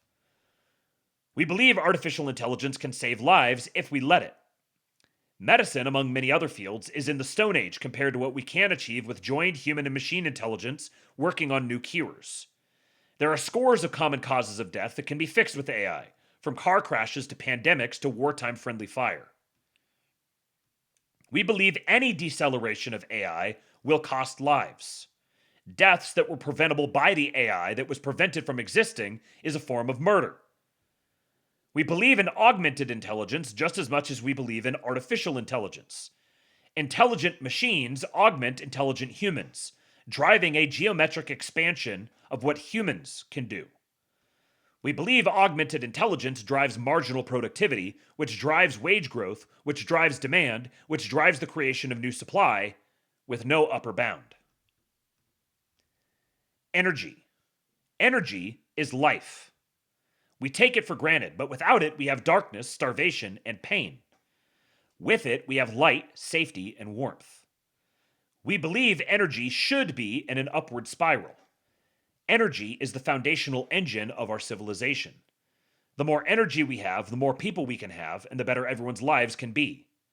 We should raise everyone to the energy consumption level we have, then increase our energy 1,000 times, then raise everyone else's energy 1,000 times as well. The current gap in per capita energy use between the smaller developed world and the larger developing world is enormous. That gap will close, either by massively expanding energy production, making everyone better off, or by massively reducing energy production, making everyone worse off. And this isn't really a false choice here, frankly, because the nature of the EA versus EAC debate is so fundamental, and they are so fundamentally, irreducibly opposed to one another that you're going to get one or you're going to get the other. And this is part of the EAC argument that they make, that this is a delicate balance that we have to maintain. Once you hit that zero-sum thing, where everyone begins arguing over the same limited constraint of resources, that's when you start getting the crushing weight of communism, essentially. That's what breeds communism. So that gap is going to close. The question is it going to close by everyone else being elevated, or is it going to close by all of us being drawn down to the base level of the third world? We believe energy need not expand to the detriment of the natural environment. We have the silver bullet for virtually unlimited zero emissions energy today: nuclear fission. In 1973, President Richard Nixon called for Project Independence, the construction of 1,000 nuclear power plants by the year 2000, to achieve complete U.S. energy independence. Nixon was right. We didn't build the plants then, but we can now, anytime we decide we want to. Atomic Energy Commissioner Thomas Murray said in 1953, quote, "For years the splitting atom, packaged in weapons, has been our main shield against the barbarians. Now, in addition, it is a God-given instrument to do the constructive work of mankind." Murray was right too. We believe a second energy silver bullet is coming: nuclear fusion. We should build that as well. The same bad ideas that effectively outlawed fission are going to try to outlaw fusion. We should not let them. We believe there is no inherent conflict between the techno-capital machine and the natural environment. Per capita U.S. carbon emissions are lower now than they were 100 years ago, even without nuclear power. We believe technology is the solution to environmental degradation and crisis. A technologically advanced society improves the natural environment. A technologically stagnant society ruins it. If you want to see environmental devastation, visit a former communist country. The socialist USSR was far worse for the natural environment than the capitalist US. Google the Aral Sea. We believe a technologically stagnant society has limited energy at the cost of environmental ruin. A technologically advanced society has unlimited clean energy for everyone. Abundance. We believe we should place intelligence and energy in a positive feedback loop and drive them both to infinity. We believe we should use the feedback loop of intelligence and energy to make everything we want and need abundant. We believe the measure of abundance is falling prices. Every time a price falls, the universe of people who buy it get a raise in buying power, which is the same as a raise in income. If a lot of goods and services drop in price, the result is an upward explosion of buying power, real income, and quality of life. We believe that if we make both intelligence and energy too cheap to meter, the ultimate result will be that all physical goods become as cheap as pencils. Pencils are actually quite technologically complex and difficult to manufacture, and yet nobody gets mad if you borrow a pencil and fail to return it. We should make the same true of all physical goods. We believe we should push to drop prices across the economy through the application of technology until as many prices are effectively zero as possible, driving income levels and quality of life into the stratosphere. We believe Andy Warhol was right when he said, "What's great about this country is America started the tradition where the richest consumers buy essentially the same things as the poorest." You can be watching TV and see Coca-Cola, and you can know that the president drinks Coke, Liz Taylor drinks Coke, and just think you can drink Coke too. A Coke is a Coke, and no amount of money could get you a better Coke than the one the bum on the corner is drinking. All the Cokes are the same, and all the Cokes are good. Same for the browser, the smartphone, the chatbot. We believe that technology ultimately drives the world to what Buckminster Fuller called ephemeralization, what economists call dematerialization. Quote from Fuller, "Technology lets you do more and more with less and less until eventually you can do everything with nothing." We believe technological progress therefore leads to material abundance for everyone. We believe the ultimate payoff from technological abundance can be a massive expansion in what Julian Simon called the ultimate resource: people. We believe, as Simon did, that people are the ultimate resource. With more people come more creativity, more new ideas, and more technological progress. It's interesting, there's a parallel here between be fruitful and multiply and exercise dominion over the earth. Here's the danger on the EAC side. If the EAC side is pursued from a secular lens, this is the Tower of Babel. EA is the same. I think EA is fundamentally, irreducibly secular. EA is only permanently rooted in Malthusianism and self-worship, worship of humanity. I think EAC can be done as a self-worship. And that is the danger here. What would the this is where it's kind of like the vitalism. It's kind of like the Father Seraphim Rose's nihilism when he talks about vitalism. That's the big danger, the big downside with EAC. It's not necessarily the actions themselves.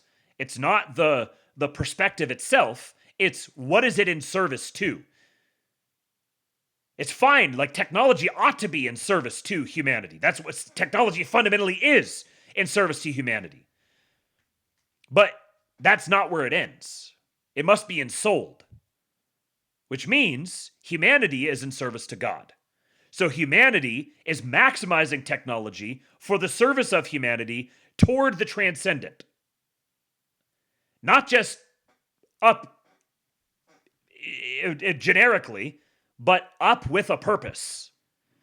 Going back to yesterday's thing, I told you yesterday's show and this show are connected. Yesterday's show, talking about Against Taste, where he talks about that little trinity, where you have the patron, you have the craftsman, and then you have the transcendent. So if technological progress and development is done pursuant to the transcendent in this relationship between the patron and the craftsman, then I think we're on the right track. Christian Gundo bros will spread and mog. Yes. So yeah, this is an expression of be fruitful and multiply and exercise dominion over the earth. However, only when it's done pursuant to that end and not as an end in itself. Remember Goodhart's law, Goodhart's theorem, that when a measure becomes an end in itself, then it ceases to be a good measure. So if you are if you're doing this for its own sake, simply, then it falls apart. And that right there, that is the spirit of the Tower of Babel. That is the spirit of empire, of the empire, the imperial cycle. So this is an old thing. It's a new thing, but it's also an old thing. We believe our planet is dramatically underpopulated compared to the population we could have with abundant intelligence, energy, and material goods. We believe the global population can quite easily expand to 50 billion people or more, and then far beyond that as we ultimately settle other planets. We believe that out of all of these people will come scientists, technologists, artists, and visionaries beyond our wildest dreams. We believe the ultimate mission of technology is to advance life both on Earth and in the stars. Not utopia, but close enough. However, we are not utopians. We are adherents to what Thomas Sowell calls the constrained vision. We believe the constrained vision, contra the unconstrained vision of utopia, communism, and expertise, means taking people as they are, testing ideas empirically, and liberating people to make their own choices. We believe in not utopia, but also not apocalypse. We believe change only happens on the margin, but a lot of change across a very large margin can lead to big outcomes. While not utopian, we believe in what Brad DeLong terms slouching toward utopia, doing the best fallen humanity can do, making things better as we go. Becoming technological supermen. We believe that advancing technology is one of the most virtuous things that we can do. We believe in deliberately and systematically transforming ourselves into the kind of people who can advance technology. We believe this certainly means technical education, but it also means going hands-on, gaining practical skills, working within and leading teams, aspiring to build something greater than oneself, aspiring to work with others to build something greater as a group. We believe the natural human drive to make things, to gain territory, to explore the unknown, can be channeled productively into building technology. We believe that while the physical frontier, at least here on Earth, is closed, the technological frontier is wide open. We believe in exploring and claiming the technological frontier. We believe in the romance of technology, of industry, the eros of the train, the car, the electric light, the skyscraper, and the microchip, the neural network, the rocket, the split atom. We believe in adventure, undertaking the hero's journey, rebelling against the status quo, mapping uncharted territory, conquering dragons, and bringing home the spoils for our community. To paraphrase a manifesto of a different time and place, beauty exists only in struggle.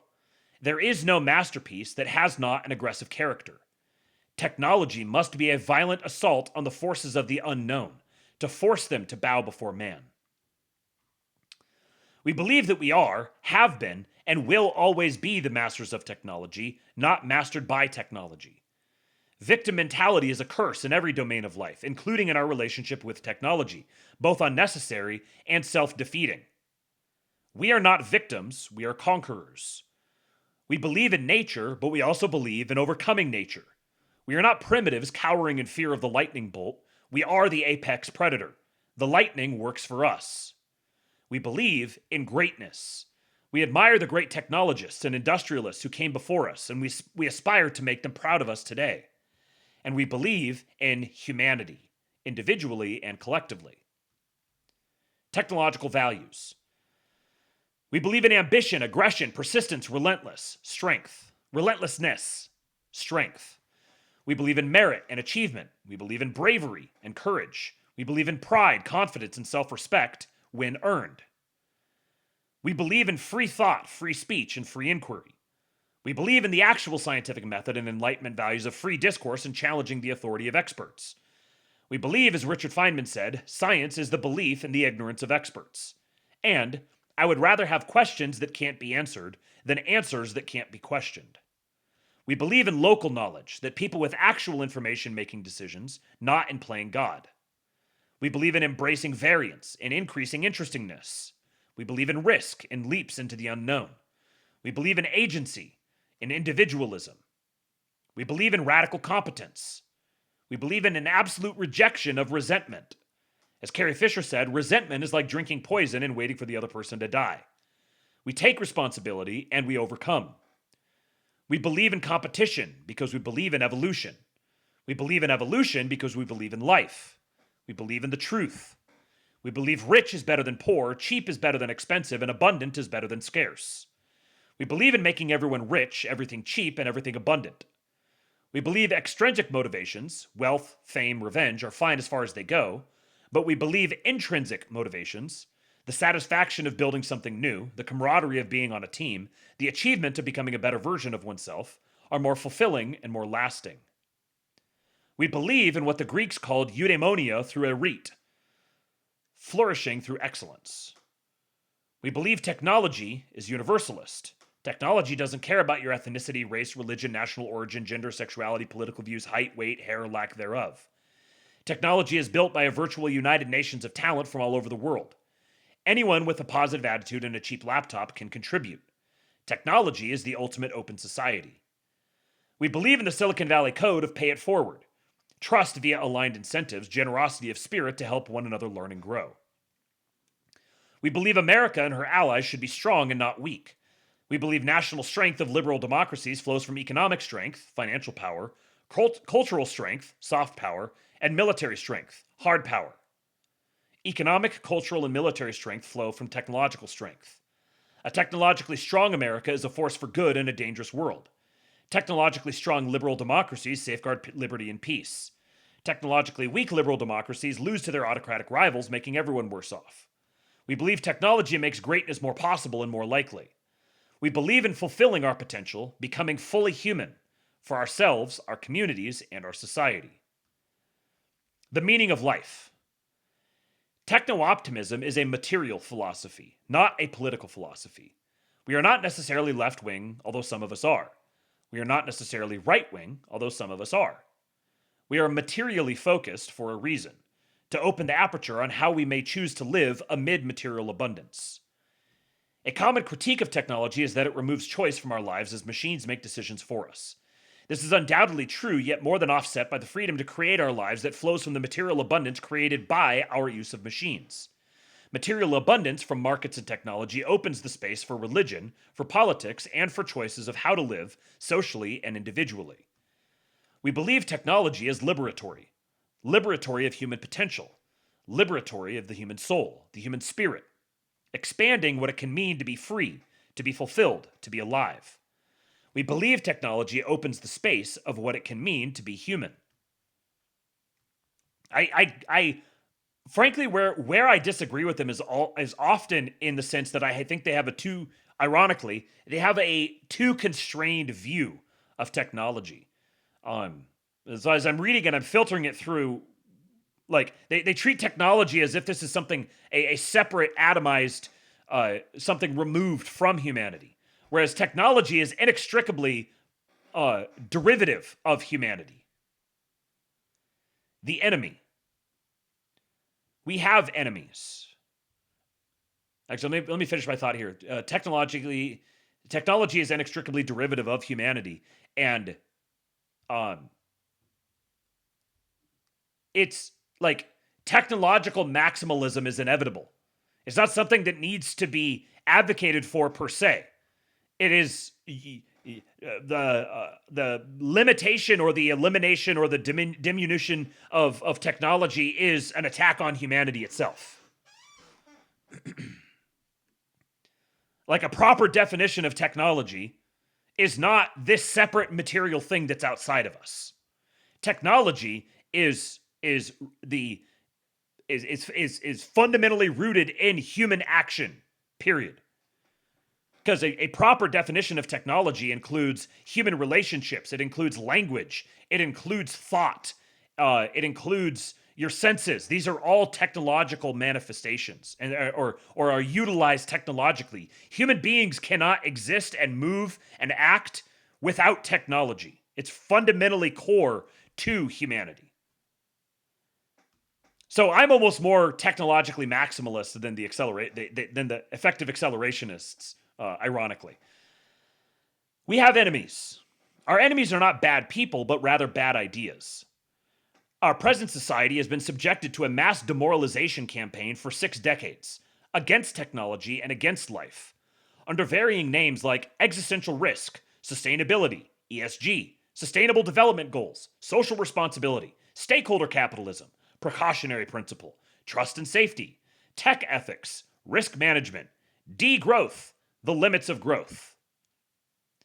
This demoralization campaign is based on bad ideas of the past, zombie ideas, many derived from communism, disastrous then and now, that have refused to die. Our enemy is stagnation.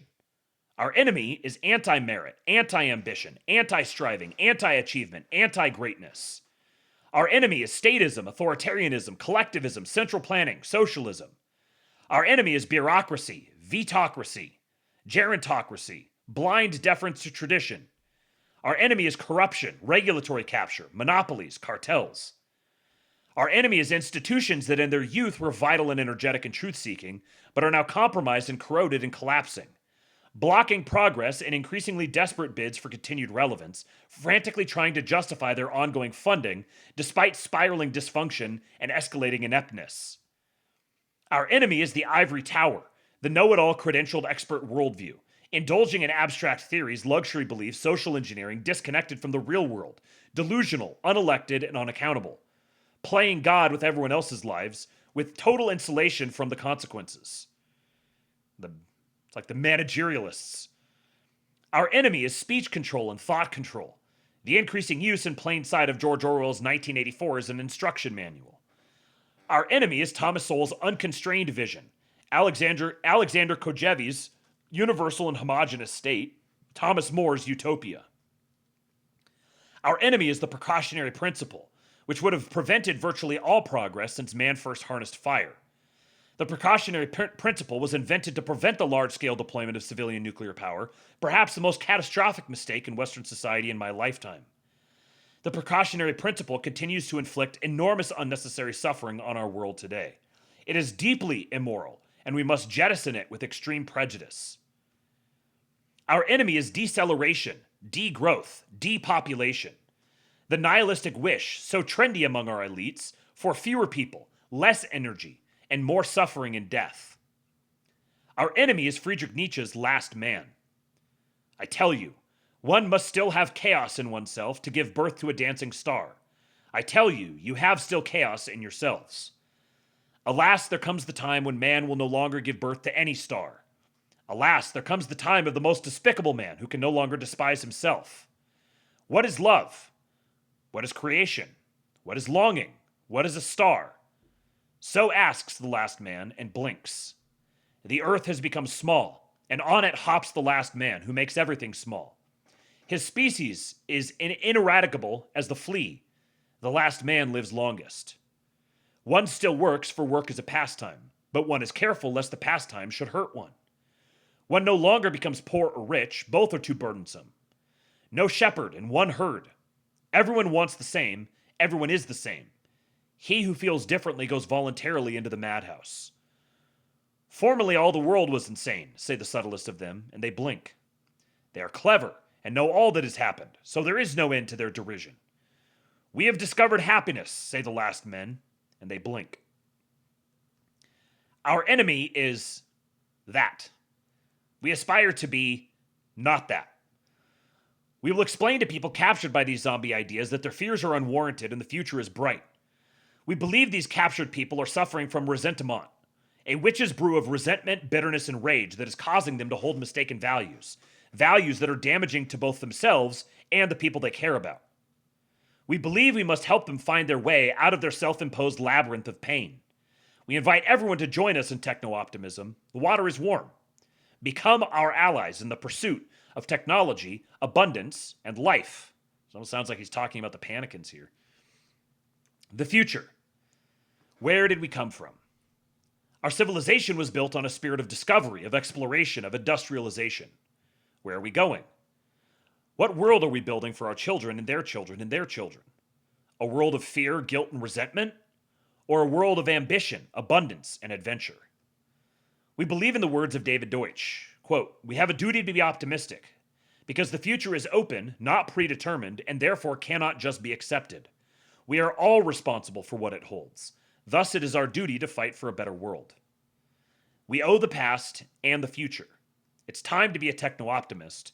It's time to build." And then I got a list here. Patron saints of techno-optimism. In lieu of detailed endnotes and citations, read the work of these people and you too will become a techno-optimist. There may be some names that you recognize in here. Some are gay. Some are less gay. Some are actually kind of cool. James Burnham is one of them. John Galt. John von Neumann. Joseph Schumpeter. Mises, of course. Matt Ridley is interesting. Nick Land. Explicitly referencing Nick Land. This was, in late 2023, this was rather revolutionary. Richard Feynman, Stephen Wolfram, Vilfredo Pareto. So, that is EAC. As distinct from the effective altruists. So I'll say once again, like obviously in the political sense, EAC is vastly more of a, you know, if I've used my framework before of the friends, allies, and enemies. I see the EACs as somewhere split between friend and ally. To the extent that they are Christian and that they have an appreciation for and a humility before the transcendent, I'd call them straight up friends. To the extent that they are not, I would consider them, in the political sense, allies. And the effective altruists are like 100% enemies. It's possible that maybe like an effective altruist could be, in a narrow sense, in a certain domain, might be an ally. Definitely don't see it. in general. But the EACs are much closer to, at a minimum, they're very much allies, and some of them are even friends. All right, I see you guys in the chat are talking about, apparently we're all going to war in Iran now. So this was the last lab. We are all going to die, going to war for Israel. The rest of this, all of this was completely unnecessary. You didn't need to listen to all of this because we are about to die. So it was nice knowing you guys, and I will leave you to your to your death for Zog. Cheeky says technology can only be contained in a Christian world. Correct. Yep. In fact, you might even say that Christianity is like the Edenic mandate, dual mandate. Here's the dual mandate nobody talks about. Be fruitful and multiply, and to exercise dominion over the earth, to cultivate the earth and exercise dominion over it. These are, in as I know now, in the Heideggerian sense, these are two expressions of technology. This is like the productivity from the thing in itself, and then productivity by using something outside of it, right? From the perspective of humanity. So you must produce actual humans, and then you also must cultivate technology. You will have technology. Technology is going to be a natural emergent consequence of humanity existing and acting. And so a fundamentally Christian responsibility is the cultivation and domestication, you might say, of technology. Being anti-technology is just like putting your head in the sand. There is no coherent anti-technology case that you can make that would align with Christianity. In fact, this is what we are here for, is to deploy technologies, whether those technologies are the family or the community, the tribe, the nation, the state, the city, those sorts of technologies in the political domain, or if it's building a home, or teaching your son how to manipulate the world around him to be able to provide for his own future family. These are all interfaces with technology. We aren't called to run away from technology. We are called to tame it, to utilize it, to exercise dominion over the earth, and then to be fruitful and multiply. But, okay, everyone's talking about war with Iran now, so I kind of want to go see what's happening. And it's late, so 1:30. Hopefully this was a good fry lab for you guys, and we'll probably talk about some of these things. I guarantee we're going to talk about more of this in the future. E.R. Hank says, the fact we're here reviewing techno-philosophical discourse while Dune Lords whack each other is the exception, proving the rule. Yeah. Yeah. Wake up, it's happening. Yeah, okay, I understand it's happening. So I will, wait. We got to do the drawing. Hold on. Hold the fort. Forum.kingpill.com. We've got a drawing to do. Let me just double check, make sure nothing else came through that I didn't add into the total. So, well done, you guys. You did not go use Ko-fi tonight. Good for you. Let me just double check Cash App and Venmo real quick. Ensure nothing else came in so I don't shortchange anyone. Okay, so our total is $56. Someone is going to get a gift card for $56 tonight. I got to update. Let's see here. We got 25, 26, 27, 28. Okay, just scanning real quick to make sure there's no duplicates. Hold on a second here. This says Okay. All right. Now, let me pull this onto the screen. ASTROLAB giveaway. We are going to randomize between 1 and 28. So equals rand between 1 and 28. Da da da da da. 5. Who is 5? Ben Shapiro 128. Oh no. Oh, sorry. False alarm. Hail victory. I was looking at the column over here instead of the actual number here. Hail victory. You are the winner. For Ben Shapiro on 2X, if he's still listening or when he listens to this, he's going to get so excited for a second there. My bad. Hail victory. Congratulations to you, sir. $56 will be coming to you. So I will reach out to you. I know how to get a hold of you. I will reach out to you and find out what retailer you want your $56 gift card from. Congratulations to you, and thank you to everyone who contributed to the tip goal tonight. A little value for value between you and me, and then someone gets something back. Sorry to the rest of you who did not win. Better luck next time. May the odds be ever in your favor. Yada, yada, yada. 230 racks of Keystone. Yeah. Find out from Hail Victory what he wants it for. You just going to go get yourself some beer? No, not during Lent. Can't happen during Lent. Got to wait until after. All right, I am going to call it a night. Thank you guys for showing up and listening and chatting and contributing to the goals. Go sign up for the King Pilled Discord, kingpilled.com. Follow me on X at kingpilled.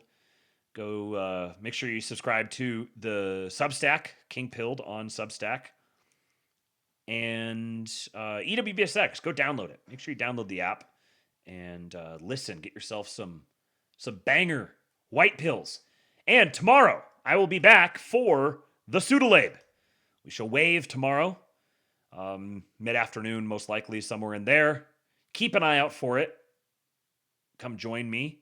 And there'll be another opportunity to win tomorrow, because for the Saturday shows, they're usually a little lower viewed, so I cut the tip goal in half. I drop it to 200.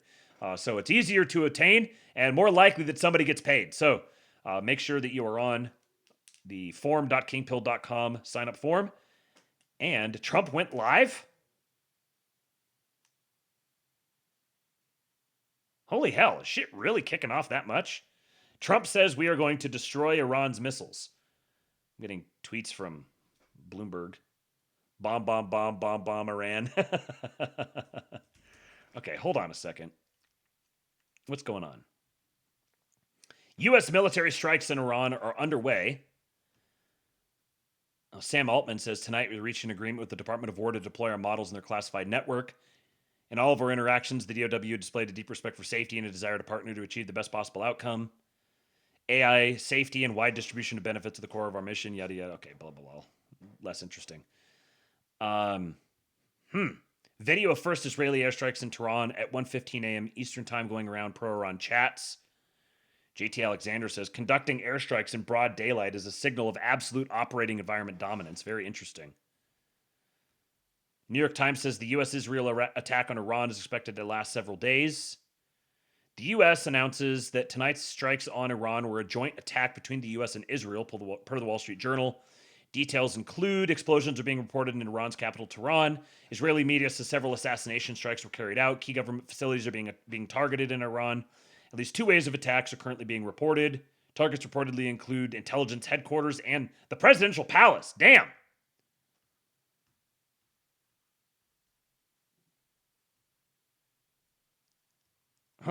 This is back to the Anthropic thing.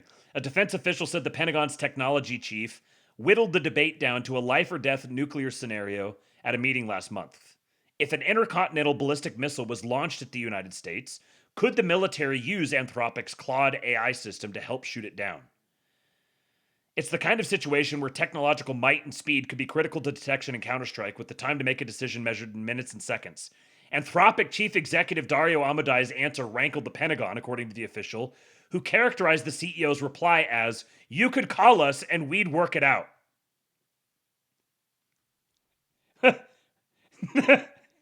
There's an ICBM that has been launched at the continental United States, and you have to call Dario Amodei and request permission to shoot it down.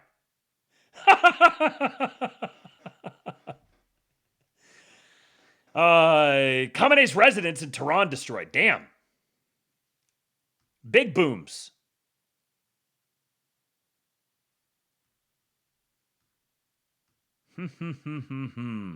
Well, funny because, in case you had any idea what's going on behind Anthropic, Katy Perry is signal boosting the fact that she just paid for the $215 annual Claude Pro plan. So Justin Trudeau's main squeeze is performatively paying for the service provided by the company that just told the Pentagon, if there was an ICBM headed at the United States and you needed our technology to shoot it down, you could call us and we would have a chat and decide whether or not we wanted it. You should be able to tie those together.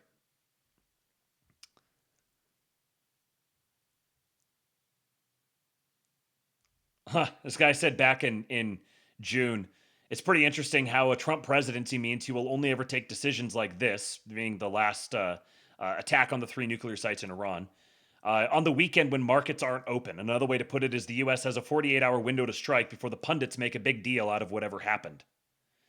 And this is Sayla _ says, still so fucking funny how the U.S. military has learned they're allowed to bomb whoever they want, but it has to happen on a Friday night so the market cannot react until it's over.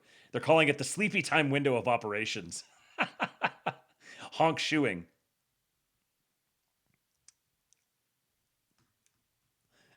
ZRHP shares a screenshot.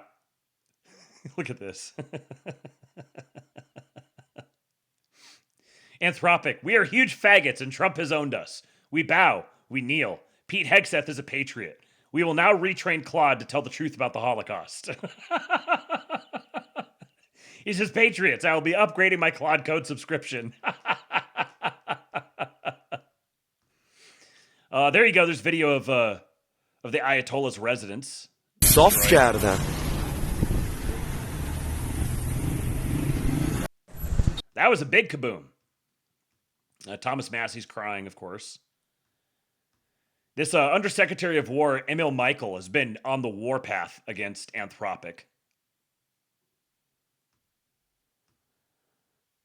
Timeline of events. Today at 9:04 p.m., no response yet to my calls or messages to Dario Amodei. Today at 8:25 p.m., Anthropic writes, we have not received direct communication from the Department of War. Today at 5:14 p.m., SecWar tweets supply chain risk designation. Today, I call Dario's business partner at 5:02 asking to speak to Dario because he hasn't gotten back to me. She's typing while we speak and likely has lawyers in the room with no notification to me. That's a guess. California's a 2-party consent law, so I'm hoping no laws were broken. Says she will try to locate him. I called Dario at 5:01, no answer. I messaged Dario asking to talk as well. Today, Dario sends an email with red lines at 3:51. It's all out of order. I don't understand what the point he's trying to make here. POTUS sends the truth at 3:47. Yeah, it says this isn't good faith.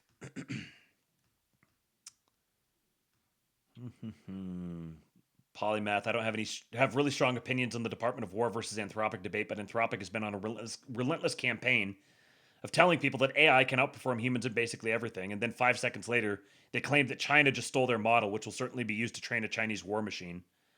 While I'm sympathetic to the this is against our ethics argument, they've spent months claiming they have a god-tier super weapon and that China just stole it. But they feel really squishy about letting the U.S. Defense Department have access to the super weapon China stole from them. I think they've painted themselves into a corner. Yeah, no kidding.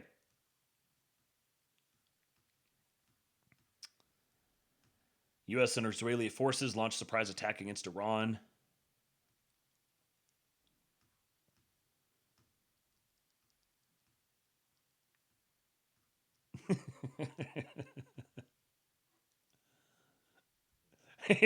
Columbia student detained by ICE will be released after Mamdani meeting with President Trump. This is the chick.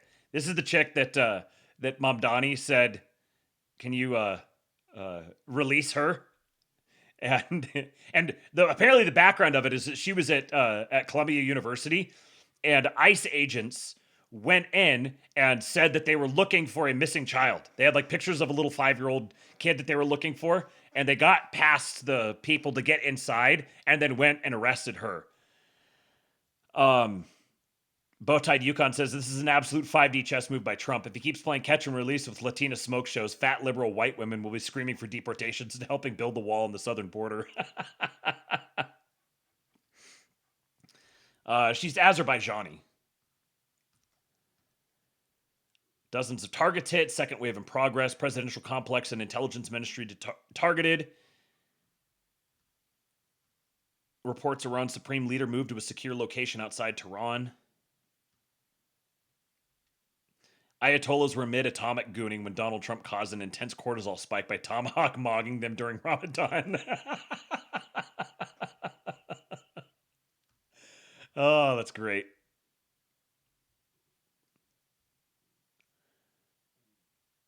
My guess is that we find out that the entire narrative about this is wrong. It's not about the contract or the legalese, it's about trust. And Dario et al. Said some stuff that blew up that trust. Rationalists are a bit infamous for failing to understand how to talk to normal people. You're right. And then that, you could call us and we work it out on the ICBM. Imagine like military generals. Imagine some sort of like crusty colonel at the Pentagon talking to this autistic Silicon Valley computer nerd. And he's like, all right, so we got to use your fucking like technology. So let's say ICBM, someone's trying to nuke the United States. Are you going to drop your like red line thing and allow us to use your technology for taking out this ICBM? And he's like, well, let's see. I would have to do the calculations and determine the net positive value of the maximal number of people. And this colonel's like, get this fucking nerd out of here. I don't want anything associated with him ever in the Pentagon ever again.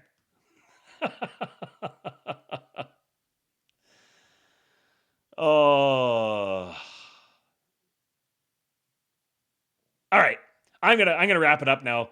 Enjoy your following of whatever happens. I am completely unfazed and grateful that I have a president like Donald Trump, who I trust to take care of these things, and I don't need to worry about it.